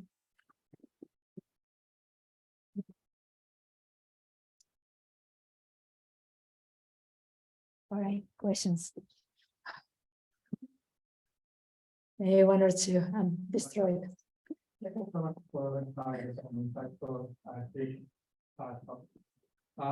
the last part, I guess you assume that like a very performing simulator, but how can you measure the performance of a simulator? Yeah. So one of the things that when you are very based on simulation that you need to do is you need to validate and verify the simulator. And the exciting thing about the type of simulator that we are building, because it's based on digital twins, you can actually measure domain gap of the simulator in many different ways on every piece of the simulator, as well as the effects in autonomy. So with Wabi World, you can actually indeed look at how realistic your simulation is, and you can measure mathematically that realism. And that's something very, very exciting for what we are building. And this is why we're using this as part of our safety case. Now, I haven't talked about simulation, that these guys are going to talk about it. So wait and see, and then hopefully that will answer your question. One more. Okay. So much. I'm curious how you think about balancing, how you weigh interest in this coverage and model improvement for your labeling budget. Oh, fantastic question. I don't think anybody has the magic algorithm to do that. I think is, something that I would say is an open question. And I would say that you can do meta learning on top of all these things, for example, as a way to learn that. But I haven't seen anything like this so far. But it's a great open question. So here I gave you all the axis of variation. I didn't tell you how to actually combine them. Every company does this in a different way. All right, thank you.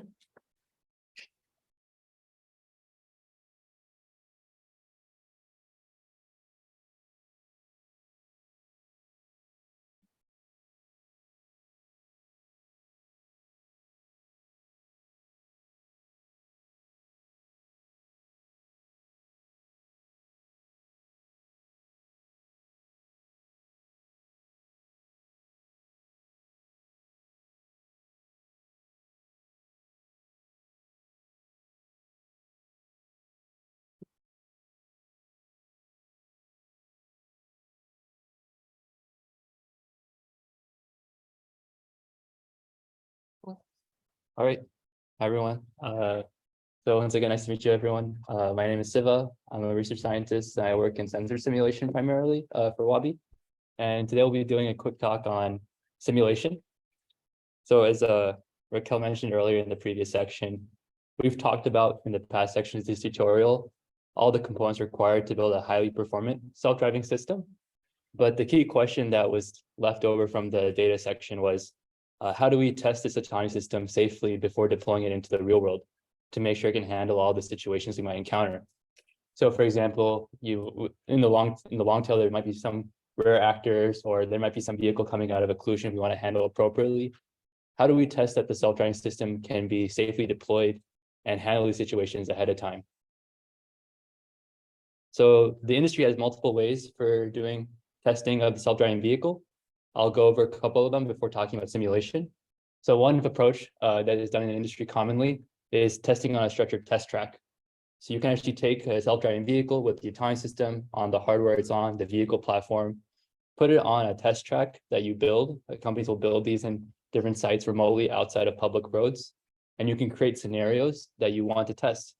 So the benefits of this type of structured testing approach is it's high fidelity. You get the true performance of what's going to happen in the real world on these particular scenarios that you build. The challenge is that because it's a test track, there are real people involved potentially, unless you decide to use dummies, which have a little bit of lack of realism. But if you have actual people and like pedestrians and stuff involved, you cannot have as safety critical scenarios as you would want, and you can't do testing at very high speed maneuvers, for example. And yeah, like I mentioned before, with high fidelity, you also have reactivity, but it's also quite expensive, both manually time consuming and costly to build these type of scenarios on a test track. But definitely a good signal for performance. Oh.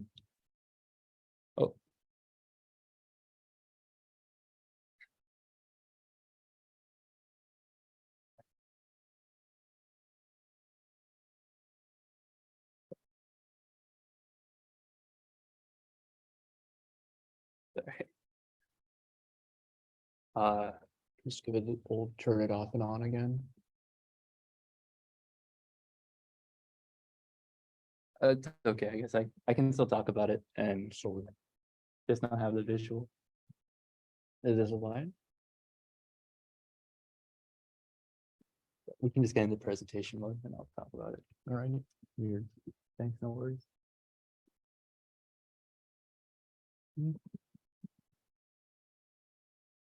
Yeah, that one's just cursed. Oh, no worries. All right, so It's the whole process.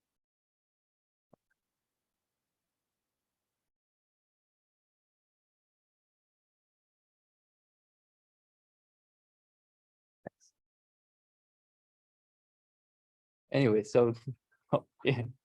Oh shit.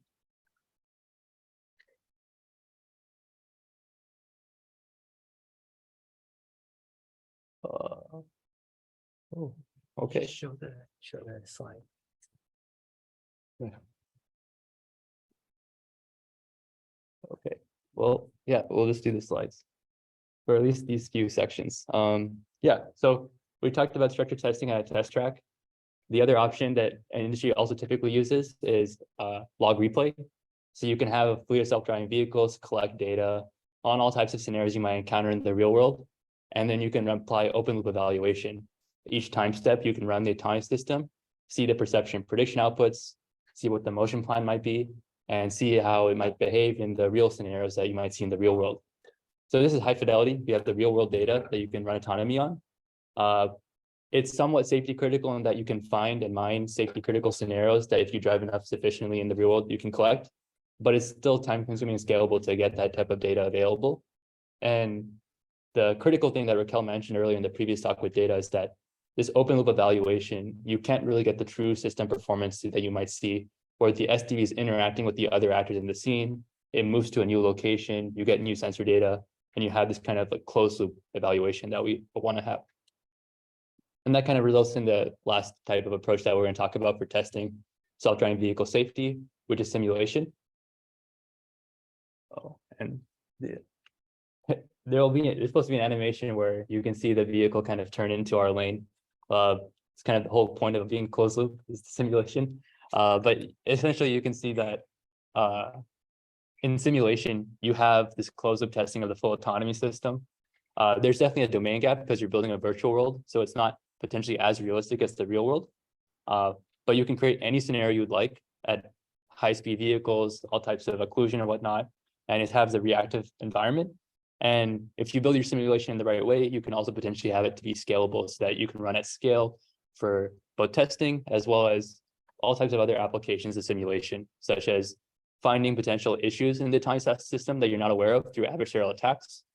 So here you can see like a weird mesh that might cause issues with the detection performance. Also for data generation, creating at scale efficiently ground truths, as well as annotations that you can use for training the models, as well as for using it to learn from experiences such as in closed loop training. We'll see now if it will work. So. No, just good. I can set everything. That's okay. I don't need. You don't need notes. Yeah. It's what about Calvin? Oh, you should.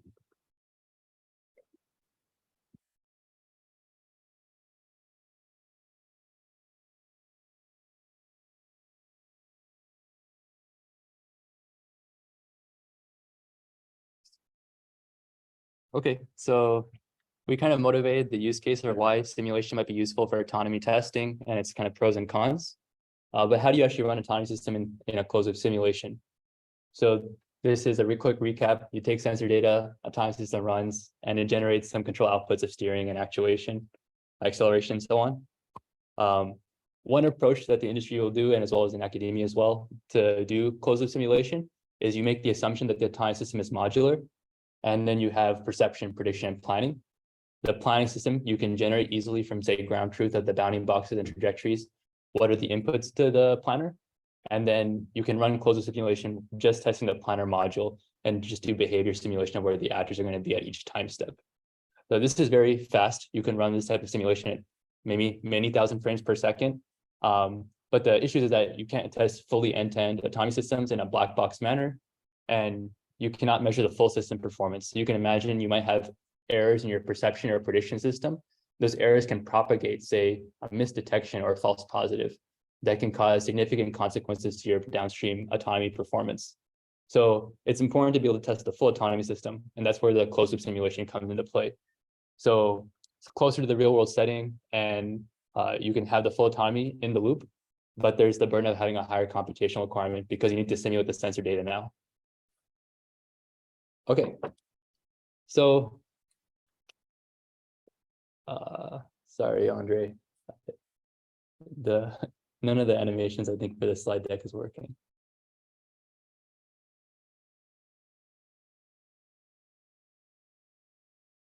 All right, well, we'll continue using the slides for now, unfortunately. Apologies to people on Zoom. I think, yeah, most of the simulation slides have a lot of high memory GIFs or videos that I think are causing some issues for the audio video equipment. But yeah, so anyways, what are the things we need for a closed loop simulation system? You can kind of think of a closed-loop simulation system as a high fidelity complex video game for self-driving systems. And so we kind of broke it down into three parts: virtual creation, virtual dynamics, and vehicle platform modeling. First step you need to do, similar to video games that you might play like Grand Theft Auto, is you need to build the assets for the world.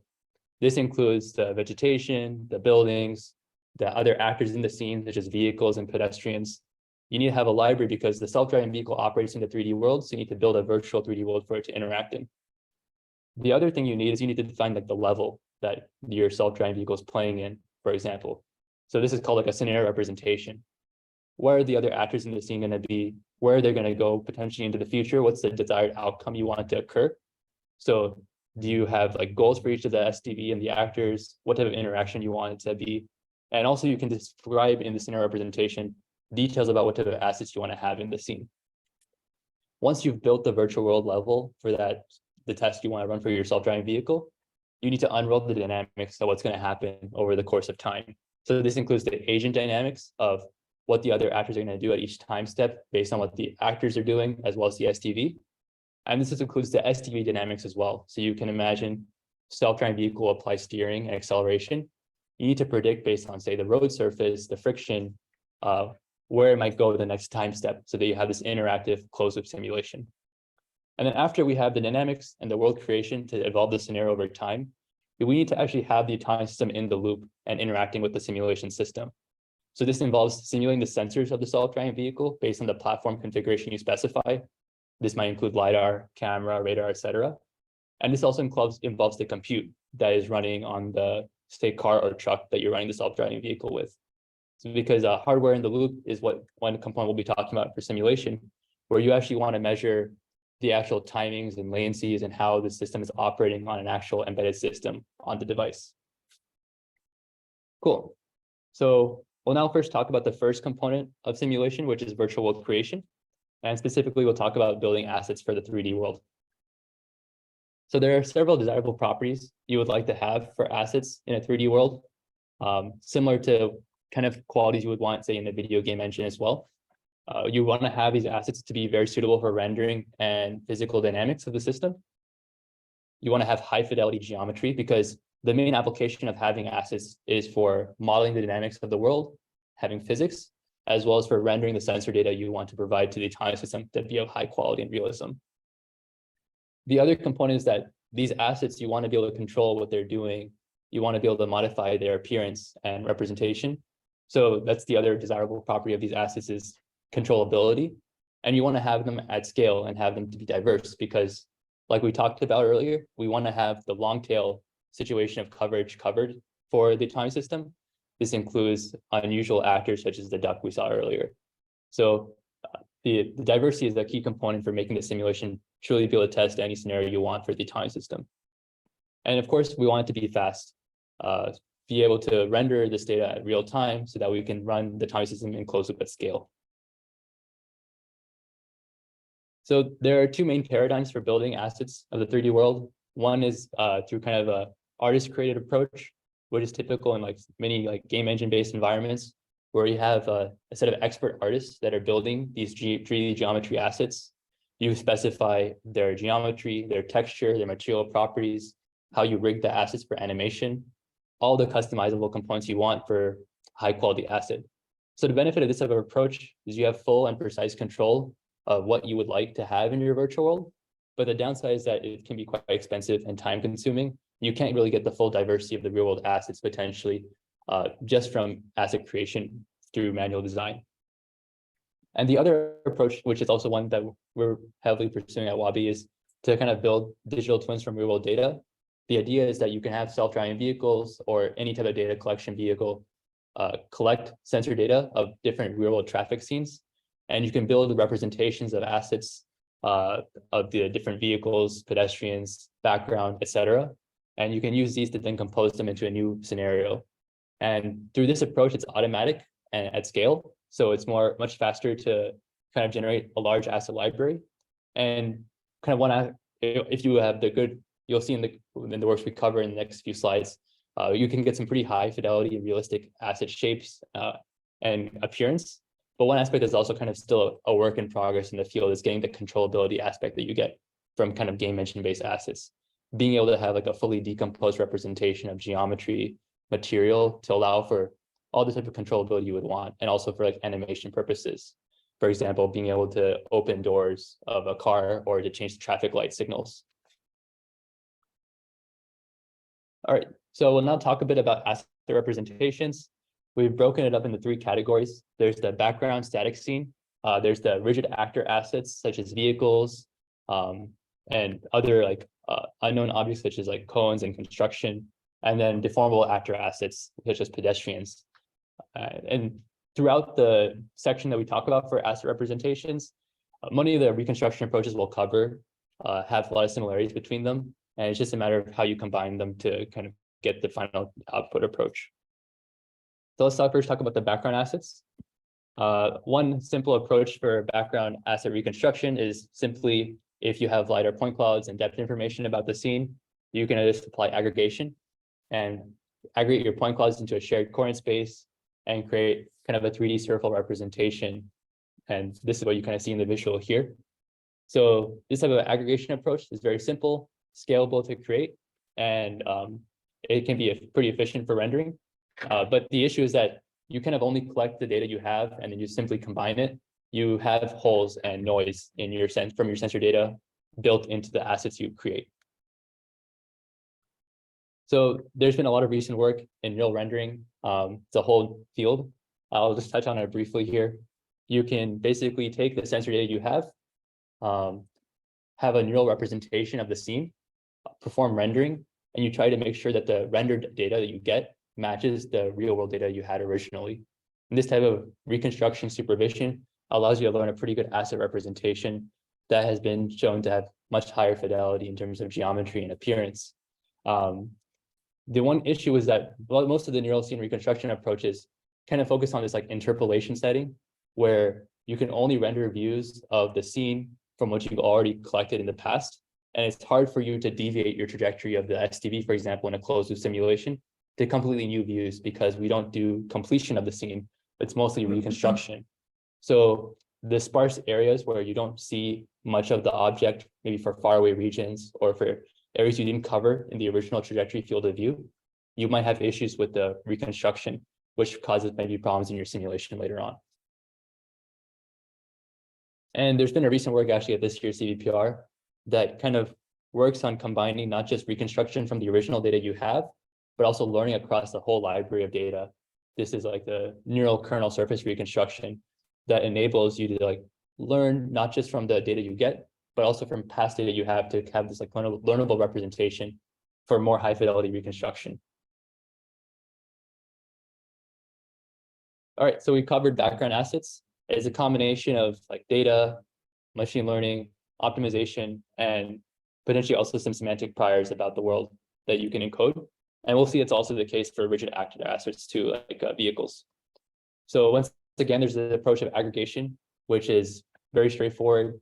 You can see some example circle aggregation assets here for LiDAR intensity and texture. But once again, you have the same issues with the background, which is noisy aggregation, incomplete holes, so that if you view the asset from another viewpoint, it might not be complete and you'll have a much larger domain gap than you would have expected. And once again, there have been a lot of work in neural radiance fields where you can kind of have a neural representation where you perform rendering to reconstruct the actor. You can see one example here where you can kind of generate a physically based neural rendering model of material properties as well as texture that kind of decomposes the asset. And then you can get realistic rendering results. But still, the problem with these type of optimization based approaches is that it can be kind of expensive to train over time to generate these representations, and it's still per scene. Another type of approach is explicit optimization approaches, and this is where you can encode some bit of semantic prior of what humans build, because most of the objects that you encounter in a self-driving environment are man-made objects. Those typically have computer-assisted design model, CAD models available. And so you can learn an asset representation on a library of CAD models, then optimize that to represent some of the objects you observe in the real world data. So the benefit of this is that you get semantic priors about the different shapes you have and you have a good initialization that you can optimize the asset from. So you can for example, on the right, you can encode like the wheels of the asset or the doors. That allows for animation abilities that will be much harder to learn just from real world data alone. And then yeah, there's another approach here. This is also, we've covered previously like optimization based approaches. And this is a kind of a different type of approach called feed forward prediction. So maybe most people are familiar with this. Instead of optimizing directly from sensor data, you take the sensor data as input, you just directly predict the asset representation of interest. And there are several approaches that try to combine both feed forward based approaches with optimization. So maybe you do feed forward to do the good initialization of your asset representation, and you fine tune or optimize based on the real world data to ensure that it matches as best as possible. This allows for like more scalable and fast reconstruction than just optimization alone. And you can learn maybe a good latent representation of your shape. And yeah, these are some works that actually kind of combine all three of these type of things I've been talking about, which is having large amounts of data, applying like rendering for optimization, but also feed forward prediction together. And this is all with respect to like neural radiance field based rendering approaches. And here, these are all conditional based. So you take a particular image or point cloud as input. Given that initial input of the object, you try to reconstruct the asset. And there are also generative models where you can simply sample assets from like a latent distribution. And this can allow for like generating completely new assets that have not even been seen before. So this gives you some more flexibility of the types of assets you can create for safety critical situations, but you might have a little bit limited quality and realism. And there's still ongoing work for building assets that you can generate that have like the fully decomposed representation you were talking about for realistic and controllable rendering. And then finally, we talked a bit about reconstructing assets from the real world, but there's also the ability to generate adversarial assets for simulation. You want to potentially find issues with your autonomy system that you hadn't encountered in the past, and finding ones that try to attack the autonomy system to make the detection be poor or the planning performance be poor can be also of interest, because these are all machine learning based systems. So you have to be able to handle potentially out of distribution data appropriately. And finally, we'll talk about deformable actor assets. This is also another whole huge field in the computer vision community. I think there's a whole workshop yesterday on high fidelity neural actors. So this is only going to touch on it like for a couple minutes before we move on to the next section. So for animatable objects, it provides new challenges that you have to account for than just rigid and static actors. You have deformation involved. So being able to incorporate the animation of how a pedestrian moves or even animals move that you might encounter in the real world is a key part of being able to build assets from data. And you can see here that one approach is to induce a prior by incorporating, say, a simple or like a human parametric model that you can then fit based on observations of the real world. Both feed forward and optimization based approaches do this. The benefits is that you get the full human shape. So you have a very strong prior, you never miss any parts of the actor. But there's still some work, I think it's an ongoing active item in the community to like not just have a human body, but also shape of the clothing and maybe some of the accoutrements they might have on them. Yep. And then here's a model 3 type of approaches and hybrid approaches, which don't necessarily only fit on a parametric human model, but also are able to handle objects that don't have a constrained skeleton associated with it. So you can see here, like volumetric or implicit representations are being used to directly reconstruct from sensor data the shape of the actor or the appearance. There's even some work that's been done on animal reconstruction recently and learning the proper skeleton for deforming that animal over time. Cool. So we talked about the asset library for building a virtual 3D world. Now we're going to talk about building the scenario representation. And we'll give it like a quick example of what this actually kind of looks like. Yeah, cool. So here's an example of a definition of what we mean by a scenario representation. You can specify a road layout. And given this road layout, you can start to specify actors in the scene. So for example, where the ego vehicle is, where it's going, what goal it might have or intentions it will try to do.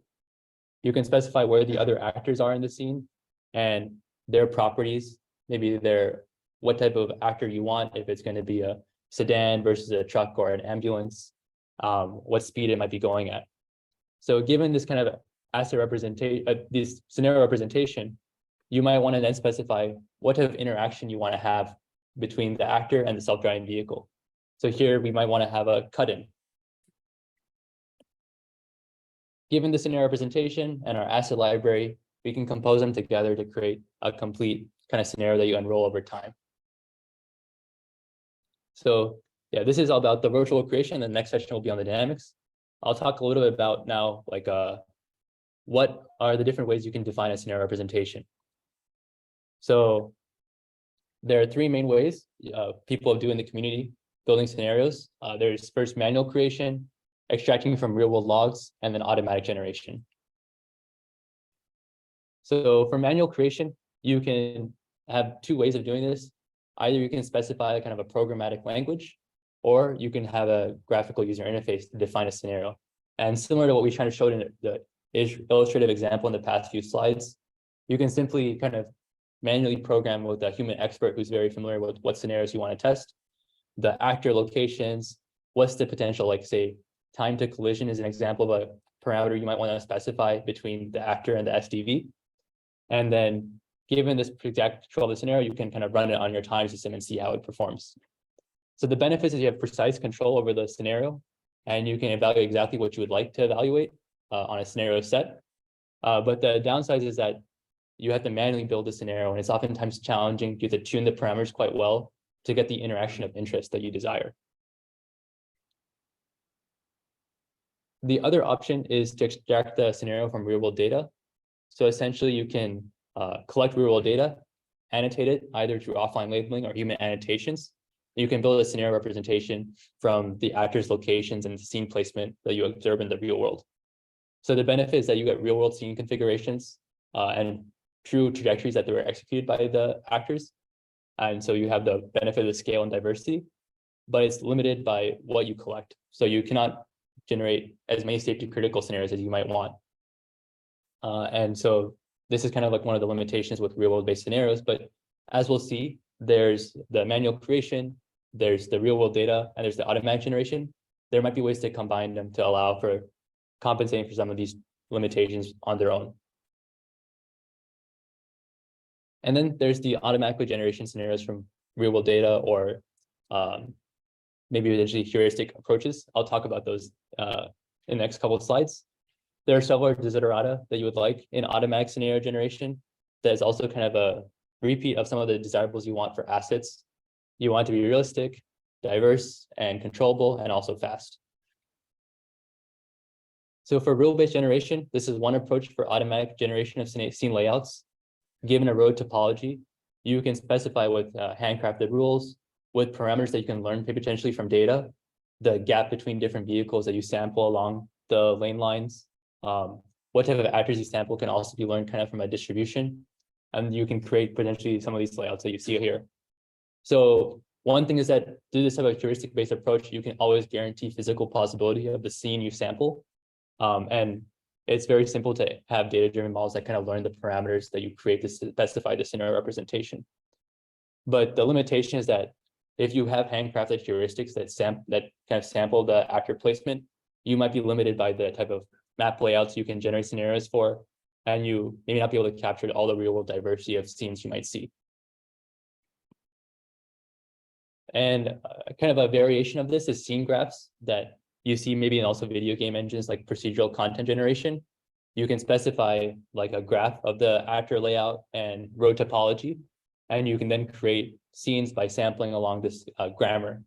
And you can see here like a hierarchical scene representation of specifying the road layout and then the actors through this like kind of graph. And here you can also like learn potentially from real world data here to kind of match the distribution of scenes you sample in simulation to be similar to what you use in the real world for autonomy performance. And there's been a lot of recent work on using deep generative models to build scene placements. So you can see here several different approaches using GANs, autoregressive models, normalizing flows, and diffusion models. All are focusing on kind of like taking some initial scene raster or representation of the road topology, and then trying to predict where all the actors might be in the scene.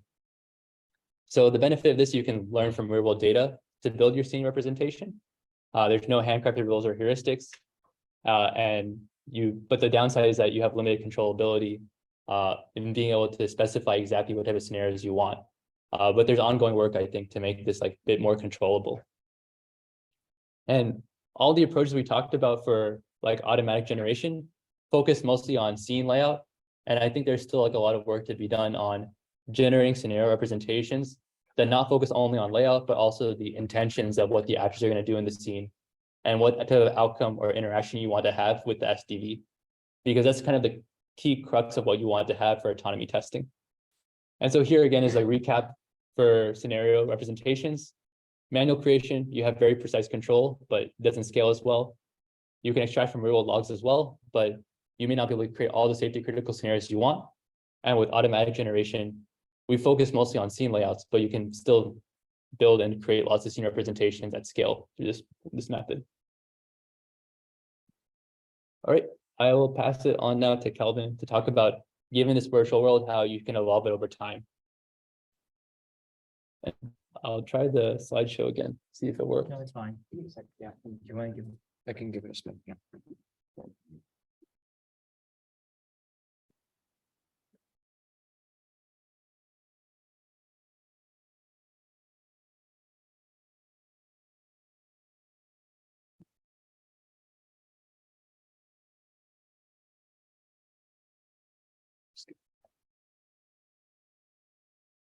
It is loading.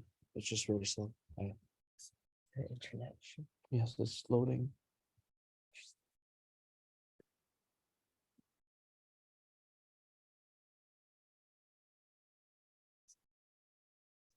The internet is just really bad. There's not we can do about it. Maybe we can just stick to the slides then. Yeah, this is bad. Yeah, let's just stick to the slides. Yeah. The last speaker makes the same question on which after shaping the network from the CVPR to the Zoom users, especially. And I am on the Zoom network. Yeah, it's just bad. Check. Thanks for the Maybe it switch. They open the website. We use my phone.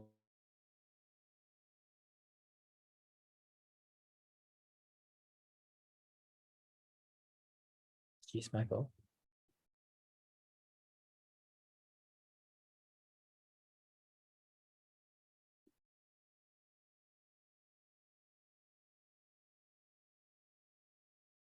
That's fine. We can just stick to this.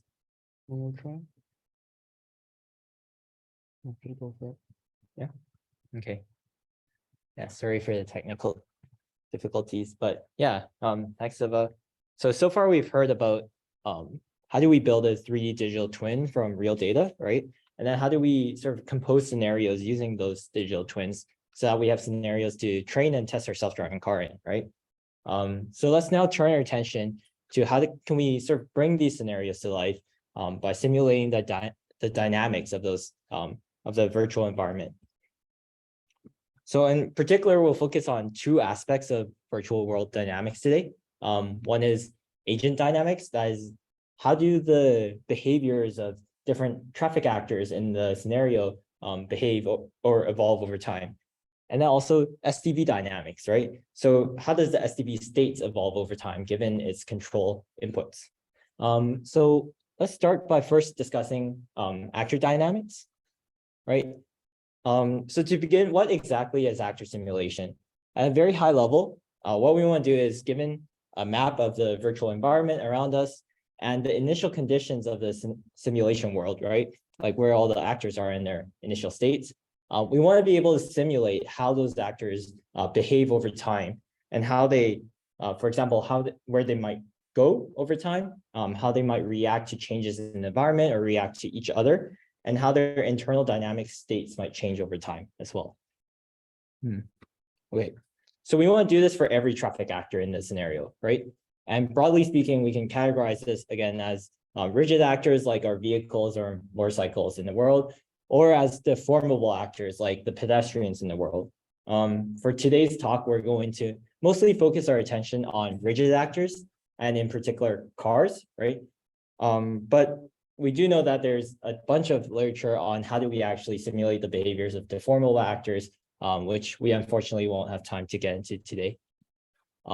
Yeah, so you might be thinking to yourself then, how does like this task of actor simulation actually relate to other tasks in self-driving, right? So for example, in motion planning, we heard today that we also just care about like, how do we learn to drive in the real world, right?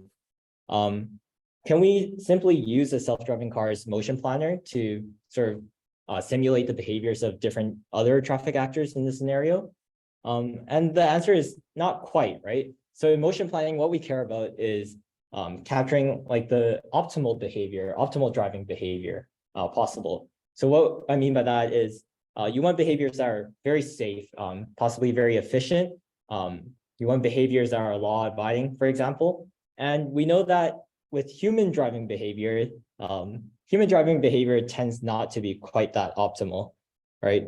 We know some human drivers can be frustratingly cautious or recklessly aggressive. They can be quite suboptimal in their decision making. And from our day-to-day driving experiences, we've likely encountered quite a few incidents of humans sort of just ignoring traffic rules altogether. So we want to be able to capture all of those behaviors, whether they're optimal or not, in actor simulation, and use those in order to actually expose the self-driving vehicle to sort of a variety of different scenarios that it might actually see when we deploy it to the real world, right?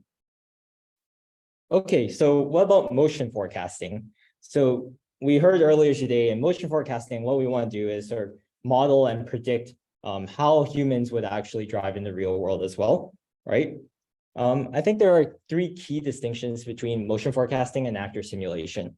So first, in motion forecasting, because it's a part of the autonomy stack, what it operates on is actually these partial or noisy observations that you might get from sensor data.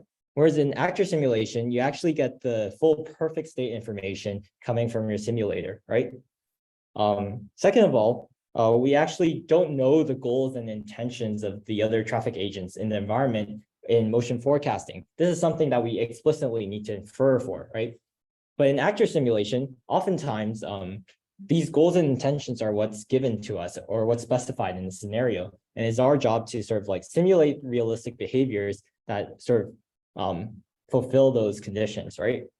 And then perhaps most importantly, motion forecasting is an open loop task. And what I mean by that is that the predictions of a motion forecasting model doesn't directly influence sort of what kind of inputs it would get in the future, right? But in actor simulation, we're actually in a closed loop setting.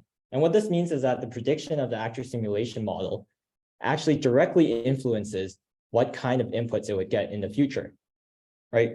So any small mispredictions you make in an actor simulation model will actually compound over time. And that could potentially lead you to simulate increasingly unrealistic behaviors. So as we'll see, what this means is that in actor simulation, you can't really rely on this like IID assumption. And a simple sort of supervised learning setup is often insufficient to learn good actor simulation models. Okay, so what do we want from actor simulation? I think very simply, there's sort of three things, if we can overgeneralize a little bit. First of all, we want realism, right? We want to be able to simulate realistic actor behaviors so that we can trust that the results we get in simulation actually translates to the real world, right? And then we want diverse actor behaviors so that we can sort of expose the self-driving vehicle to the full diversity and vividness of the real world traffic scenarios that we might encounter.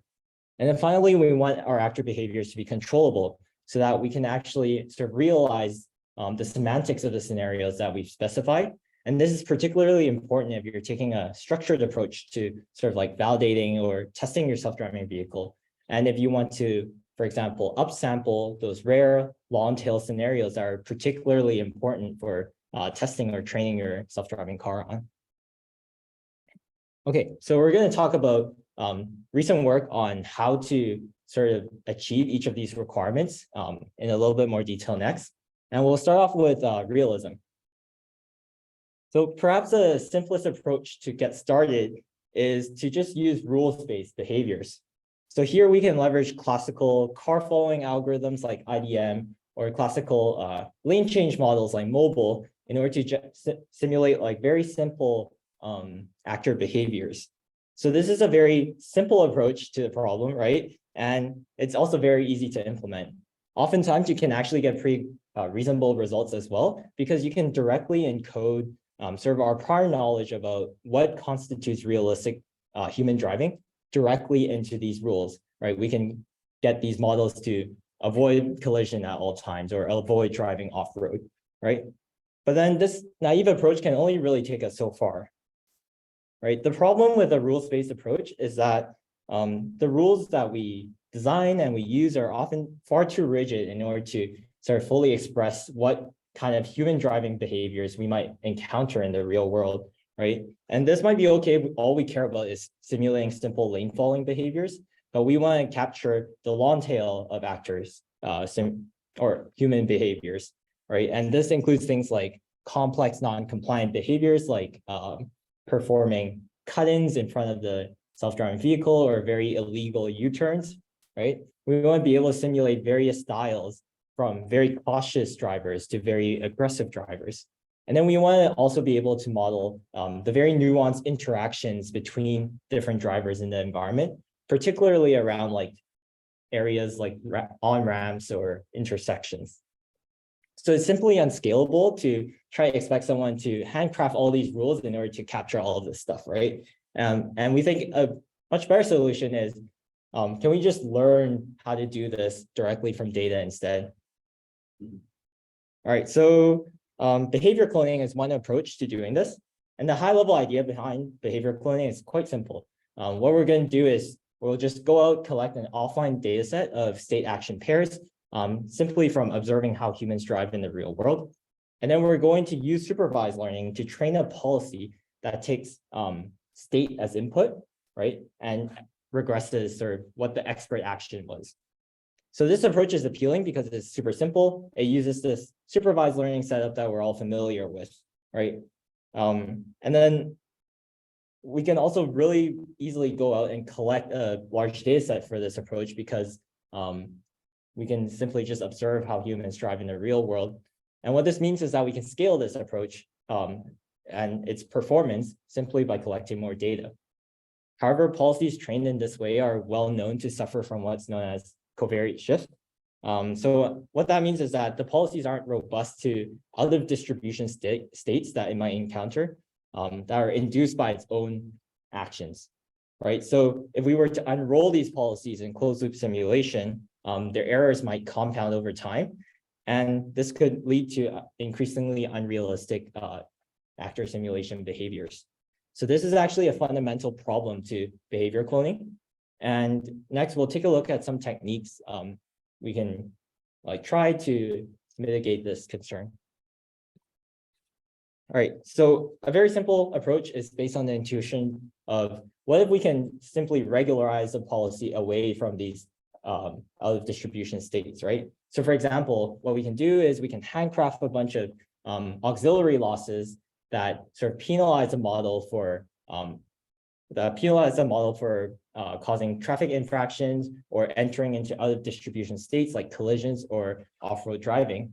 Or another approach is we can sort of regularize a model to stay close to sort of the states that it's observed during the training process, right? One way you can do this is you can learn a probabilistic forward model of how the states evolve over time.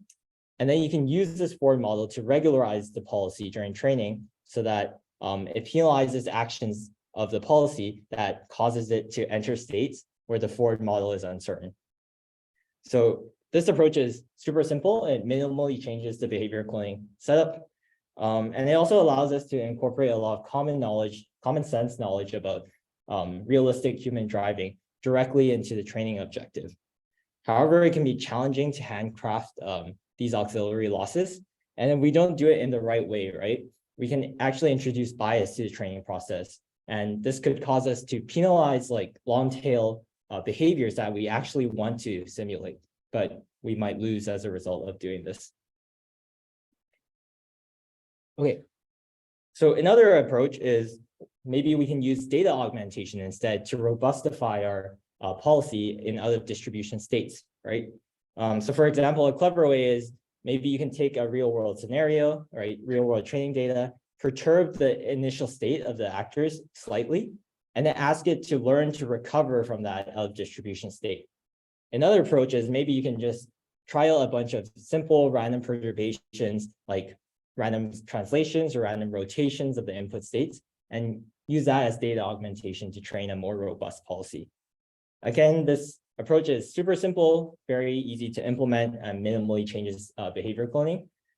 But just as in using auxiliary losses, it can be sort of challenging to come up with good data augmentation strategies that actually exposes the policy to those of distribution states that it would encounter during closed loop simulation.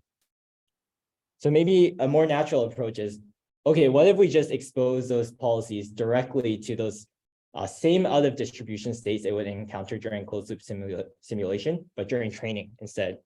So to do this, recent work sort of proposed to unroll the policy in closed loop differentiable simulation. And then at each time step, sort of feeding back the actions that was induced by its, or the states that was induced by its actions back as input into the policy and unrolling that over time, right? And then after you do this, you can actually just apply simple behavior cloning in order to minimize the difference between the trajectory that your policy took and then the ground truth trajectory that a human took in the real world. So this approach allows us to train the policy directly to recover from its own mistakes, right? That is from the other distribution states that it would encounter during closed loop simulation. But then oftentimes we don't actually know what a human would actually do in these other distribution states. So a simple proxy that a lot of these recent works do is they simply just ask the algorithm to, or they simply just ask the model to match what the human driver did originally. Okay. So I think a more principled approach to this task is we should be able to actually query or ask a human expert, what would you actually do in these other distribution scenarios, right?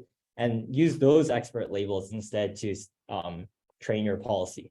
So this is the classic algorithm of Dagger, where we sort of iterate between training a policy using behavior cloning and then collecting a new data set, right? By unrolling your policy and then querying an expert for its expert actions. So this approach allows us to directly supervise the policy with expert actions, even in these out of distribution states induced by its own mistakes, right? But interactive experts are often not available in practice, right? Or even if they are, like, it's kind of, it can be prohibitively expensive to incorporate them into the training loop for learning these actor simulation models.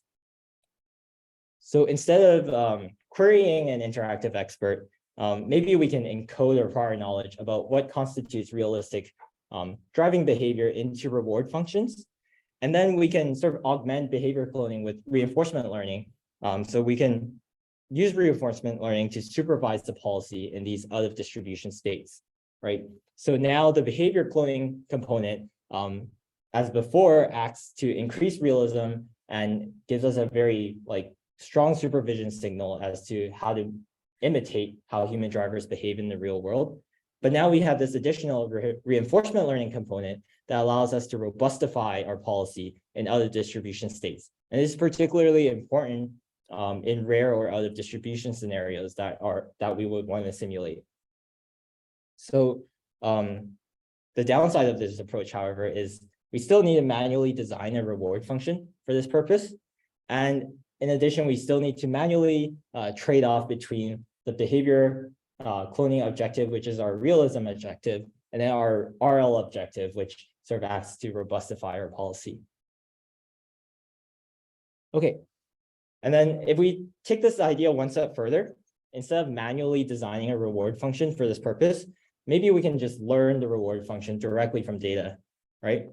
And one particularly popular instantiation of this idea in traffic simulation is the idea of generative adversarial imitation learning, also known as GAIL.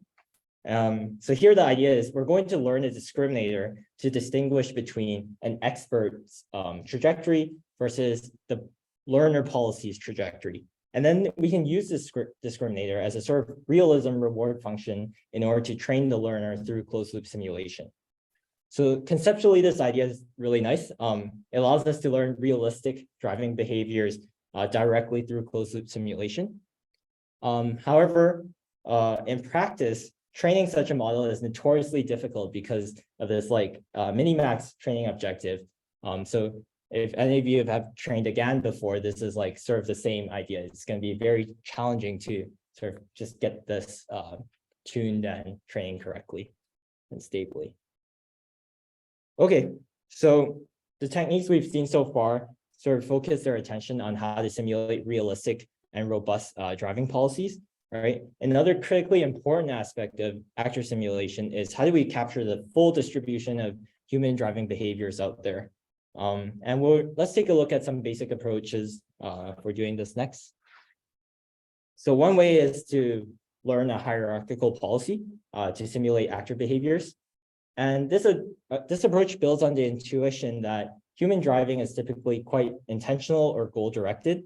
So if we can explicitly disentangle these high-level goals from the low-level controls like our steering and acceleration, then perhaps we can learn policies that better cover the sources of multimodality in human driving behaviors, right?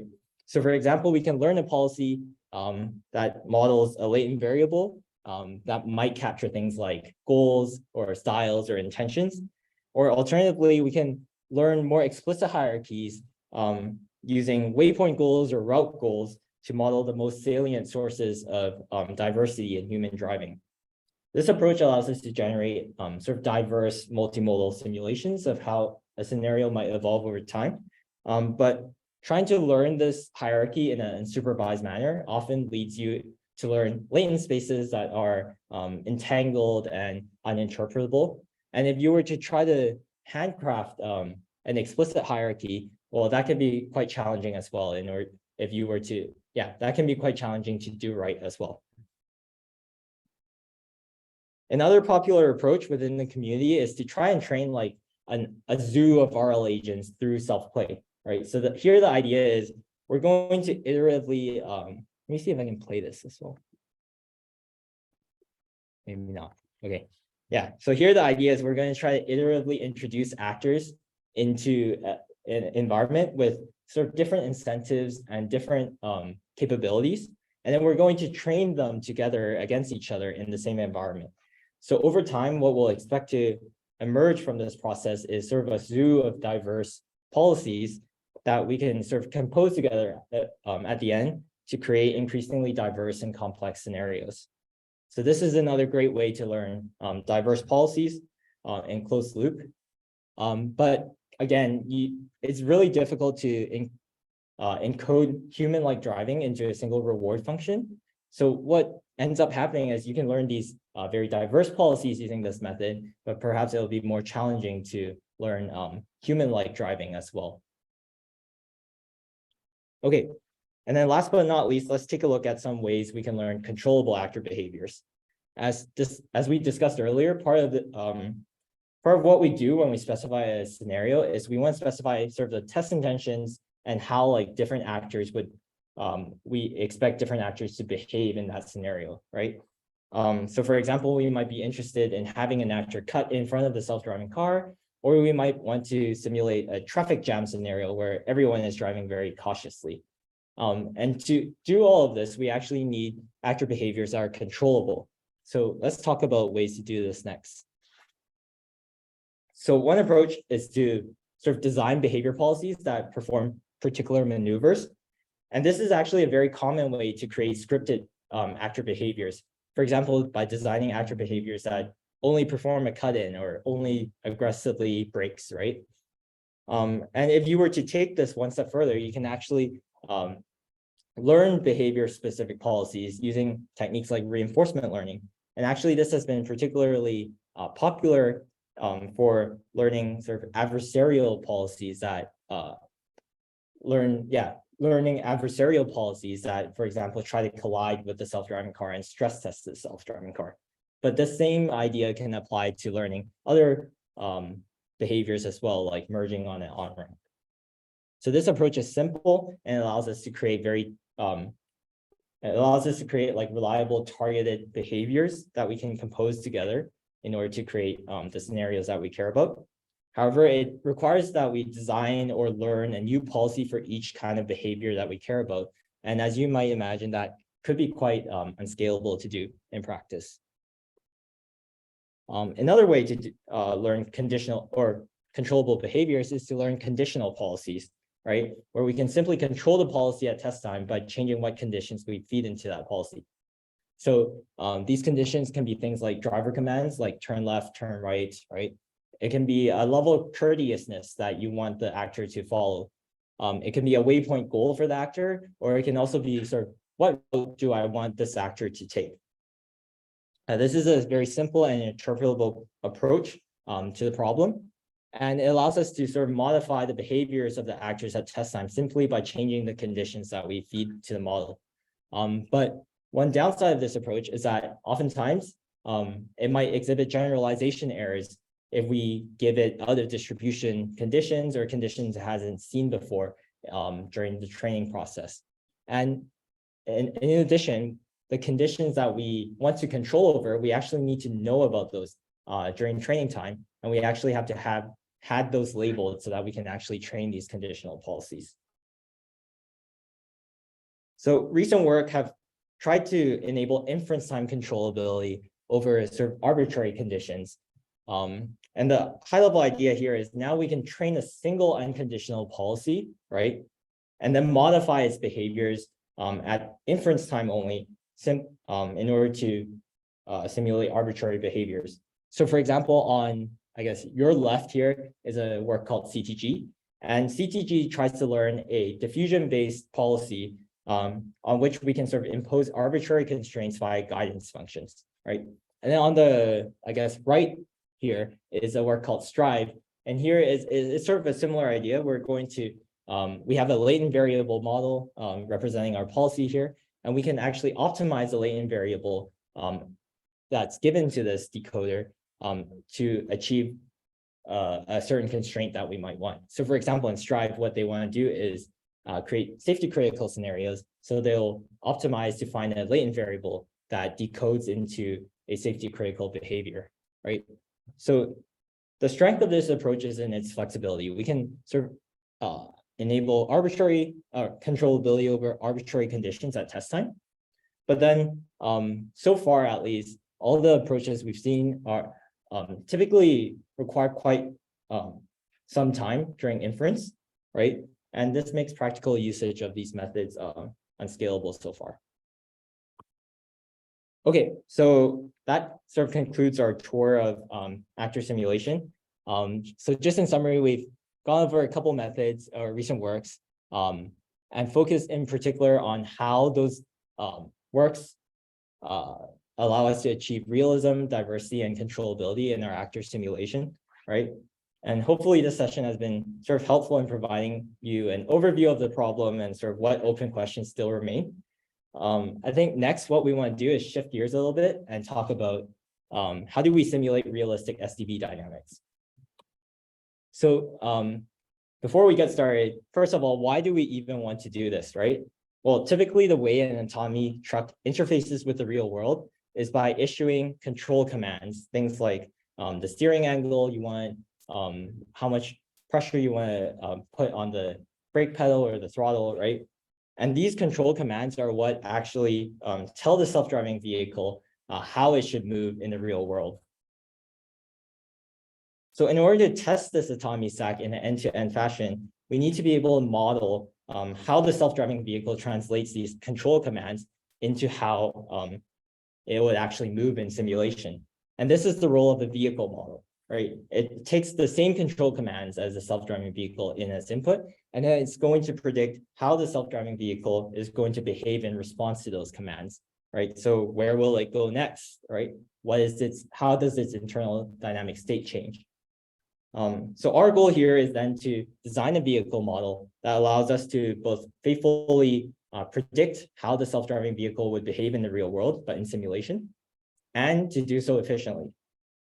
Now, one side note is that, of course, we can use the same vehicle model as well to improve the fidelity of our actor simulations for other cars in the scene as well. And this creates a trade-off, right? How much fidelity, kinematic fidelity do you need for the other actors in the scene versus how much complexity you want to introduce to simulating those actors. All right, so perhaps one of the simplest and maybe most well-known approaches to vehicle modeling is the kinematic bicycle model. So this is a very simple model of vehicle dynamics that uses the laws of motion to predict how the vehicle would move over time given acceleration and steering. And to do this, this model makes a couple assumptions. First of all, it assumes that sort of the rear two wheels and the front two wheels can be sort of modeled as a single front wheel and a single rear wheel. And this gives it its name of bicycle model, right? The second assumption it makes is that the vehicle motion occurs only on the 2D plane. And then the third assumption it makes is that there's no longitudinal or lateral tire slip, right? So this gives us a very simple model of vehicle dynamics that's often very easy to implement. And another advantage of this approach is that there's very few parameters we need to estimate in order to get reasonable results of it. However, some of the assumptions like no tire slip can actually lead to unrealistic dynamics, especially if you're simulating high-speed scenarios or you're pushing the limits of your vehicle, right? And furthermore, you would think that things like the weight of the vehicle would actually matter to how you would simulate the dynamics of the vehicle, but this is not accounted for in the kinematic bicycle model. Okay, yeah, so a higher fidelity vehicle model is a dynamic bicycle model. So in contrast to the kinematic bicycle model, now we can take into account vehicle parameters like vehicle mass, the moment of inertia, tire stiffness, etc. Right, and as you can imagine, this approach allows us to simulate the SDV's dynamics with much greater fidelity. The downside now is that we have many more parameters that we need to estimate, and if we don't do that well, our simulations could actually diverge and become unrealistic, right? And moreover, even with all of these improvements, this model still makes a lot of assumptions about, this model also still makes a lot of assumptions that might not hold in the real world, especially at the limits of driving. Okay, so one final note I want to make is, well, so far we've only seen models of like single body actors or like single body vehicles, right? But what about multi-body vehicles like the tractor trailer setup of our self-driving trucks? It turns out it's actually relatively simple to extend these kinematic or dynamic bicycle models to incorporate a trailer as well. And this gives us models like the kinematic tractor trailer model or the dynamic tractor trailer model. And I think that's it. So today we only just touch on like the bare surface of vehicle modeling, but hopefully this provides you a flavor of like, what is a vehicle model? Why do we need and care about it in simulation? And sort of what are the basic techniques that we can use in order to simulate the vehicle dynamics. Next, I'm going to pass it back to Siva, and he's going to tell you about the final piece of the puzzle, which is how do we model the vehicle platform? Yeah. Thanks. Cool. Thanks everyone for still attending. I know it's like past 5 p.m. So I'll try to give a quick overview of kind of the high level bird's eye view of sensor simulation and hardware in the loop simulation, but I might go a bit faster over some slides that cover specific methods. But yeah, so Kelvin mentioned before that we talked about virtual creation and dynamics. Now we want to actually put the autonomous system in the loop in the simulation. And we want to simulate the sensor of the self-driving vehicle, such as LiDAR, camera, radar, etc. And we also want to model the autonomous system executing in real time, how it actually respond to the scenario over the course of many time steps. So I'll go over both of these sections briefly. So first we'll talk about sensor simulation. We'll primarily be talking about LiDAR, camera, and radar. These are the main sensors that are being used for the self-driving vehicle for perception. And as we mentioned before in the previous talk, the previous section of simulation, the same desirables apply: realism, controllability, diversity, and speed. So these are the three sensors we'll be talking about. There's also, of course, as Andre mentioned, the hardware section, many other sensors that are on the self-driving vehicle, such as GPS and IMU. But these are the primary ones that are used for autonomy, for perceiving the scene and making plans. And you'll notice for all three of these sensors, LiDAR, radar, and camera, they're all sensors that measure the interaction of the light at different wavelengths, interacting with different surfaces of objects in the world. And then for LiDAR and radar, these are active sensors. So they're emitting light at a particular wavelength and seeing the response at a receiver. And for camera, this is a passive one, where it just receives photons from the visible wavelength spectrum to create the images. So I'll first primarily talk about LiDAR. Already mentioned by Andre in the hardware section, LiDAR will emit like a pulse at a particular time, and we'll focus on time of flight LiDAR, so the most primary common sensors for the self-driving vehicles that are used in industry today. You'll send a particular pulse of light, and you'll measure the response and measure how long it will take to get back to the receiver. And that will result in a detection. Based on the time it took to respond, you can generate a point cloud based on the distances of the different objects in the scene. And yeah, I'll skip the video for now. Okay. So I will kind of give a quick overview of sensor simulation. This applies for both LiDAR, camera, and radar simulation. My kind of overall thought about sensor sim is that there are three main tools you can leverage in sensor simulation to generate realistic sensor data. There's physics, there's data, and there's neural networks and machine learning.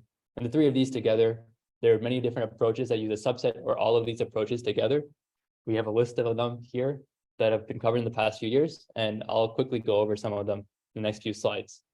But to elaborate, like, what do I mean by physics, data, and machine learning? Physics is kind of building analytical models of the world. You make some approximations of how the real light interacts with the scene. And you try to create a computational model of it in your simulation to generate the sensor data. And there's been a lot of work in the computer graphics industry for developing analytical models of how light interacts with object surfaces. So a couple here that I mentioned are ray tracing, rasterization. You basically assume that light, which is a kind of a wave length, you can assume it, like a wave, you just assume instead it's a ray with a particular origin and direction that you can cast into the scene. And you compute, for example, for ray casting, triangle ray intersections to generate your point cloud. There's also volume rendering, which we'll talk about for some neural rendering approaches. And there's also in the rendering equation, like material properties such as BRDFs that you can use to model, at least for images, that it's relevant. And then for LiDAR, there's BRDFs at a particular wavelength for the infrared spectrum. There's, of course, also data, which you can use to either leverage to learn parameters for your analytical model, or you can use data for machine learning, where you can kind of train on this real world data of LiDAR or camera, and then generate simulated versions of it. So those are the kind of three main tools. One example of like a physics only based type of approach is in the current like kind of car-like game engine. You'll generate a set of rays that match the sensor configuration of your LiDAR sensor, number of beams, azimuth resolution, the min range and max range of that sensor that maybe the sensor will see up to 200 meters away. And then you can generate an initial point cloud based on the meshes of the world. So this is an example here of ray casting based LiDAR simulation. And there's of course also some more higher fidelity physics models available outside of kind of like the computer vision industry, but more on like the radiometry, geographic survey work. There's some methods that do much higher fidelity LiDAR simulation, but you have to specify much more detailed geometry and material of the asset representation you have. And you have to do much more complex simulation. In this case, like this is a program called DIRSIG. It will actually do like the signal processing of measuring how many photons are coming into your receiver over time and get like a time response curve of the pulse, and then apply signal processing to determine the actual time of the peak to generate the final LiDAR point cloud. So you have much more control of the scene, the sensor, and accurate modeling. But the downside is you have to have full knowledge of every single parameter in your scene representation and your sensor model for rendering. And it's quite manual to build this type of representation, and it's unclear if you can kind of use this for real world, large scale, complex like urban scenes in self-driving. And of course, as I mentioned, you have physics and you also have data. So there's some recent work on doing differential rendering with LiDAR simulation to kind of estimate the parameters of your sensor model or for the geometry and materials of the scene. Based on real world data, you kind of optimize to match the physical models of your sensors. Then, in addition to physics and data, we have data with neural networks. There's been a lot of work in the computer vision community on generative modeling for point clouds. So you can use either VAE or GAN, VQVAE, and implicit GAN, diffusion model, etc. You basically sample from a latent distribution. You have a generative model that outputs the final point cloud. It's simple and fast, but you don't have as much controllability of the scene as you might want. And additionally, there's been works that try to combine all three of these tools together: data, physics, and machine learning. So you can see here some examples where some people use game engines to create an initial version of your point cloud, and then they try to make the real simulated point cloud better match the real world data through some type of adversarial training or style transfer to kind of match the point clouds. And one particular noise that people model in particular is this notion of ray drop. So being able to model that certain points or pulses that you send into the world in the real world don't ever come back to your receiver or are not strong enough to be responded as a point in the LiDAR detector. So there's been several works on game engine based. There's also what LiDAR sim, which tries to build real world asset representations in your virtual world to get kind of more complex, diverse scenes. And there's some works that improve ray casting and ray drop to be a bit more physics inspired. You can see an example here between physics only based simulation and using machine learning kind of to improve the realism to better match the real world point cloud.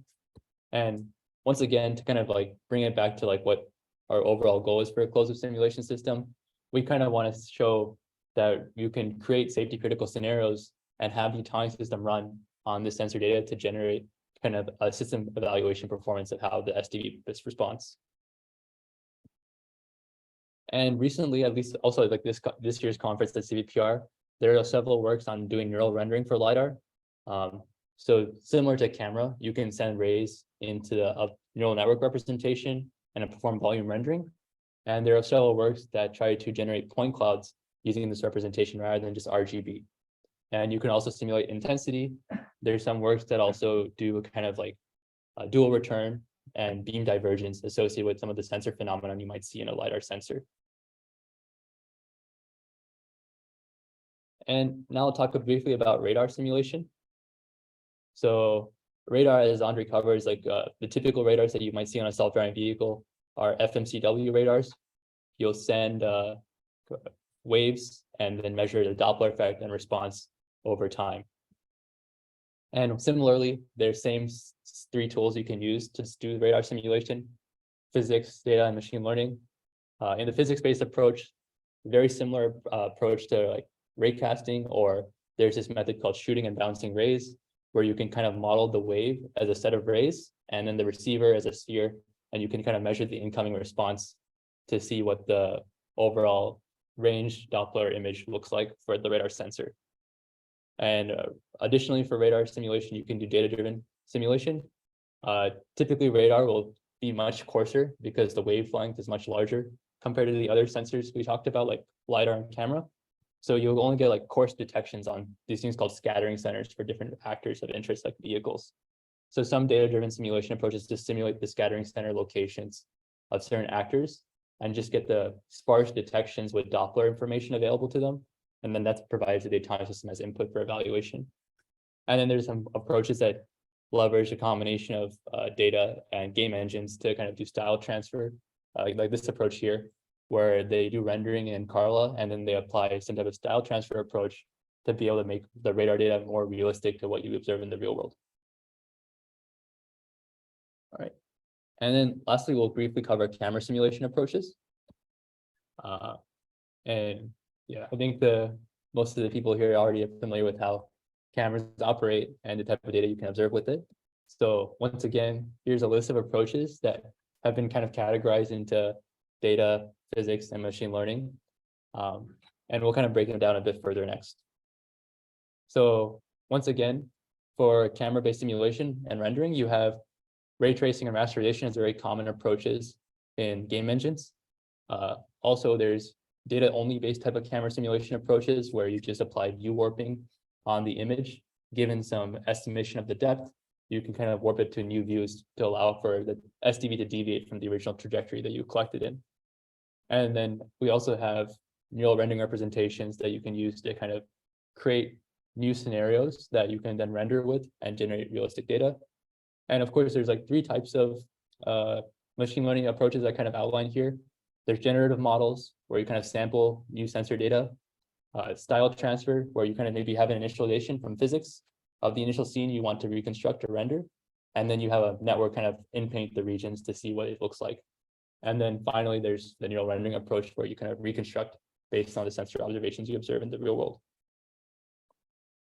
And camera simulation in the computer vision community has sometimes been divided into subtasks, such as novel use synthesis, being able to generate new views from what you originally collected in, as well as actor insertion. So being able to insert moving actors into a particular scene. And then there's, of course, the full version of camera sim where you can modify where the actors are in the scene, remove actors, add actors, as well as simulate from new viewpoints. So here's some examples of novel use synthesis, such as view warping. I think I already kind of covered this briefly, so I'll move a bit faster for these approaches. There's the neural rendering representation, similar to what we saw for asset library reconstruction, where you can create geometry and appearance based on neural rendering. You can also use the neural rendering approach directly for sensor simulation. And here's an approach for BlockNerf to render large urban driving scenes at scale in San Francisco. There's some works that combine neural rendering with physics engines. So some works will try to build asset representations of the geometry and maybe some appearance, and then use that to then apply physics simulations such as weather and lighting changes, and then composite that with your original real data to generate scene variations. And then, as I mentioned, there are some subtasks for camera sim, such as actor insertion. So here's an example where environment maps are collected from real world data, CAD models are inserted into the scene, and you get realistic actor insertions. And then there's also learning-based insertions, where you can just kind of take image segments of existing assets in the scene and then kind of composite them into the real world, real images, and then apply some type of depth and occlusion reasoning to get realistic new scenarios. And yep, this is another kind of data warping approach for camera simulation, but for the full system with actors and background. And there's also standard graphics approaches, similar limitations to before. You can have very high control of the scene, but the realism and performance is not quite as good as using real world data. It can have a domain gap typically with the timing system performance. There's some work on generative modeling here. So you can see this is the DriveGAN approach, where you can kind of unroll a lane code over time and generate the sensor data to be a bit more temporally consistent, but you can still see that there's some artifacts. And for sensor simulation for a time system for self-driving testing, you typically want the sensor data to be extremely stable over time so that you can ensure that you get the same scene evolution that you might see in the real world. And you also want to be multi-sensor consistent across views. So the car that you see in camera 1 might be the same exact car you see in camera 2, and also matches in appearance with the LiDAR on the vehicle as well. And that's something that kind of neural rendering generative models still struggle with at the moment. And some works will apply game engine-based approaches to create, say, a semantic annotation of the scene. And there's lots of image translation methods out there, like pix-to-pix, and maybe like also the enhancing photorealism enhancement, where you'll take the semantic buffers or G buffers of the scene and apply some network processing to make it better match the real world data, either in an unsupervised fashion or in a kind of supervised fashion if you have paired data available. And lastly, there's also this like work on generative modeling. I'm sure maybe some people have seen at this workshop, or at not this workshop, but at CVPR this year, kind of like world models, large language models, or diffusion models that are able to generate very realistic content. It seems like a really promising direction. You can get really good high fidelity simulation results. But there's still a lot of work, I think, left in that area to make it fully controllable, to truly measure the system performance on these simulations in closed loop. So definitely some ongoing work to be done, but very promising, interesting results. And then, of course, there's also the neural field representation. Similar to LiDAR, there's several works on neural simulation for cameras. So you can typically decompose the scene into static background and actors, and then you'll apply neural rendering for the scene to generate different types of images. There's still a lot of work to be done on getting the artifacts to be reduced and to improve the speed of the rendering performance for these type of neural rendering methods. And here's one of the works that we presented this year at CVPR, and we'll show at the poster session as well, which is Unisim, where we kind of enhance existing novelty synthesis methods to better handle extrapolation. So we try to improve the realism of the camera simulation when you have closed loop simulation in particular in mind, where the SCB trajectory deviates from the original to be extrapolation rather than interpolation, and also where we want to be able to complete the assets a bit better than just from the views that they were observed in. So in summary, for sensor simulation, we kind of talked about the three main tools one can use to do rendering for real data for the autonomy system. And there's all this combination that's still being done in progress, I think, to find the best balance between how you leverage physics rendering, how you leverage data, and how you leverage machine learning to get the best of all three, to get the performance you need for low domain gap, but high performance of your system. And this kind of summarizes all the advantages and disadvantages, but I'll just kind of move forward for this. Okay, so next thing we'll talk about is hardware in the loop simulation.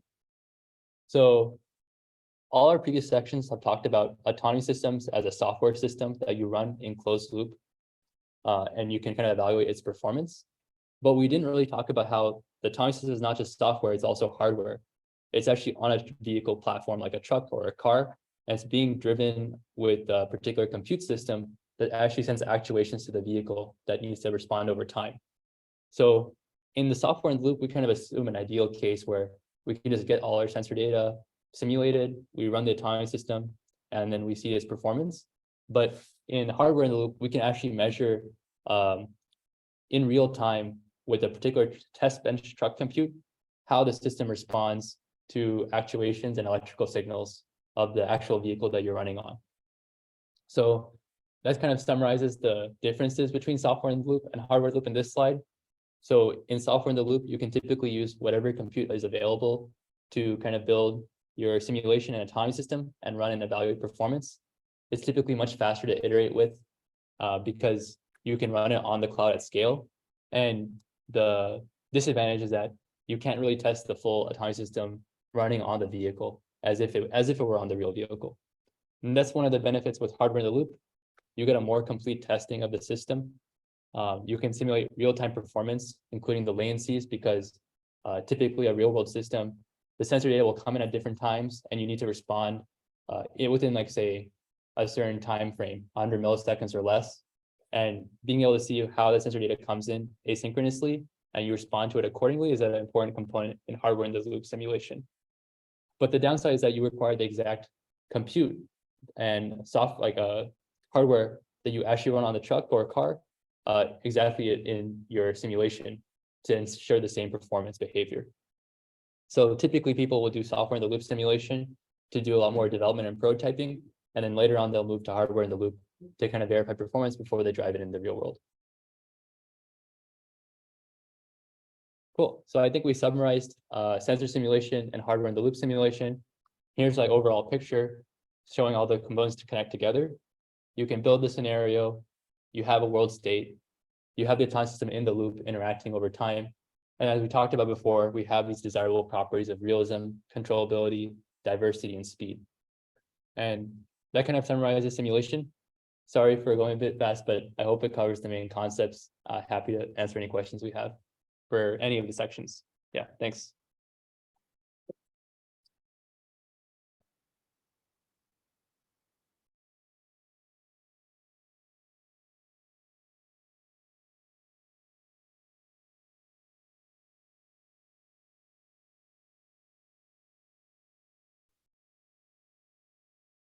think there's a question. Please go ahead.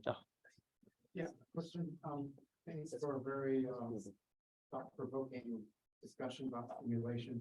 I had a question about your discussion about actors, and I'm wondering, I thought about three kinds of actors, and I don't know whether they count as long tail, short tail, or whatever. But one is the classic, kid runs out into the street, you know, to catch a ball or something.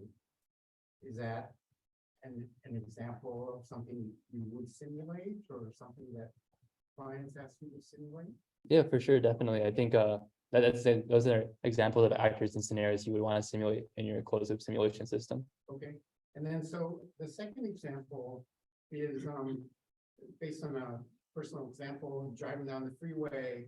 Somebody in one of the lanes, I think they fell asleep, and then they went off the side of the road, went into the gravel, and then they woke up, and then they turned the steering wheel and drove across all the lanes of traffic. Is that kind of an event that gets simulated, and if so, how? Yeah, that's a good question. So I think those types of scenarios that are long tail, it's nice to be able to potentially collect them in the real world to resimulate, but also you can want to design the simulation to either through the generative methods or manually. And it involves all the components we kind of talked about. You want to be able to create a particular behavior of an actor. One thing Calvin talked about was like courtesy, but in this case, you want to measure like distraction and how that kind of condition on distraction, how you might have more careless driving per se. And then you need to also model the vehicle dynamics of that actor, potentially kind of skidding along this road surface. And then you want to simulate all of that with the proper sensor data accordingly, which means building the right assets. And then I guess I would add that the other thing that made this kind of tricky is the reaction of other drivers to that crazy car. Right. And everybody else has to respond to everybody's reaction to that car. That's like a multi-phase simulation. Yep, and so then the third example is the usual drunk driving case where somebody looks like they're driving funny, so you kind of stay away. How does that fold into your simulation and policy plan? Take this one. Oh, sure. I'll briefly summarize and then Kelvin can elaborate. I think handling those type of behaviors is very challenging. I think you have to learn from data, but also maybe have controllability to like say like, how do you create uncertainty in the actor's behavior such that it makes it hard for the autonomous system to respond. And we kind of touched on it for some of the sections that there's like this notion of adversarial attacks. If you can create adversarial scenarios that kind of make it much more challenging to the autonomous system to predict what's going to happen, you then want to still be able to maneuver safely. And I think, yeah, all three scenarios you talk about, while definitely challenging to simulate, are all scenarios we do want to simulate in, say, Lobby World or any simulation system that you want to use for autonomy development. Does that answer your question, or I'm not sure if it did? Oh, Thanks. you're welcome. All right, one more session. Can we? Absolutely. And then we'll wrap up. System safety, verification and validation. Yep. And then. All right, let's see if this one makes it this. Yeah, I'll let it load for a little bit in the background. Start with the speaker notes and stuff.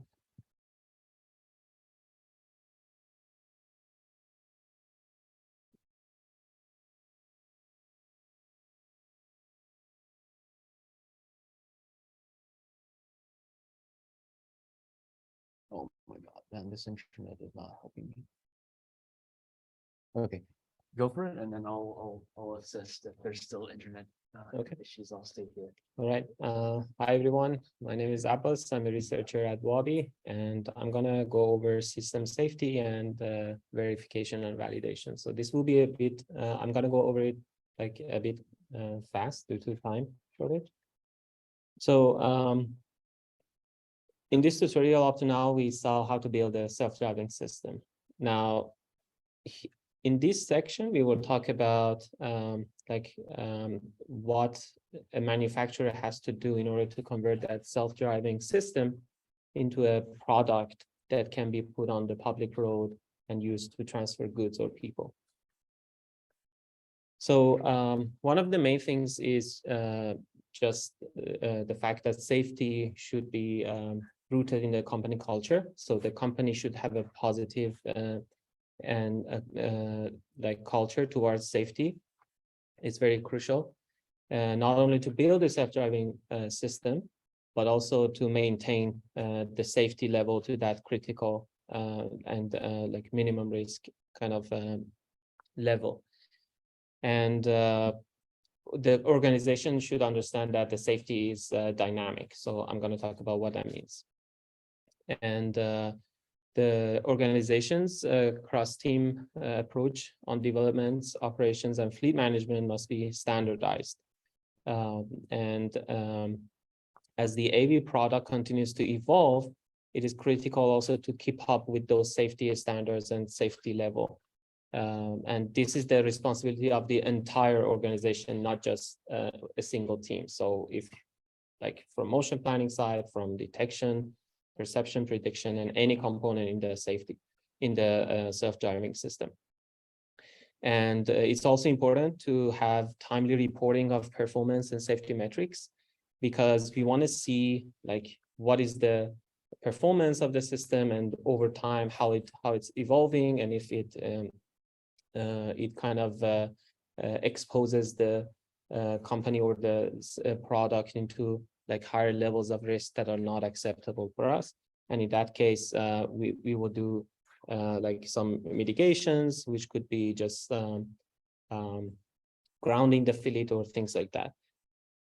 And the organization should also understand what is expected from external agencies while operating on the public road. Now, in order to develop the product, we have to understand what are the requirements from the delivery partners, other drivers on the road, and also regulatory agencies, and also the internal leadership, right?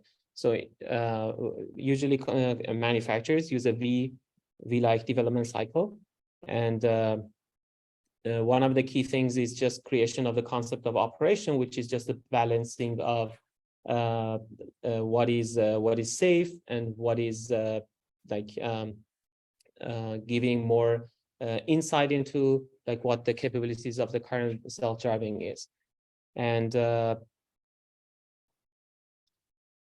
so in order to come up with these product requirements, there needs to be a lot of data.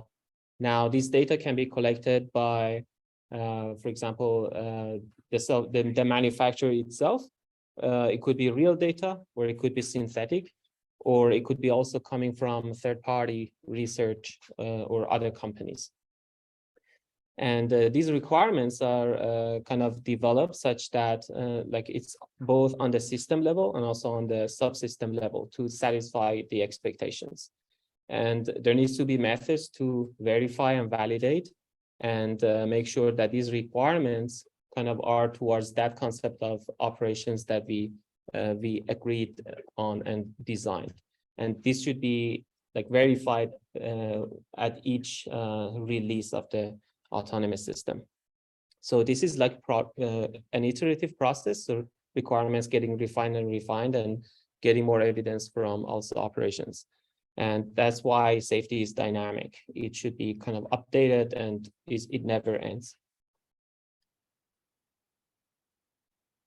So now, when the product is developed, when can we, how can we know it's time to take the driver out of the car and let a suite of sensors and compute and actuators control the vehicle?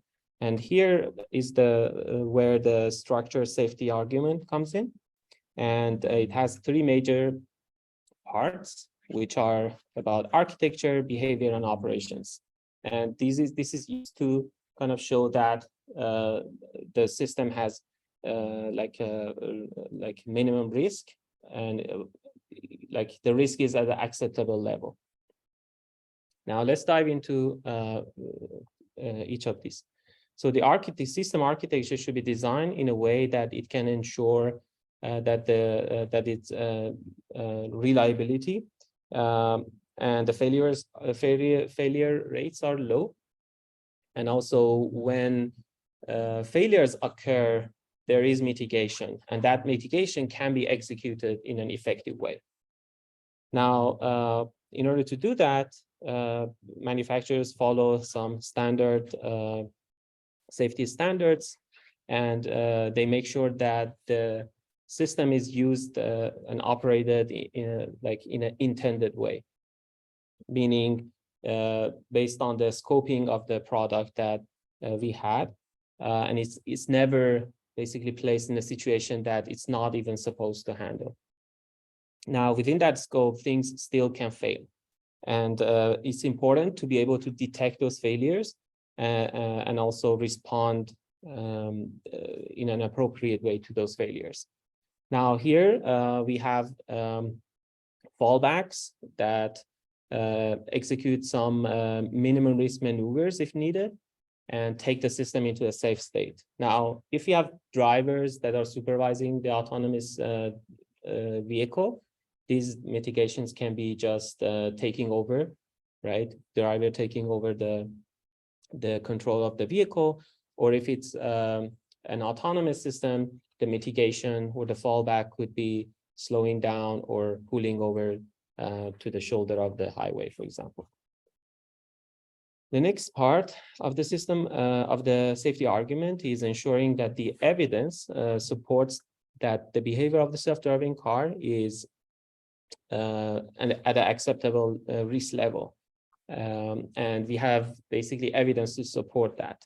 And so this involves ensuring that the requirements are developed in an appropriate manner and long term are assessed for potential hazards and ensuring requirements appropriately address each of those hazards. And a response to fallback is completed in a behaviorally safe way. Now let's dive into some of those. So when on the road, the vehicle can be exposed to an X spectrum of scenario types. And it is important to ensure that the requirements and tests are designed in a way that it can ensure that the product is able to handle any of such scenarios, from most likely to least likely. And the system is also designed in a way that it can proactively reduce the risk. For example, if it's in a conflicting scenario, let's say it's approaching a emerging lane, it can proactively lane change to another lane so that it will kind of reduce the risk of potential conflicts. And the more the system is designed such that we can avoid such potential and dangerous situations, the better we can basically minimize the risk of such hazards.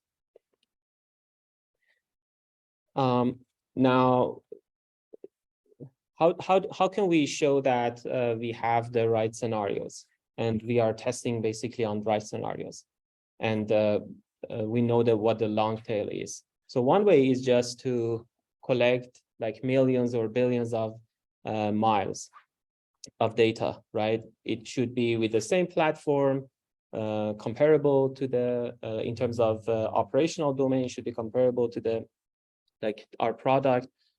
And but this is very very expensive, and also at the end of the day, like most of these scenarios that we see in long tail are due to human errors, or they're very human-like. So how can we still, now given this, how can we still make sure that we have covered all the hazards? So we should focus on what could go wrong in a self-driving system. And it's not just relying on the real data or road data and experiences from road data. And most of these road data events could also be very easy for a self-driving car to handle. For example, like it could be due to just distracted driving. So a self-driving car may not be distracted because it's always looking like 360 and is very aware of the surrounding. I'm sorry.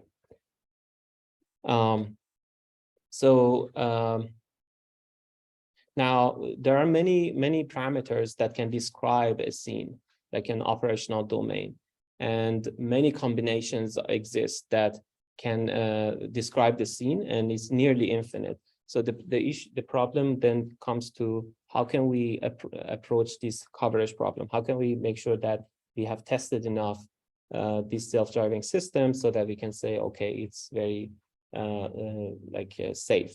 And we have basically covered all those long tail events.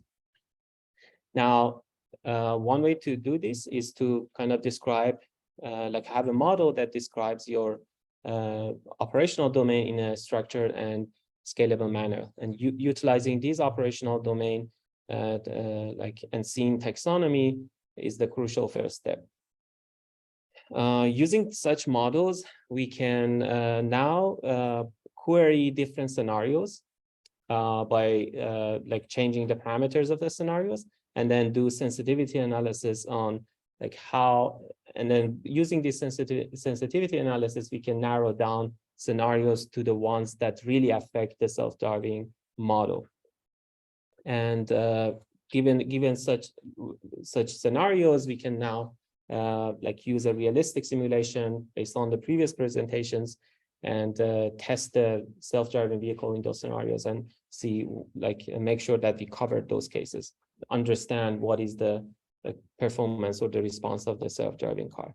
Now, let's look at how we can maximize this coverage over possible scenarios and also understand how the self-driving car performance is in such cases. So in order to efficiently maximize the test coverage, we have developed an approach at Wabi that intelligently generates such scenarios and allows to efficiently maximize the coverage of the and characterization of the performance of the self-driving in those scenarios. So it's a very simple idea. So first we start by just randomly selecting a scenario, basically the parameters of the scenario, and testing the performance of the self-driving car in that scenario.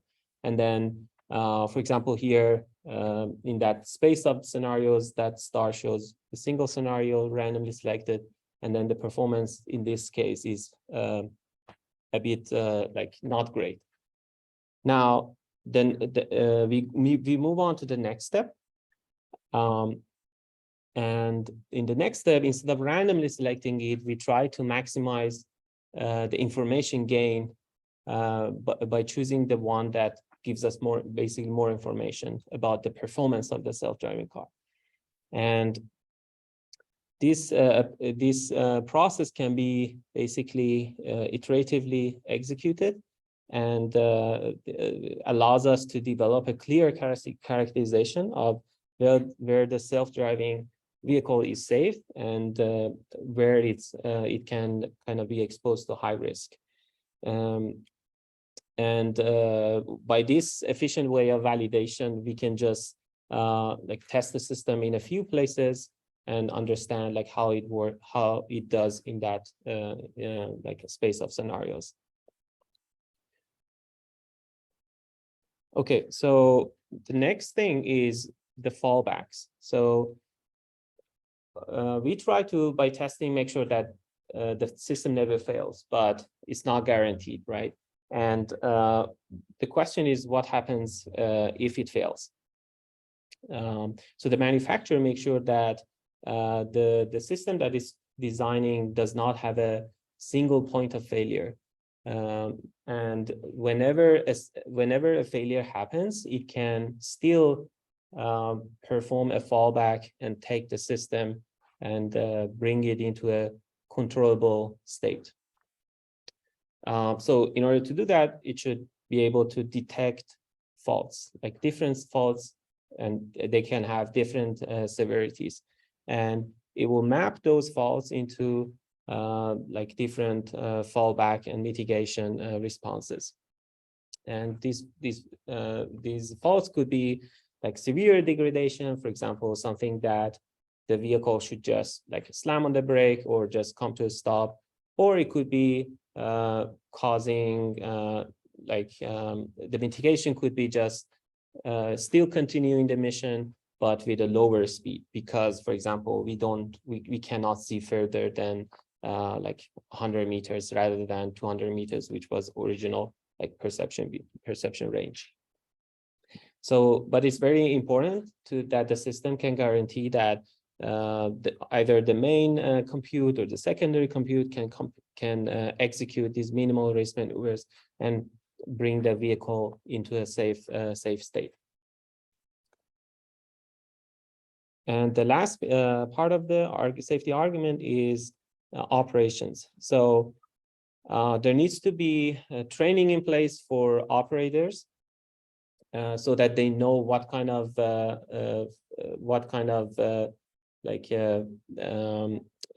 risks are involved and what scenarios are in the operational domain and what are not, and they can know like when they have to take over and when they can rely on the autonomous system to kind of handle a scenario. And as we scale the operations and as we add more vehicles on the road, we have to make sure that we bring that safety bar higher so that we are not exposed to larger risk level. Now, we have to make sure that we can detect potential hazards in a timely manner. So this is done by producing a few metrics, performance metrics. For example, at the system level or at the subsystem level, let's say we can have metrics about the detection, and over time we will monitor these metrics and make sure that there's no significant degradation. And if there is, there should be kind of actions that prevent the fleet prevent the fleet from going on road. We can basically ground them so that we are not kind of exposed to greater loss. So yeah, that's the conclusion of the safety part. So we talked about like how it's important to have a culture that supports safety. Talked about how to develop a product that is basically has safety as its first conditions. And also, like, if you want to deploy a self-driving car, what is the argument about like how safe the vehicle is? And thanks for listening. If there's any questions.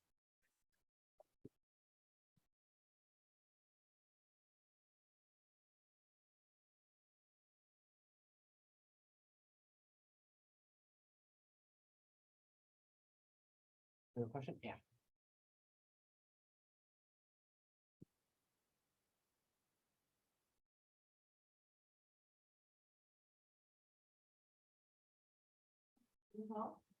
And I wanted to know how do you identify and how do you make sure that we have a full coverage of all the critical scenarios that we have in the vehicle that is based on the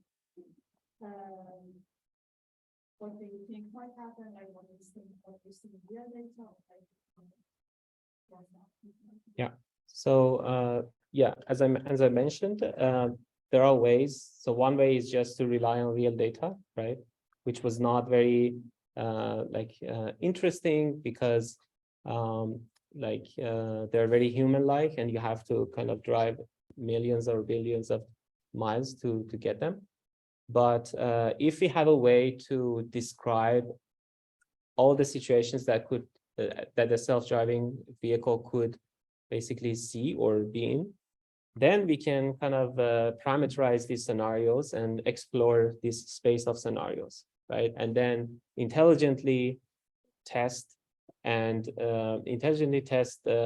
self-driving by sampling this space, and then build a model and make sure that we have at least some level of confidence about the performance of the self-driving car in those scenarios.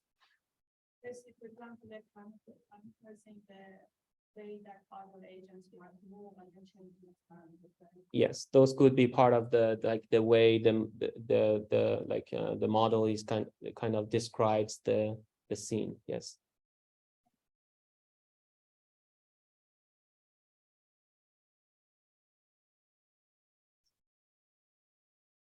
Wondering what inspirations you used to come up with this company culture and processing, things like that, given that we don't have real AV systems deployed for all the military operations or aerospace or something. Sorry, I didn't get the end of the question. I was curious, what were some of the sources that you drew from to build up the basically everything you talked about here, given that we don't have a fully functional autonomous vehicle ecosystem yet for experience to draw from? The experience what? To draw like yeah, basically, given that we don't have autonomous vehicles or any no companies operating them really at scale, Yep. What were some of the inspirations that Huawei used to build the safety program, the safety process? In terms of culture. So yeah, I mean, basically, I would say it's like thinking about like what catastrophes can happen, right? If like we as a company putting like a self-driving car on the road, we are responsible. Everyone is responsible to make sure that like whenever we see something, we basically that can kind of be like increase the risk, right? Risk of any kind.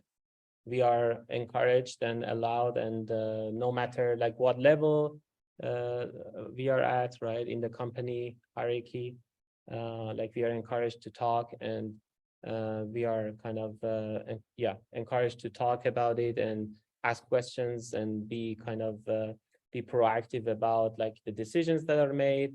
And like it's a very transparent culture, so it's a very transparent process, and anyone is welcome to kind of question specifically these kind of safety critical decisions. So that's one thing I can say.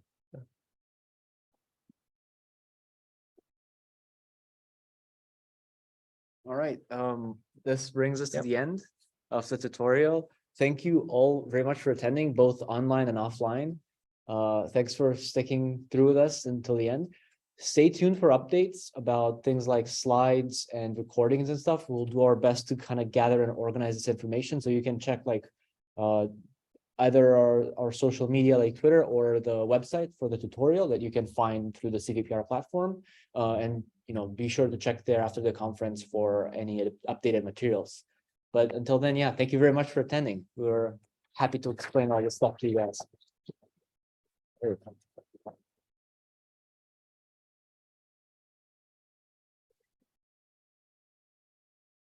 All right, good work, everyone.